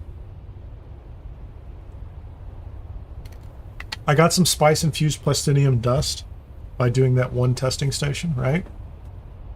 I have a little ballistic weave fabric I got off of shipwrecks. So I think some of those items come off of shipwrecks, plasteel microflora fiber. That's actually, that's probably off of the shipwrecks up here. Yeah, Angel, I agree. I would love for them to like Fallout 76 it, right? So do the same thing, even if it's an ugly start. I think they would be considerably better than what happened with Fallout 76, but I'd love to see them turn Starfield into that. That would bring new. I hate to say it would bring new life to it, but it would change things. And the single player could still be the single player, and I think it's great as is. And then they could literally build something around it as a multiplayer kind of live service, closer to live service kind of game. I'd be interested. I would definitely be interested. And there would be more to do. Like, you know, the thing I did, and again, I'm programming a channel. I'm trying to keep the channel interesting, and there's a balance there, because there were lots of people who found me because of Starfield, and I love them and appreciate them, and it's great, and I can't, you know, so part of it is trying to figure out how to make it more dynamic and put more content in there. But I'll tell you, I've watched some other people who were who do a lot of Starfield content too, live streamers who have the same problem. channel growth flattens out. There's only so, I mean, there's plenty of people playing. Don't get me wrong. Like the Steam DB numbers are not representative of everybody that plays on Xbox and stuff. But from a channel growth perspective, I can tell you the numbers, and there's a reason I started adding more games. And for the channel members, those that join and support financially, I do a series of kind of insider looks as to how the channel's going and how growth is going and what's working and not working and what's going to happen in the future and things like that. And I started talking about in December of last year when I opened up the memberships, like, here are the set of games I'm going to play, and then here are the ones I'm going to, add in, and which ones have co-op and multiplayer content, because I think that's interesting. One of the things I love about what's going on with Dune right now is I'm going to at least park this guy up here where we can see something a little bit. One of the things I love about Dune right now is we have a small guild going of channel supporters, and the co-op piece of it, and I'm hoping, especially with, now I'm going to bake in the sun, especially with the changes they just announced today, they just put out today, right? With these kinds of changes, we're going to be able to do more that way, and there are other games that I would like to do more with that are co-op as well. And I'd like to have a couple of games that are at least, maybe at least one, but maybe two games or more where we've got some co-op groups going and some people are playing together. It's one of the reasons I reached out to G-Portal and have partnered with them as well, because they do a really nice job on Valheim and Enshrouded and some other games. And I think there's a great opportunity for that kind of thing. So always looking for the space RPG survival stuff. Dune is incredible for that. Absolutely, I'm it's real easy for me to say that for 2025 this is my game of the year for 2025. Not only for how they've technically executed. I'm not just looking at them like, oh, they are an established game studio and company and they've done a nice job making a game. This is also a game that fits so well into the things that I like about gaming that it's difficult. It would be difficult for me to not, consider this my top. So, what are you saying, Ron? On your first plus, Pride Starborn Incognito. Yeah. There's different ways to go through it, and after you've done them, I think some of those I've not done yet. I mean, I've ignored the parents. I only had the Adoring Fan for a little while before. I don't know if I got rid of him or I benched him. I just stuck him on a planet somewhere and said he could go somewhere. That's a great throwback. I love that they carried that from game to game. It's incredible. There's nothing wrong with it. Absolutely enjoy that. Okay, so I'm gonna go take this. I'm gonna take this little bird. I don't know why I'm climbing up the side. There is a door to this building. In case you think, maybe I was raised in a barn. Yeah, that was it. So we didn't have doors back when I grew up. We just climbed in the walls. I'm gonna go take all this stuff back to my main base. And then come up here and hit a couple of these Imperial testing stations so that I can, I want to get a backup Saturnine suit. I think I'm pretty comfortable with this. We may have an opportunity later. I'm not sure how I'm going to do this. Ripper says he'll come up and we can do content and spice runs. The thing we're going to need to do, I think, maybe I'll convince him to do this. I haven't talked to him about his bases, but we need a forward base. We need a small forward operating base.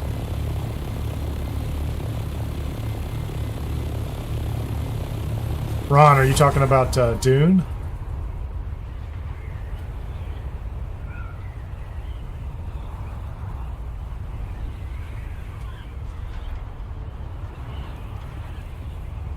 Because if so, I would agree. I think they built a great game.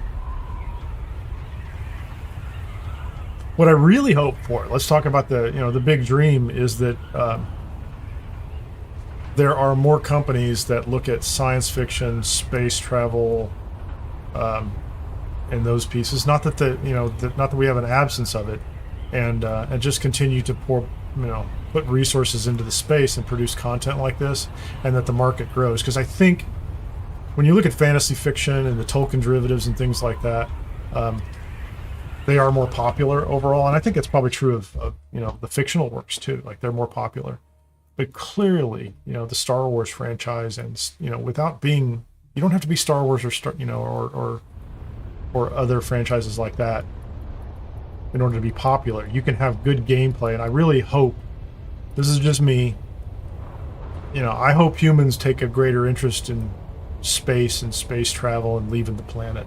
You know, like, probably not happening in my lifetime on the level I'd like it to see, but you know, I want us to see what's the standard. There's a standard for interplanetary exploration. I want humanity to go, and I think we need to instill those kind of dreams and goals and fascinations in young people. That's what I want, right? And so the more games we have, the more people might think it's interesting. And I don't have a problem with the ones that are a little more FPS focused. Those are fun too. Like, you know, nobody, I don't know, nobody hates Halo. Like, there's a lot of stuff that's got a great sci-fi story and is a little more focused on shooters. I was not impressed by, I shouldn't say that. I was not hooked in by the Dune remake. When I was younger, I lived in those games. It's just not my bag anymore. Not my thing. It's fun for a little while, but there's only so many things I can shoot before I'm like, just shoot more stuff. I need a mix. I have to gather things, I have to unlock things, I have to build things, and then shoot some things, and then, you know, cycle back around.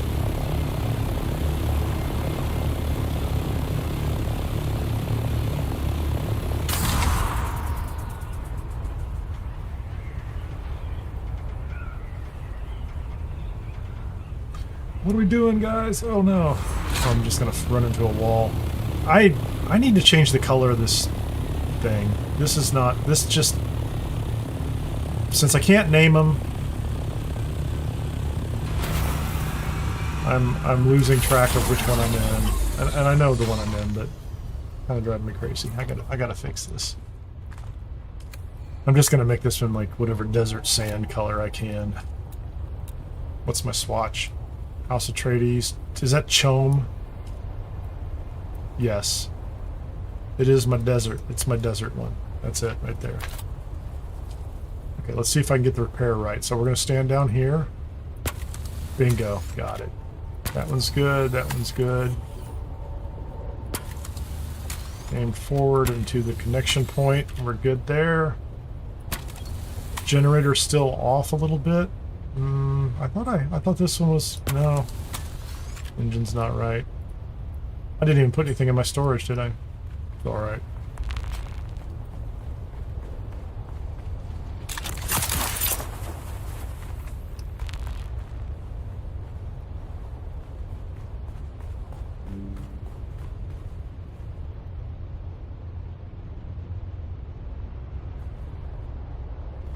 Well, you know, I am getting more resources. An improved water tube. Okay.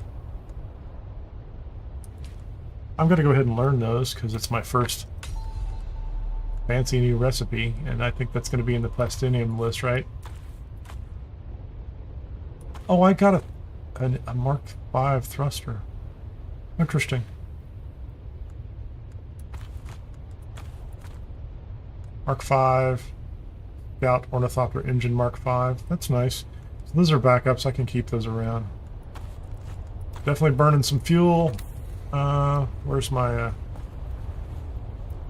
there's my dust box. Oh, hold on. Can I carry all that? I can. That should put the aluminum in there. What's my aluminum? Okay, I have 281 aluminum. 977 duraluminum. I have some titanium. I have some stravidium, which means once I get to the right point, I can do something with those. That'll be nice. I need to go put these in a box. Kurth's boots. Yeah, I didn't really, you know, I wasn't taking a lot of damage. There were other people in that Imperial testing station that were kind of bearing the brunt of the attack. Not going to worry about them too much. A little bit of money.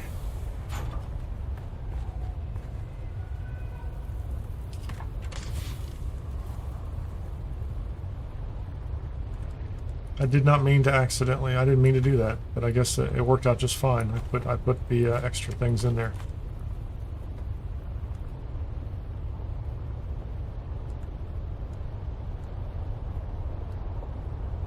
I put all my cash away.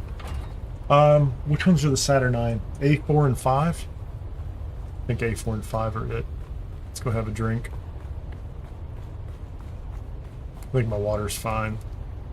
Water situation is just dandy. 237. Let's put somebody in the big one. Do I have any bodies over here? I do. 27. What was it? 233. Yeah, that'll get me to. Yeah, that'll get me pretty close, and I think that means my wind turbines have stopped. Let me go check on these real quickly. Are they out of filters? No, they're still going. They're just slow. So that has 10 filters in it. That has 10 filters in it.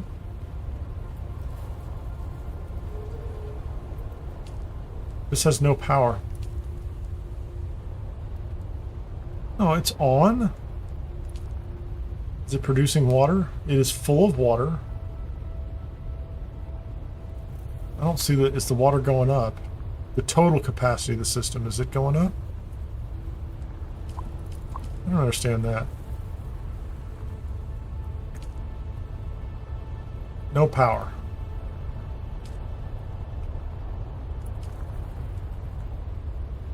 Oh, that's my backpack. They don't have filters. That's it. I was looking at that wrong. So they're out of filters.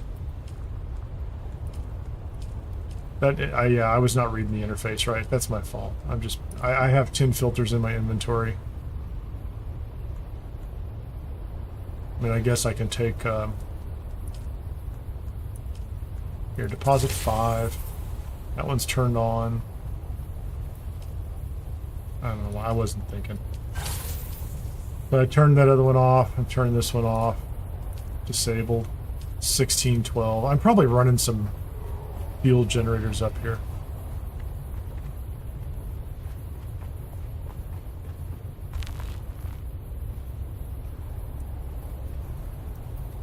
Do I have materials to even make filters right now?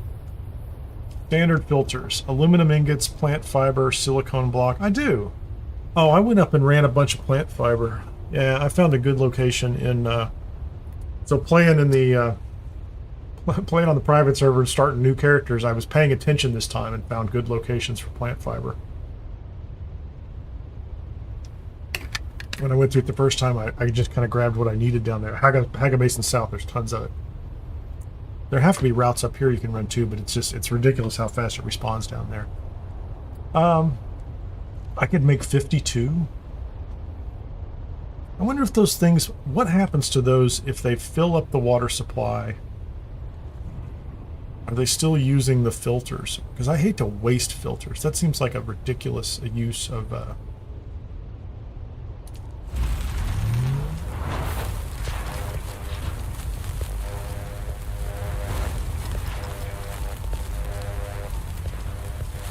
I'm going to make 10 more filters and put those out there and let them go. Like, they're going to fill up this water. Yeah, I was trying to figure out what they were doing. So they were out of water. I think I'm going to get, what, is it 12? So it should go to 160. No, it's 6 every 5 seconds or something, every couple seconds. It's slow but steady. So, it's all right. Let me get out of here. Let me go do something else. Put that thing in the box. We'll come back and deal with it later.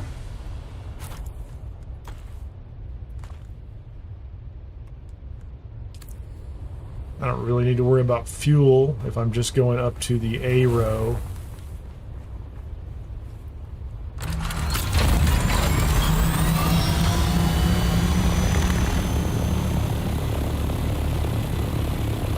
I still actually want to run the ones in A2 and A3. I want those Reaper's gloves. I should do that first. I'm going to do 2 and 3 first. Because I want those Reaper's gloves.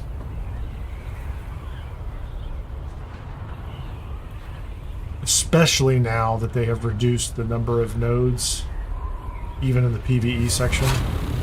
So every time you are harvesting, and that's what's going to drive me to respec. I'm going to do that tonight. I'm going to do the respec. Well, I'm going to map it all out tonight and have a plan for tomorrow. How about that? That's my plan. I hope I remember. I'm gonna take my spec, get it all offloaded onto the Dune gaming tool, plan out what I want to do. I'll start tomorrow by respecking, and I'll get the rest of the skills that I need. I'm gonna make sure I get all the skills I need to make sure that my gear doesn't fall apart and that my repairs are as optimal as possible. I like that idea. And that's, I don't think it's going to be a problem because there are a bunch of skills I picked up along the way that I don't need. Like some of the Swordmaster stuff's fun. I don't need that Swordmaster skill at the top. The spinning, undercutting, leg kicking, leg slashing attack or whatever it is. I've got it on my hotbar right now. I don't think I need it. I don't need it.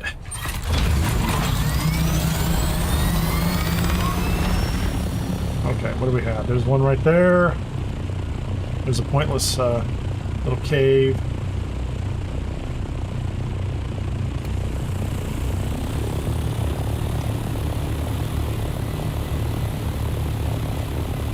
Yeah, I think that's the area. Yeah. It's funny, the last 2 times I've started a character, they've started him out in the middle of nowhere. I mean, as far or farther than I've ever started a character in Dune. They're just way out in the middle of no place. I'm like, oh, well, that's nice of you. And, you know, it's not the worst, but it is funny.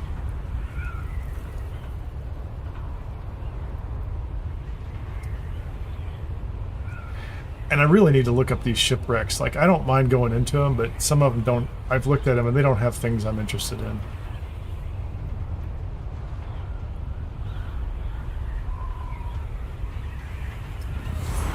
Yeah, I can assure you that the moment Funcom says you can buy more bases, I'm buying more bases. Like, you know, if they let me do that, I'm buying more bases. Thank you.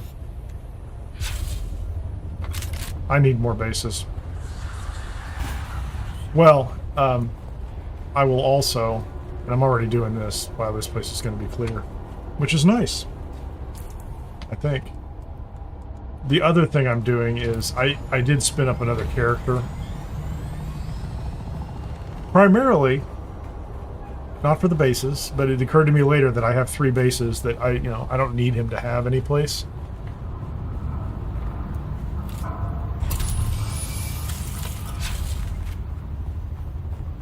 And I could use him for forward operating bases and things like that, and that would be fine. I bought that account because I needed to test a bunch of stuff for videos and for guides and things like that, and I need to be able to do that with characters that I can control and test at the same time.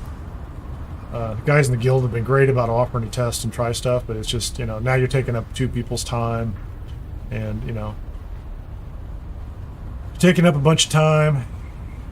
And now you've got extra coordination, and I just need to, you know, cut videos and test stuff and make sure it works. Oh, is there anybody in here? I don't even know what skills I have spec'd. Wasn't paying attention. Where's the chest? What'd we get? Oh, it's another booster! Yeah, I have all the boosters I need. So many boost modules.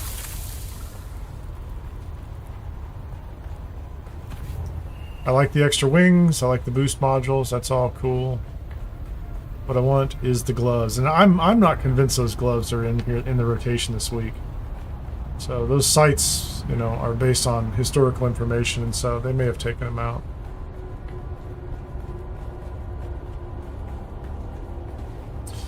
Iron, copper, flour, and sand, or flour sand.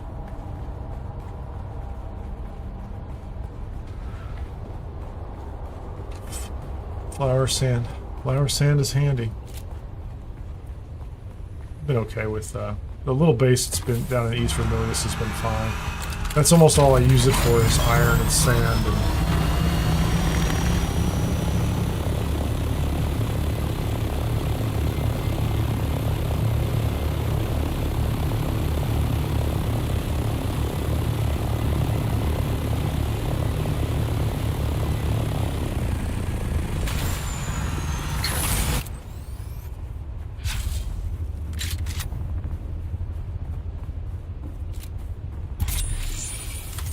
there's nobody in here.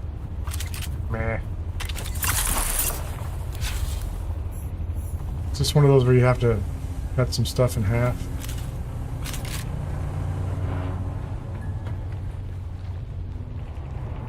This is empty. Somebody's already cleared it out. Oh, maybe not.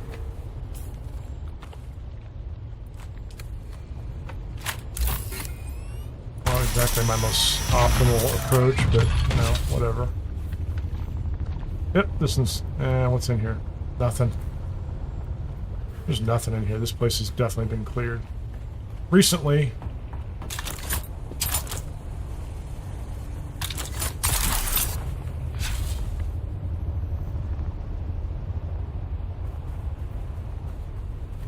Need to get that Bendu sprint out here so you can get away quickly, right? Although I don't know that people are over here actually PvPing in this section. I don't know that they care, man. My base is 16 kilometers away.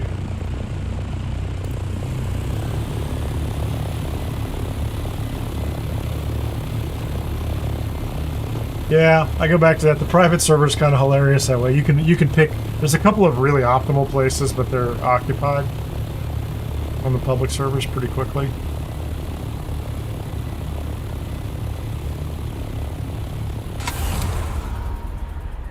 If you've just joined, hey, welcome to the live stream. I am on the A row. I've already cleared. I should show you the map. I went out and mapped out a bunch of the new deep desert. It is as they say it is. Mostly PvE. Lots of little pockets of PvP over individual places. Half of the E row is definitely PvP. Everybody's pretty chill out here today on our server. I do have the chat turned off because, quite frankly, to start the day, there were a lot of complaints. Just gonna say it. There were a lot of complaints. And I didn't want that on my stream all day. I understand. I get it. But the deep desert, the bottom half that they have opened up for PvE, we hit an Imperial testing station. It's different from the rest of these. The loot's better. Found multiple crashed ships out there. Even found a tiny bit of spice. Have seen a couple of really odd spice spots where it looks like there's going to be spice, but there's no spice. And so you get out and you try to harvest it, and it says there's spice, and it says you can pick it up, and nothing comes up. So there's some interesting things happening on out there. We'll also note that, what else was going on out there? F8, Sector F8 seemed to be duplicated, so it exists in its normal place, and it was also somewhere between E7 and E5. It was taking up the spot for E6, so there was another F8 on the map, for whatever that's worth. I don't think there's anybody in this one, is there? Is there? Oh, I had to cut the thing open. So where's my? Oh, now I have two of these. Where's my life scanner? I have to remember next time I go back to get a real scanner, so that I can hunt treasure. I should go back to the deep desert and hunt treasure. I have not had good luck hunting treasure from the. What'd we get? Yeah, there's. Oh, that's a salt ornithopter. I was gonna be a little upset if I got ornithopter storage and I just built some because I didn't have any. Now the problem I had with always drink the water now that I'm not wearing a still suit with the buried treasure from the ornithopter was you'd scan it, it would be on the sand, you'd land, you'd get out, and the marker's gone. So I would need to pull out a hand scanner and rescan it in order to find it again. You knew where it was at, which is nice, but it was like, you know, you had to go back and redo it. Are you an enemy? Are you a person? It's Zolas. Hello, Zolas. And I got a second Steady Assault booster module. So, which is good because, you know, I only have one Assault Ornithopter and it probably already has a booster on it right now. I have so many booster modules. And I'm betting you can sell it on the marketplace for like 5 Solari. I could be wrong. I'm not complaining, you're complaining. Got the way out, let's go.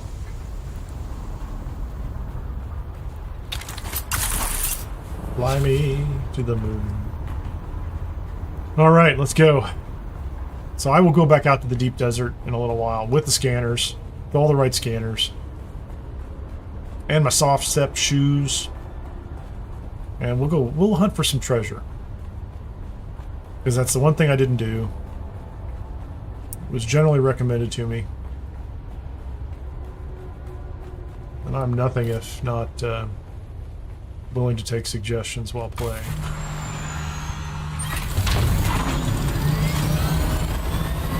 What else is over here before I leave? Right. I don't even know what those ships have, and nor do I care. Let's go to, let's see if I can play the inventory game and get A4 and A5 done without overloading. And then I'm going to cut into, we'll do A8 and 9.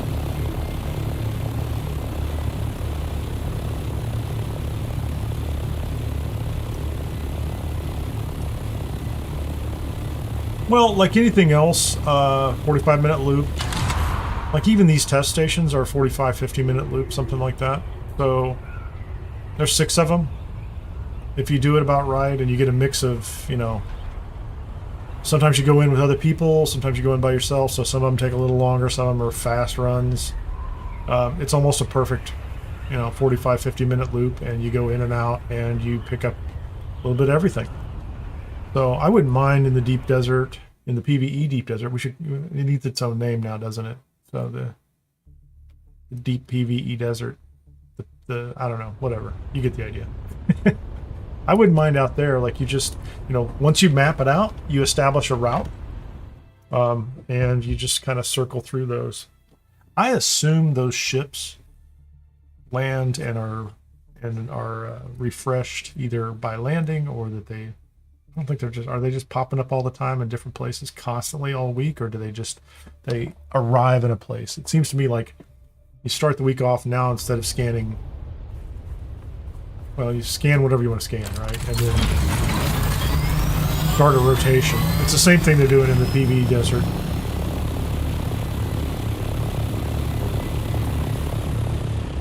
They're so busy.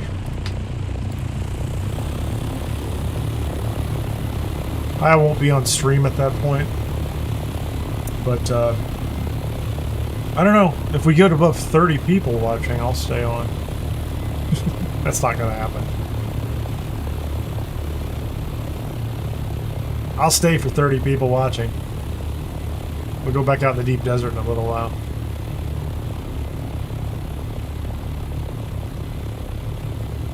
I could have done my whole rotation today. I was trying to get on early as soon as they dropped it, but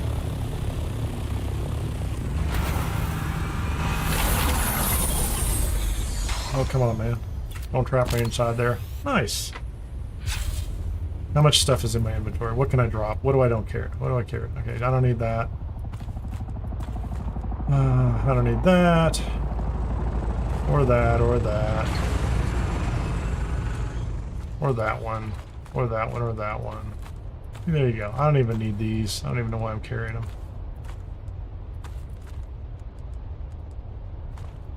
I certainly don't care about that. But like, let's guess I'll put those in my inventory. Yeah, so I have a little bit. little bit of space. Somebody land behind me. They already took off. No, they haven't even come in yet. Oh, they did run in. I didn't see them.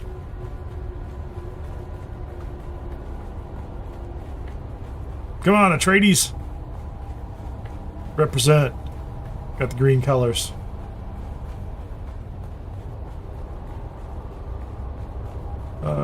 Oh yeah, this one's easy. I think this one's pretty easy. Like, that was like half a Shigawire sound. It's all Shigawire through here. Let's Shigawire together.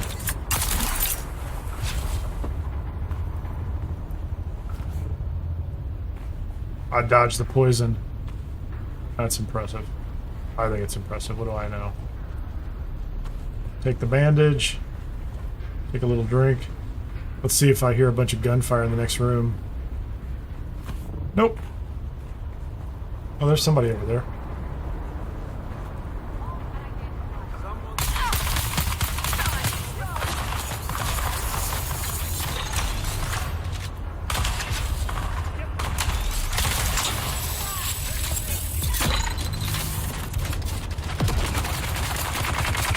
Did you shoot me?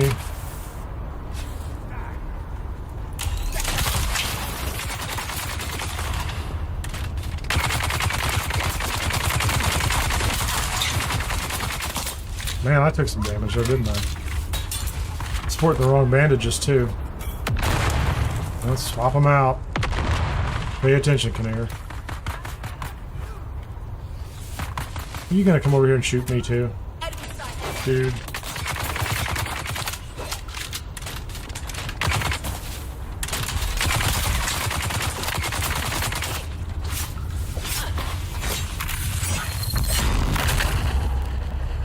Nice.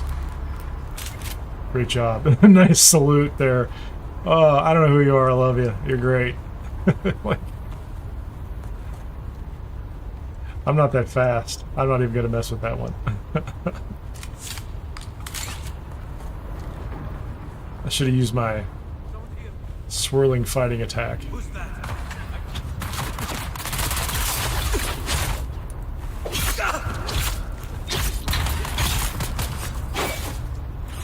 Maybe I'm going all sword master in the future. I should think twice before I do that. I'm like, oh, wait a minute. Okay, where are we going?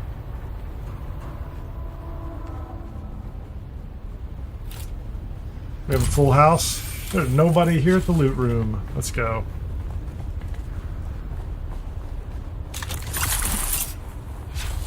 What do you have? It's another cope. There's so many copes. So many copes. Those are all pointless. Also pointless. I'm throwing half that away. Stop.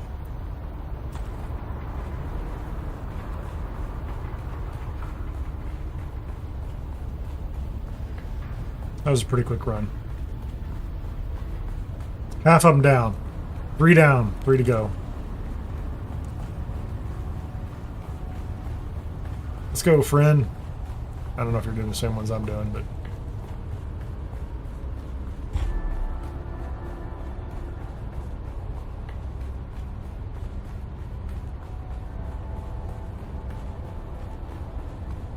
I don't think I hit that Swordmaster attack at the right time.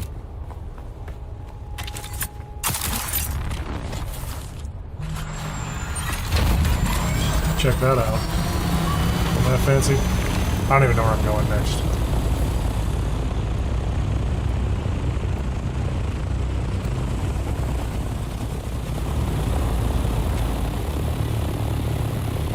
On my way. Yeah, we'll go out in the desert. It's like, you know, the interesting thing about, you know, even evening hours, if you're doing the treasure hunting thing, like that's an individual activity. Like, I don't think you're ever going to run into anybody who's like, you know, trying to get the same treasure you're finding, right? It's all over the freaking desert. But I didn't bring a regular scanner with me.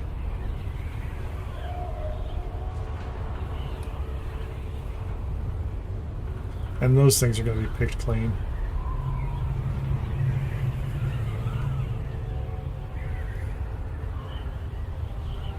But I don't think I'm going to worry that much about that public test branch at this point, given what they just launched out here.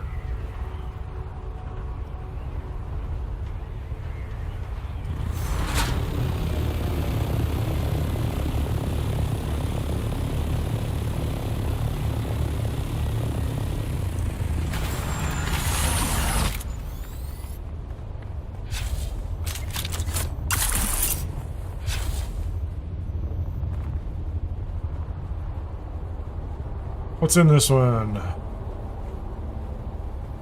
There's a chance of a Saturnine suit. Or another cope. Cope. Get assault ornithopter boosters. And a small mountain of snub-nosed pistols. I see some bodies. Not many, but some. 2? That could be players. That could be players.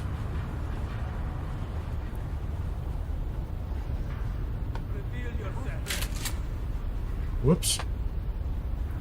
Reveal yourself. I think I missed him twice, didn't I?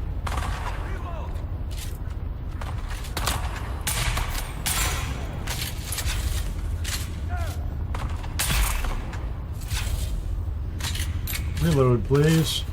Oh, did he come around the side?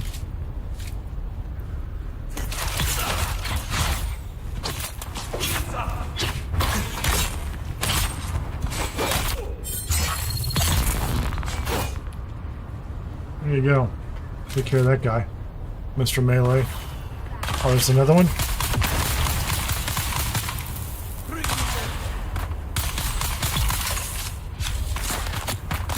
Man! I think they're respawning.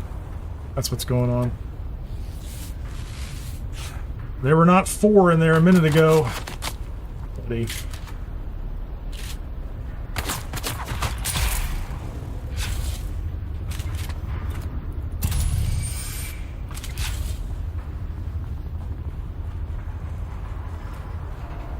I think in this particular iteration of this dungeon, this test station, there's nobody in the second room. Last week, this room was full too, so you had to fight those guys out there and then these guys, so. I don't think there's anybody in this one. Just a box. What do we get? Another Saturnine mask. We'll take that, we'll take that, we'll take that, we'll take that. I think I'm going to be able to go. I'm going to go back to base after this, so. Oh, there's a buggy PSU-5. Don't care. Is there water in here? I do care about water.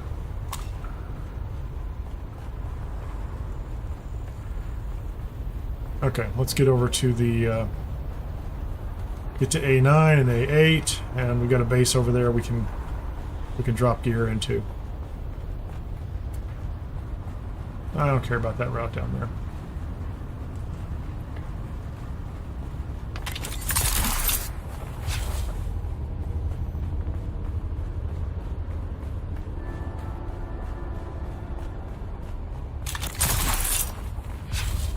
I don't know if that helps or not. I need to completely rethink my key bindings.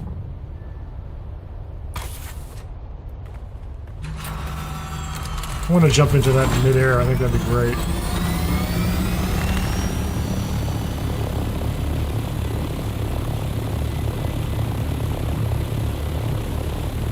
Okay, I'm going to go back to my main base.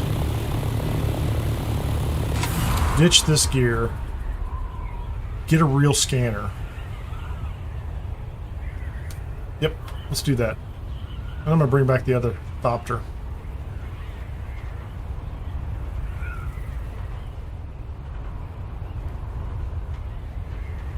Then I'm going to do 8 and 9. Oh, no.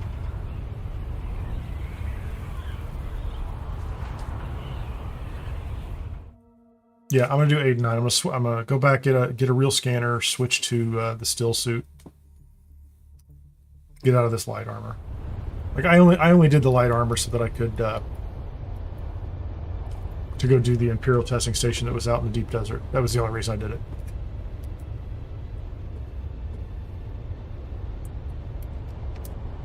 We're at 24. Don't make me stay. 30 is the magic number.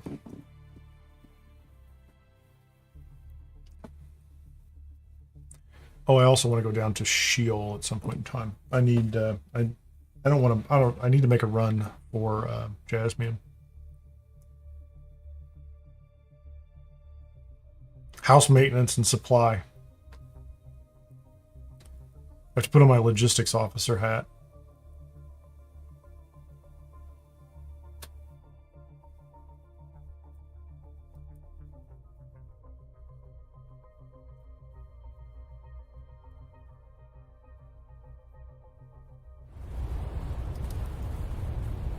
Okay.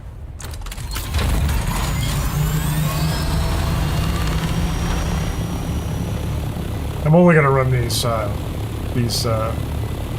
test stations in the ARO once before I go back out to the deep desert. Before I go back out past the shield wall.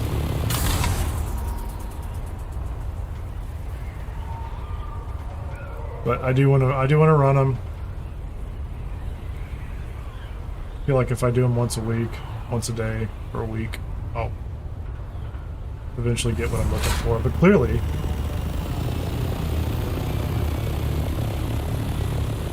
okay, somehow I had the wrong combination of whatever I was trying to make happen there. That's for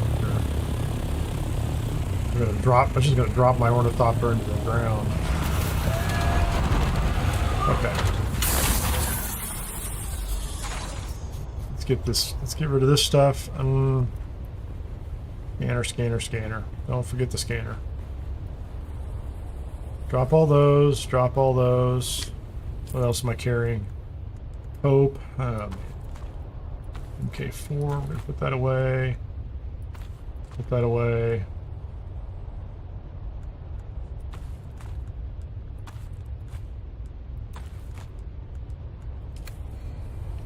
I have to go crunch some of that stuff up. It's junk. Or if I can just put it in the box, that'd be fine too.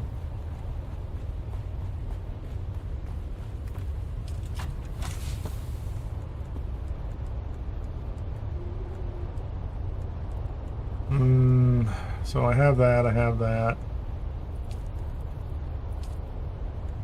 already have plenty of that. I have plenty of that. That.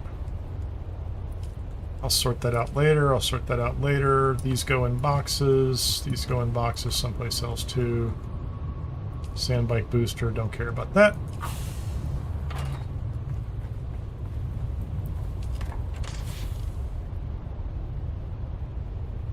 Well, that's the suit I want. Shh. Fine. I'm going to put these in here.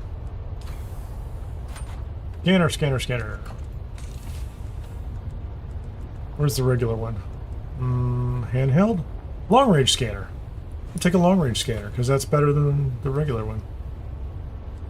Okay, we're doing okay in all the rest of this stuff. That needs to go back inside. Fuel's nice. We like fuel. Fuel's good. So what's the difference between this ornithopter and my standy one right now? I don't know that there is a big difference. Other than the fact that this one's in better shape.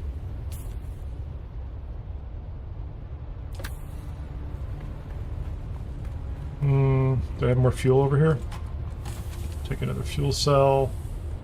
Kind of running lean on those.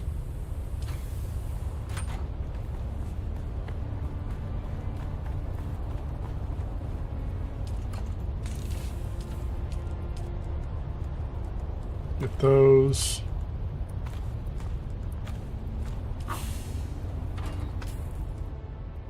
Tick, tick, tick, tick.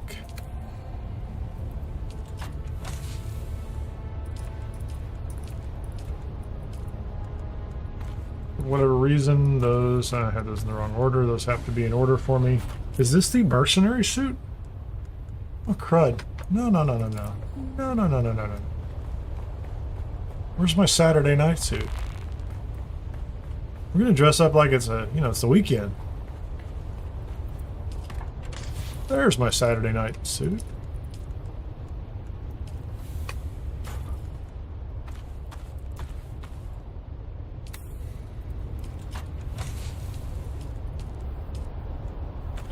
A mercenary chomi suit. Mercenary suit. Not a chom mercenary suit. I wish I had the chom still suit. That'd be great. Oh, come on. You guys are killing me.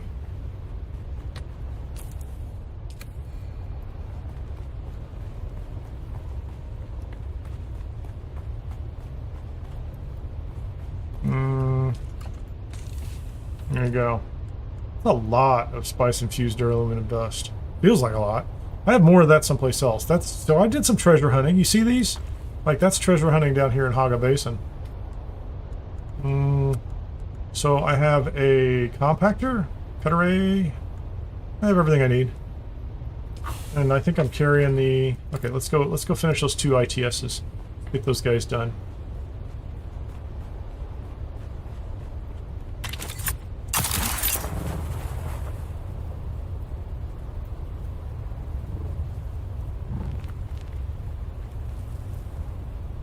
Fuel it up.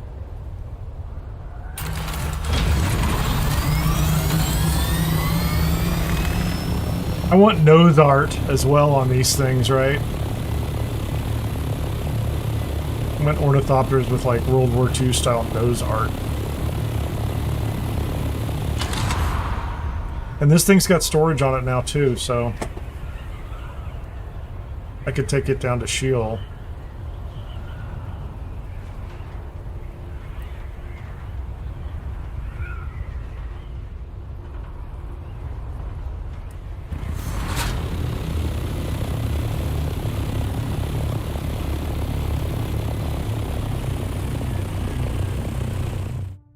Sunday clothes, there you go.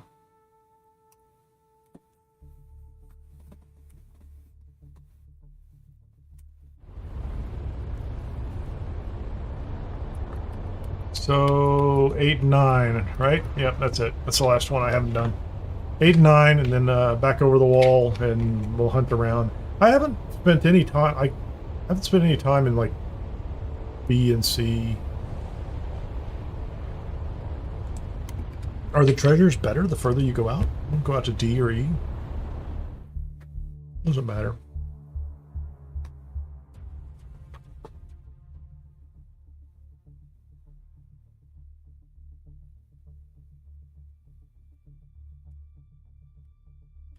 The problem I have now is I don't have a base out here.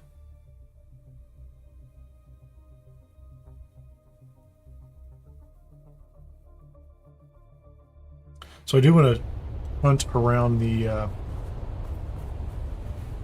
hold on, where is the, so this is A8 and A9, that's what I want. I did this one yesterday, I don't know why I didn't do that one, the Orsipus.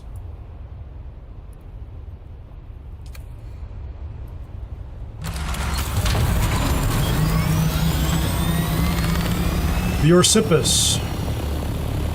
It's fine, ship. No idea what's in it.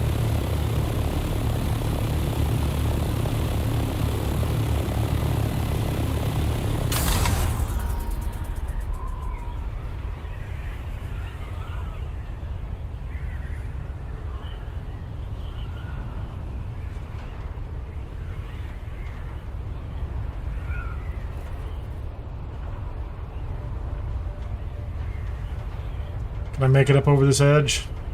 Maybe. Maybe not. Nice. Perfect. Couldn't have asked for a more pleasant trip. Use a little more speed, but grab that.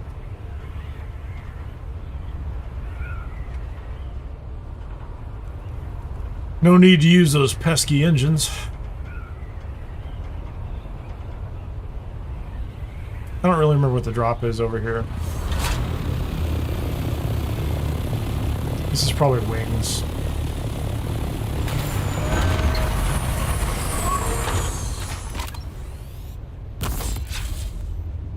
It's a strange sound. Not my favorite. Not my favorite.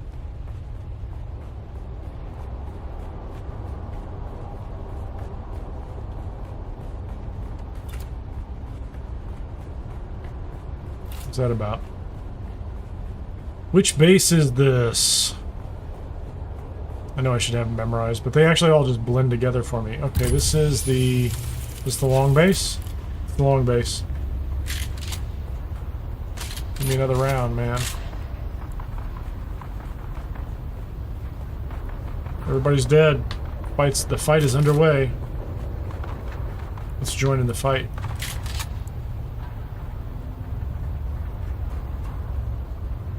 Is the fight over? Fight's over. Just in time. Thank you, sir or ma'am. You are the best. We are in your debt.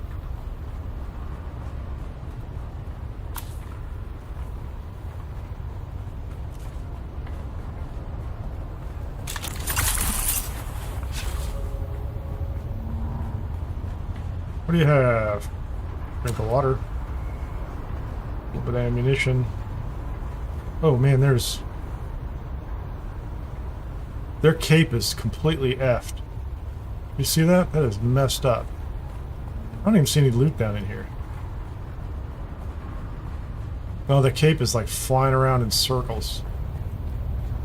It's not their fault. I'm sure they're not doing it.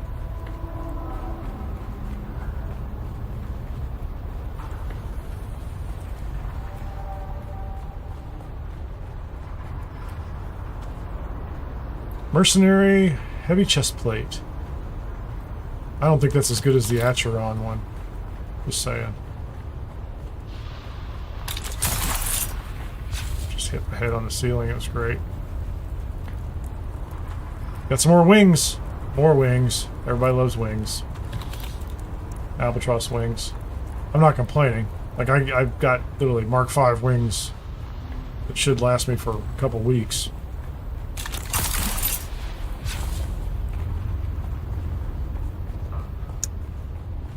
I am not complaining.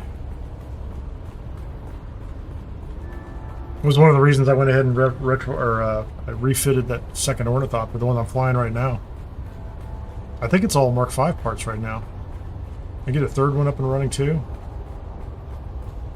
Although now we can take the assault up into the desert.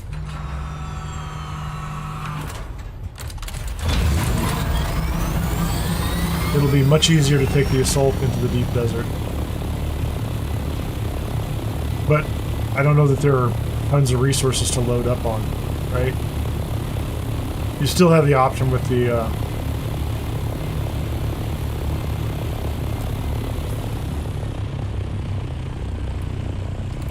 you still have the option with the scout of pocketing it, so...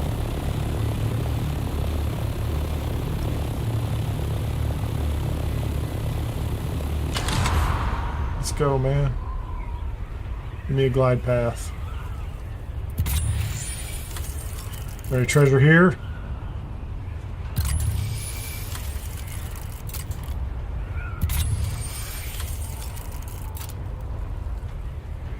It's not treasure.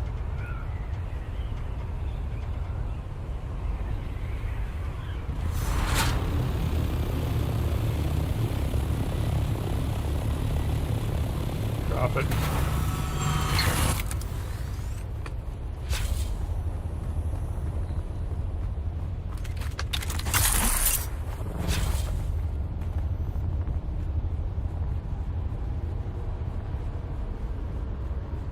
All right. Keep running. I know I switched gears there on him.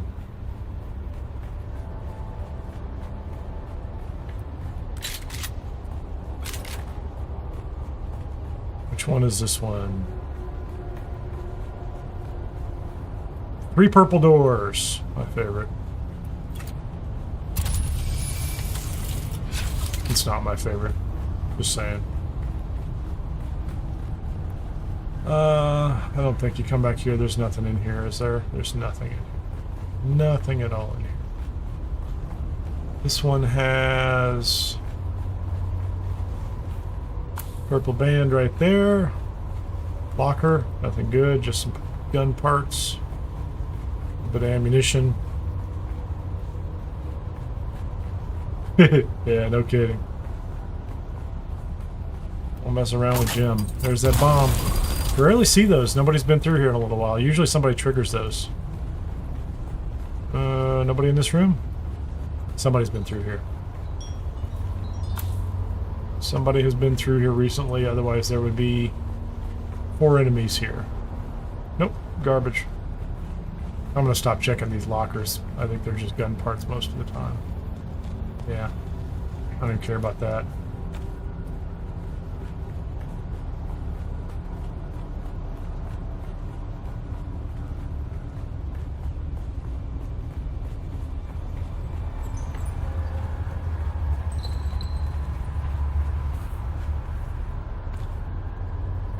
Station garb. I don't remember if that's heavy or light. I think it's heavy. I think I have station gauntlets, so it's all right.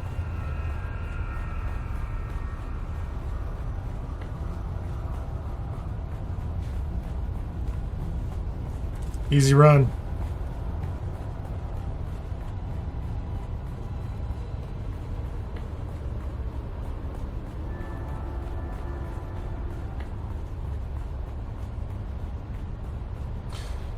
We should just be right over the hill from the base.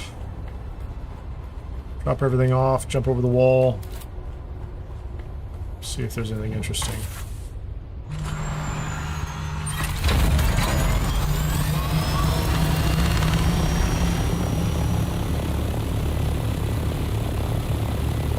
It's a beautiful day in the night desert. Beautiful night in the desert.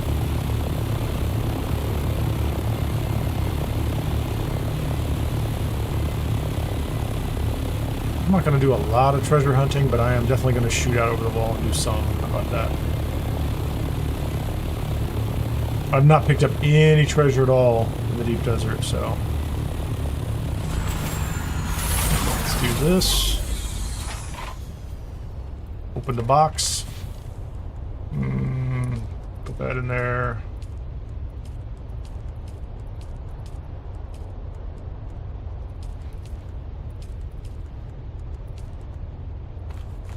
How many of those am I carrying? Now, let's put on the boots. Oops. Do this. Let's put on the soft shell boots. Let's put. Oh, I need the hand scanner. We're going to put the compactor on the number 2 spot.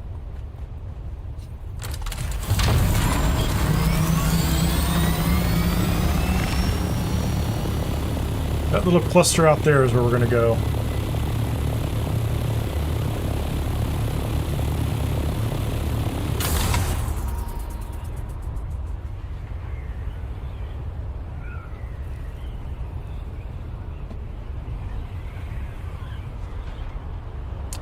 So I'm going to go to this cluster. We're going to scan around it and see if there's anything interesting.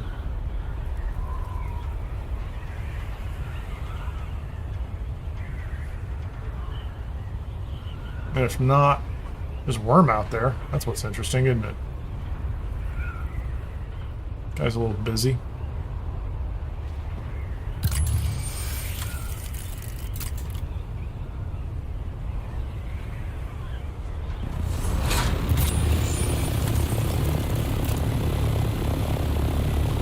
Those are visible objects.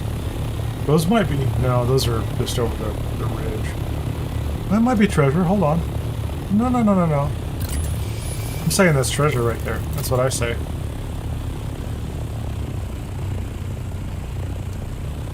Honestly.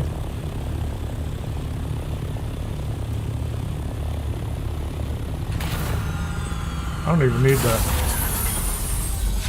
Okay, shield off, man. Turn that shield off, man. Let's screw around there. Where's my good scanner? Where's my long range scanner? Oh, come on, don't tell me that. I didn't lose it, did I? Okay. 7 and 2, right? So 7 is right there.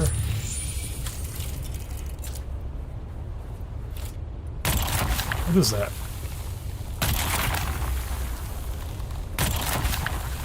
What is that, man?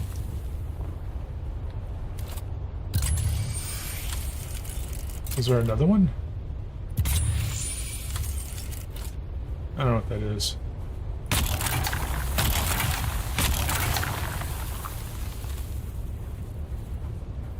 Okay, that's not at all what I had in mind.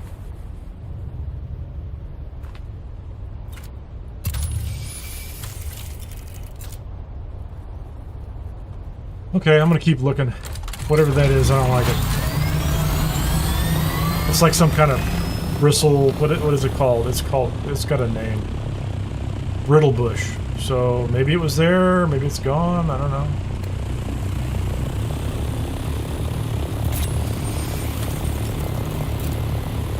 I don't want brittle bush, and it's not. I prefer to do this at night, but we have to do a little flying. Let's get out in the deep desert. Go find some place with a little less.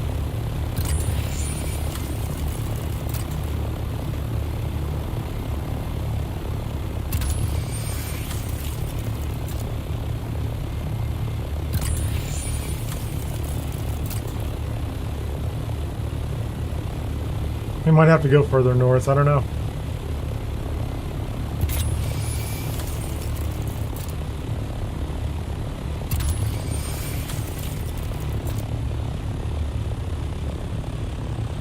I hear some kind of rumbling.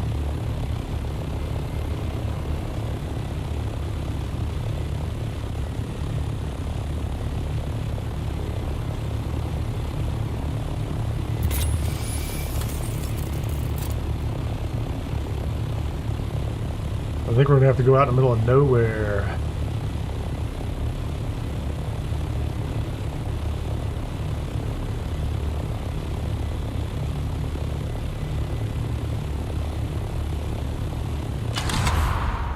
Alright, get the dip.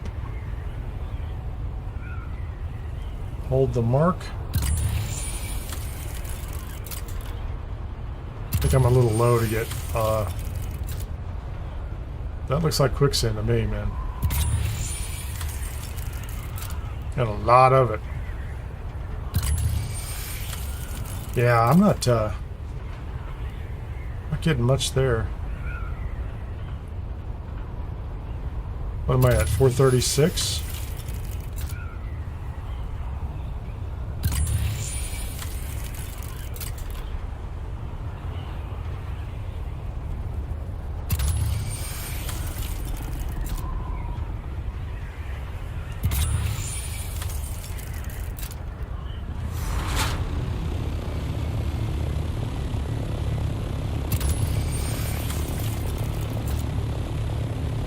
I think I'm gonna have to go out pretty deep.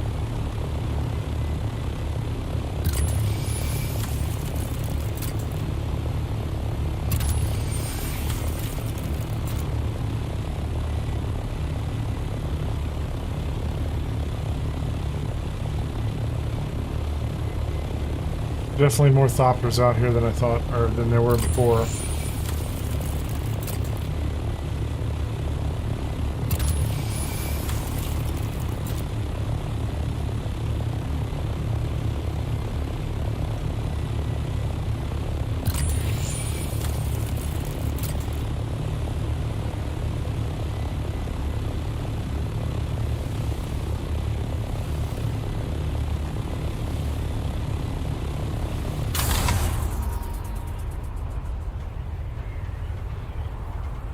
$510. How's that look? So it's going to notify me a lot of times if I've already been into a sector, right? D9.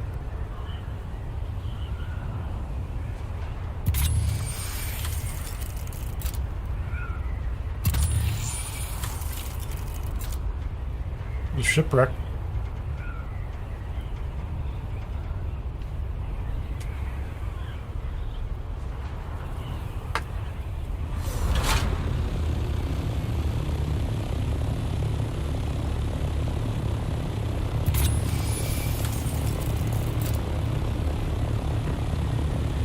Looks like it's been open.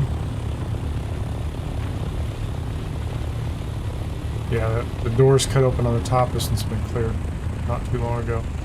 Can't really see. So the door at the top's been cleared. Yeah, I think it's been cleared.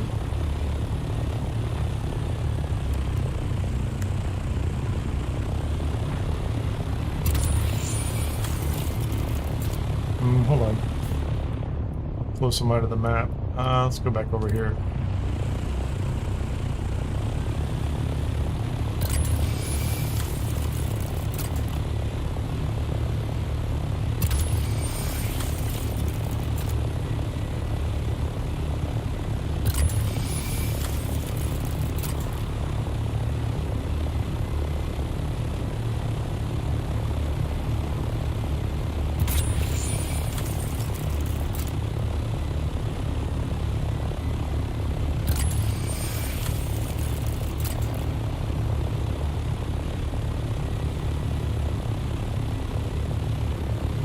This is D.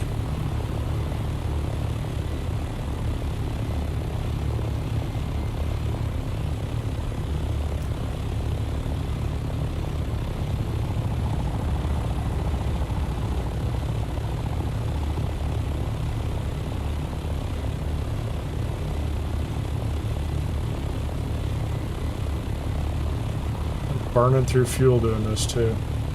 That's the side of that's the downside.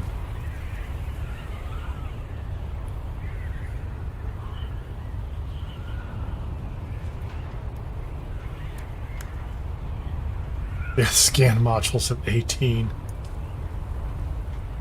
There's a spice bloom way up there that I'll never reach in time. Oh, it's in E9 too, so.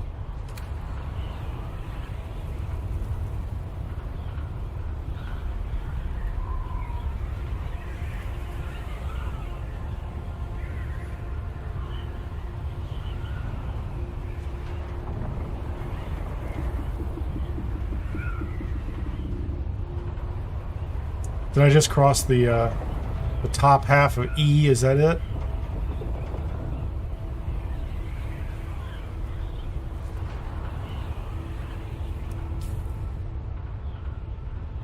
I did. I guess that's it. Huh.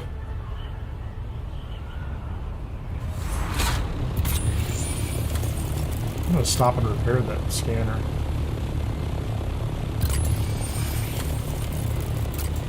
So far, the treasure hunting has been a bust.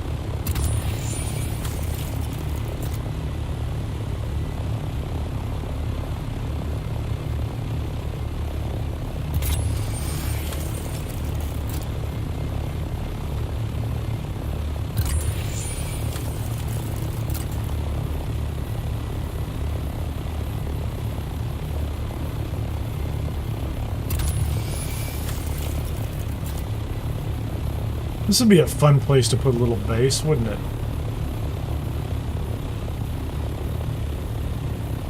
There's no place to go. Oh, check that out. Wait a minute. What's going on here, man? That is interesting. That is an E8. Oh, wait, there's a cave over here? Forgotten cave. Forgotten PvP cave.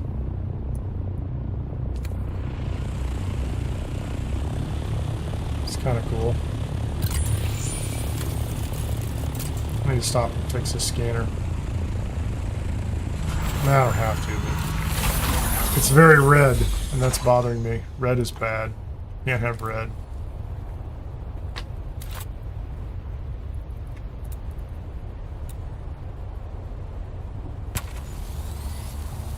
Red is bad. Might as well fix the wings while we're here.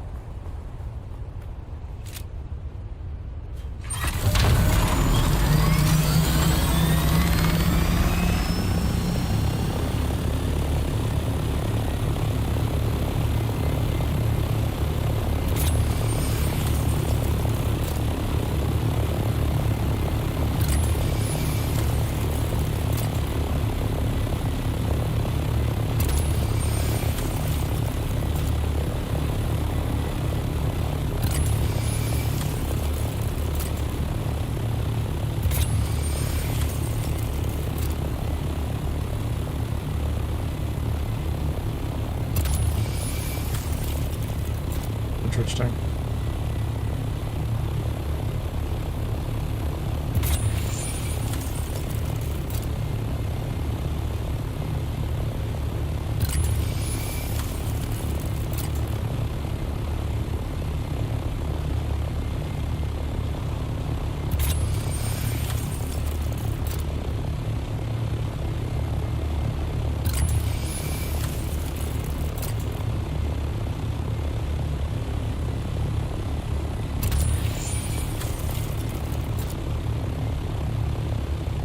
Wonder how rare these are.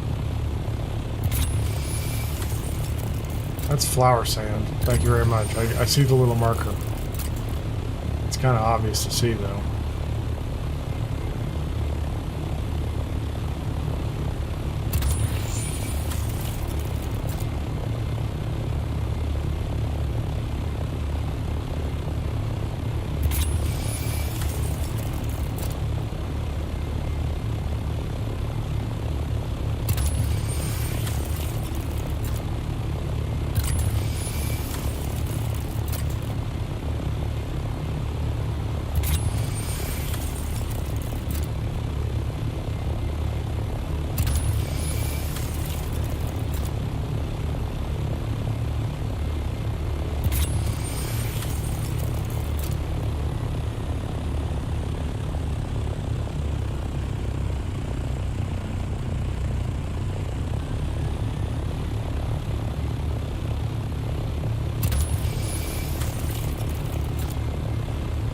Oh, hold on.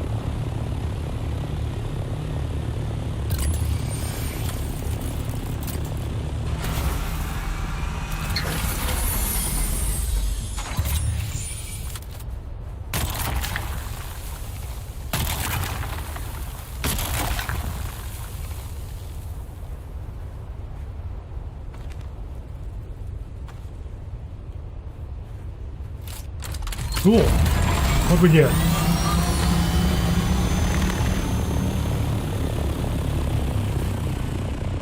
We got 10 Opifire gems, fluted heavy caliber compressor, plasteel plate in the desert. We got plasteel plate in the desert. Stravidium. Go back up. Make sure I'm I'm high enough that I'm not going to attract any attention. That was payday. That was good. That was worth it. That was absolutely worth it.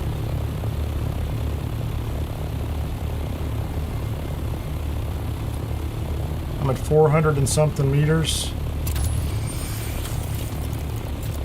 There's something right there, but I don't like the looks of that. That looks like quicksand to me. It's like a whole lot of mess right there. I would not get anywhere near that.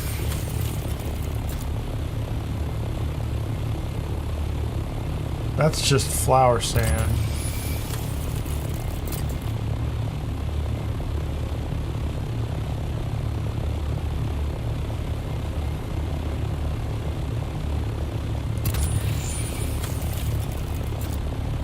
Wow, you could spend a bunch of time just wandering around the desert looking for that, huh?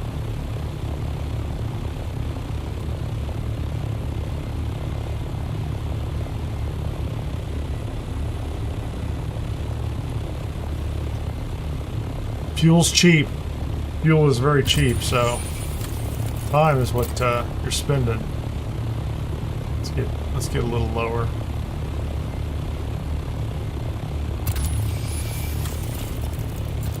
That was on a big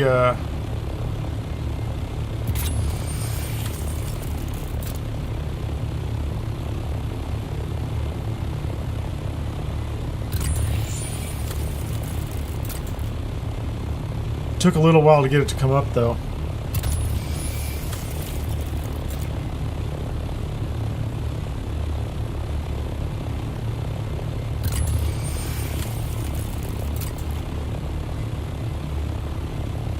Probably a very inconsistent method, right?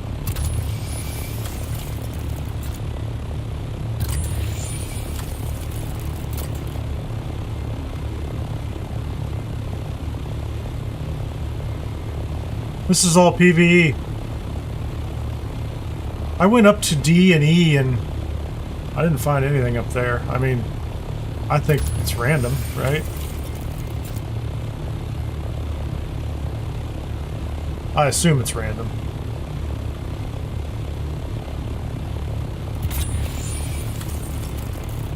So aim forward so you don't lose any altitude. Right mouse click so you can look down.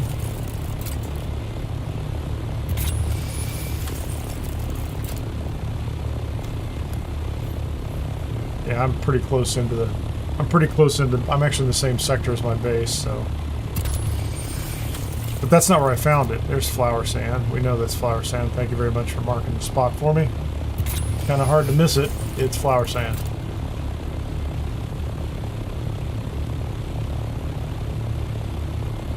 So what have we done? We've mapped out... let me get back here to the base. I'm pretty close. Just to make sure I don't miss an opportunity. We'll...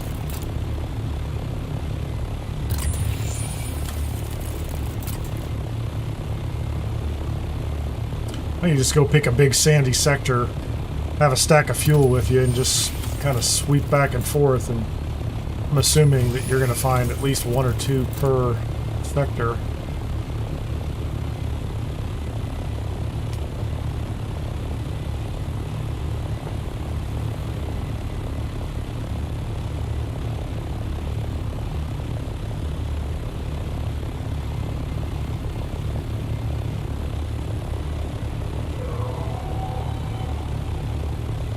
Kind of a creepy sound.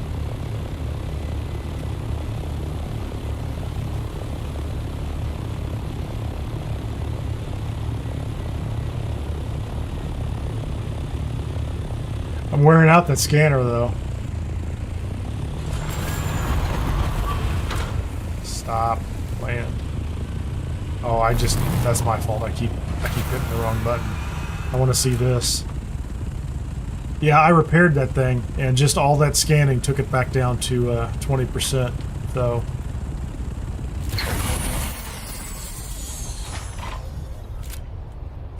yeah, not bad. So that was, I think that was probably, I came out to E9, I came out to D, I went through D, I came back around, I came down through D8. So I probably found that one out here in the C row. So that was it. And I was just... You saw what I was doing. You just pick... I'm 420, 450 meters above the sand, and I'm just looking down, but I've got my... I'm using the right mouse button so I can look free, and I'm hitting the scanner constantly. So you just burn through the scanner.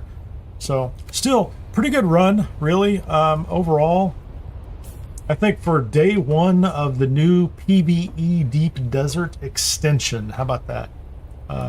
The PvE Deep Desert Extension got a lot of this stuff mapped out here. Sector E, went up through Sector E8 and came across, found there's F8 still. That F8 is in the middle for some reason. They've replaced E7. Something's wrong with E7 evidently. Came across here. So if I zoom in, found a small spice field and got a handful of spice off of it. So maybe that'll pop later, maybe not. That seemed to be, you know, people seem to be pretty fast even early in the day. You know, I'm sure at night there's very little chance to find those small spice blooms and get onto them unless you've got a base out there and you're just kind of sitting in your base waiting for that moment, right? You can do that in Haga Basin, frankly. So found a lot of these control points, a couple unrecovered ships, a couple caves. There's still some areas that I clearly haven't gone through, like C1, and I thought I'd gone through. So C2, the whole C sector, I've not really gone through and mapped, but I mapped out a bunch of this, and it was pretty cool. Over in, is it D3, I'm going to say? D3, yeah, we found a buried testing station. Definitely different than the testing stations that are down below. So buried testing station, definitely different than the Imperial testing stations that are in the A row and elsewhere. Different layout, different puzzles to get in, that kind of thing. It was all very cool. So overall, I think this is just the loot from the normal ITS stations. Definitely picked up new materials. Found two different shipwrecks that hadn't been touched, so I was able to go do shipwrecks. Found one piece of treasure, did a buried testing station, did not go into any ships, and barely got any spice. So the Deep Desert PvE extension, definitely useful, definitely cool. I think there's a great opportunity there, and I think we're going to do it as a group, not only to go out and find those testing stations. I don't know, the PvP ones are going to be hotly contested. Those are, the loot cycle and those don't work the same, so you want to find those testing stations. I'm not sure that one found that one turned up on the scanner, but maybe there's some closer in. We'll look at the map on that as well on the side. Picked up some Cervidium, found a little bit of titanium. None of that does me any good until I get more spice and I can build the next chemical refinery. So once I get the chemical refinery, then I can get into plastinium and I can start to develop that cycle too. So thank you very much for spending a little bit of time with me today. I think I'm going to wrap this thing up. This is Kineer. If you haven't had a chance, please hit the like button. If you are not subscribed, please subscribe on YouTube. Follow on Twitch at /Kineer Gaming. I am trying to get up to 100 over there. We actually hit affiliate not too long ago, which was pretty cool.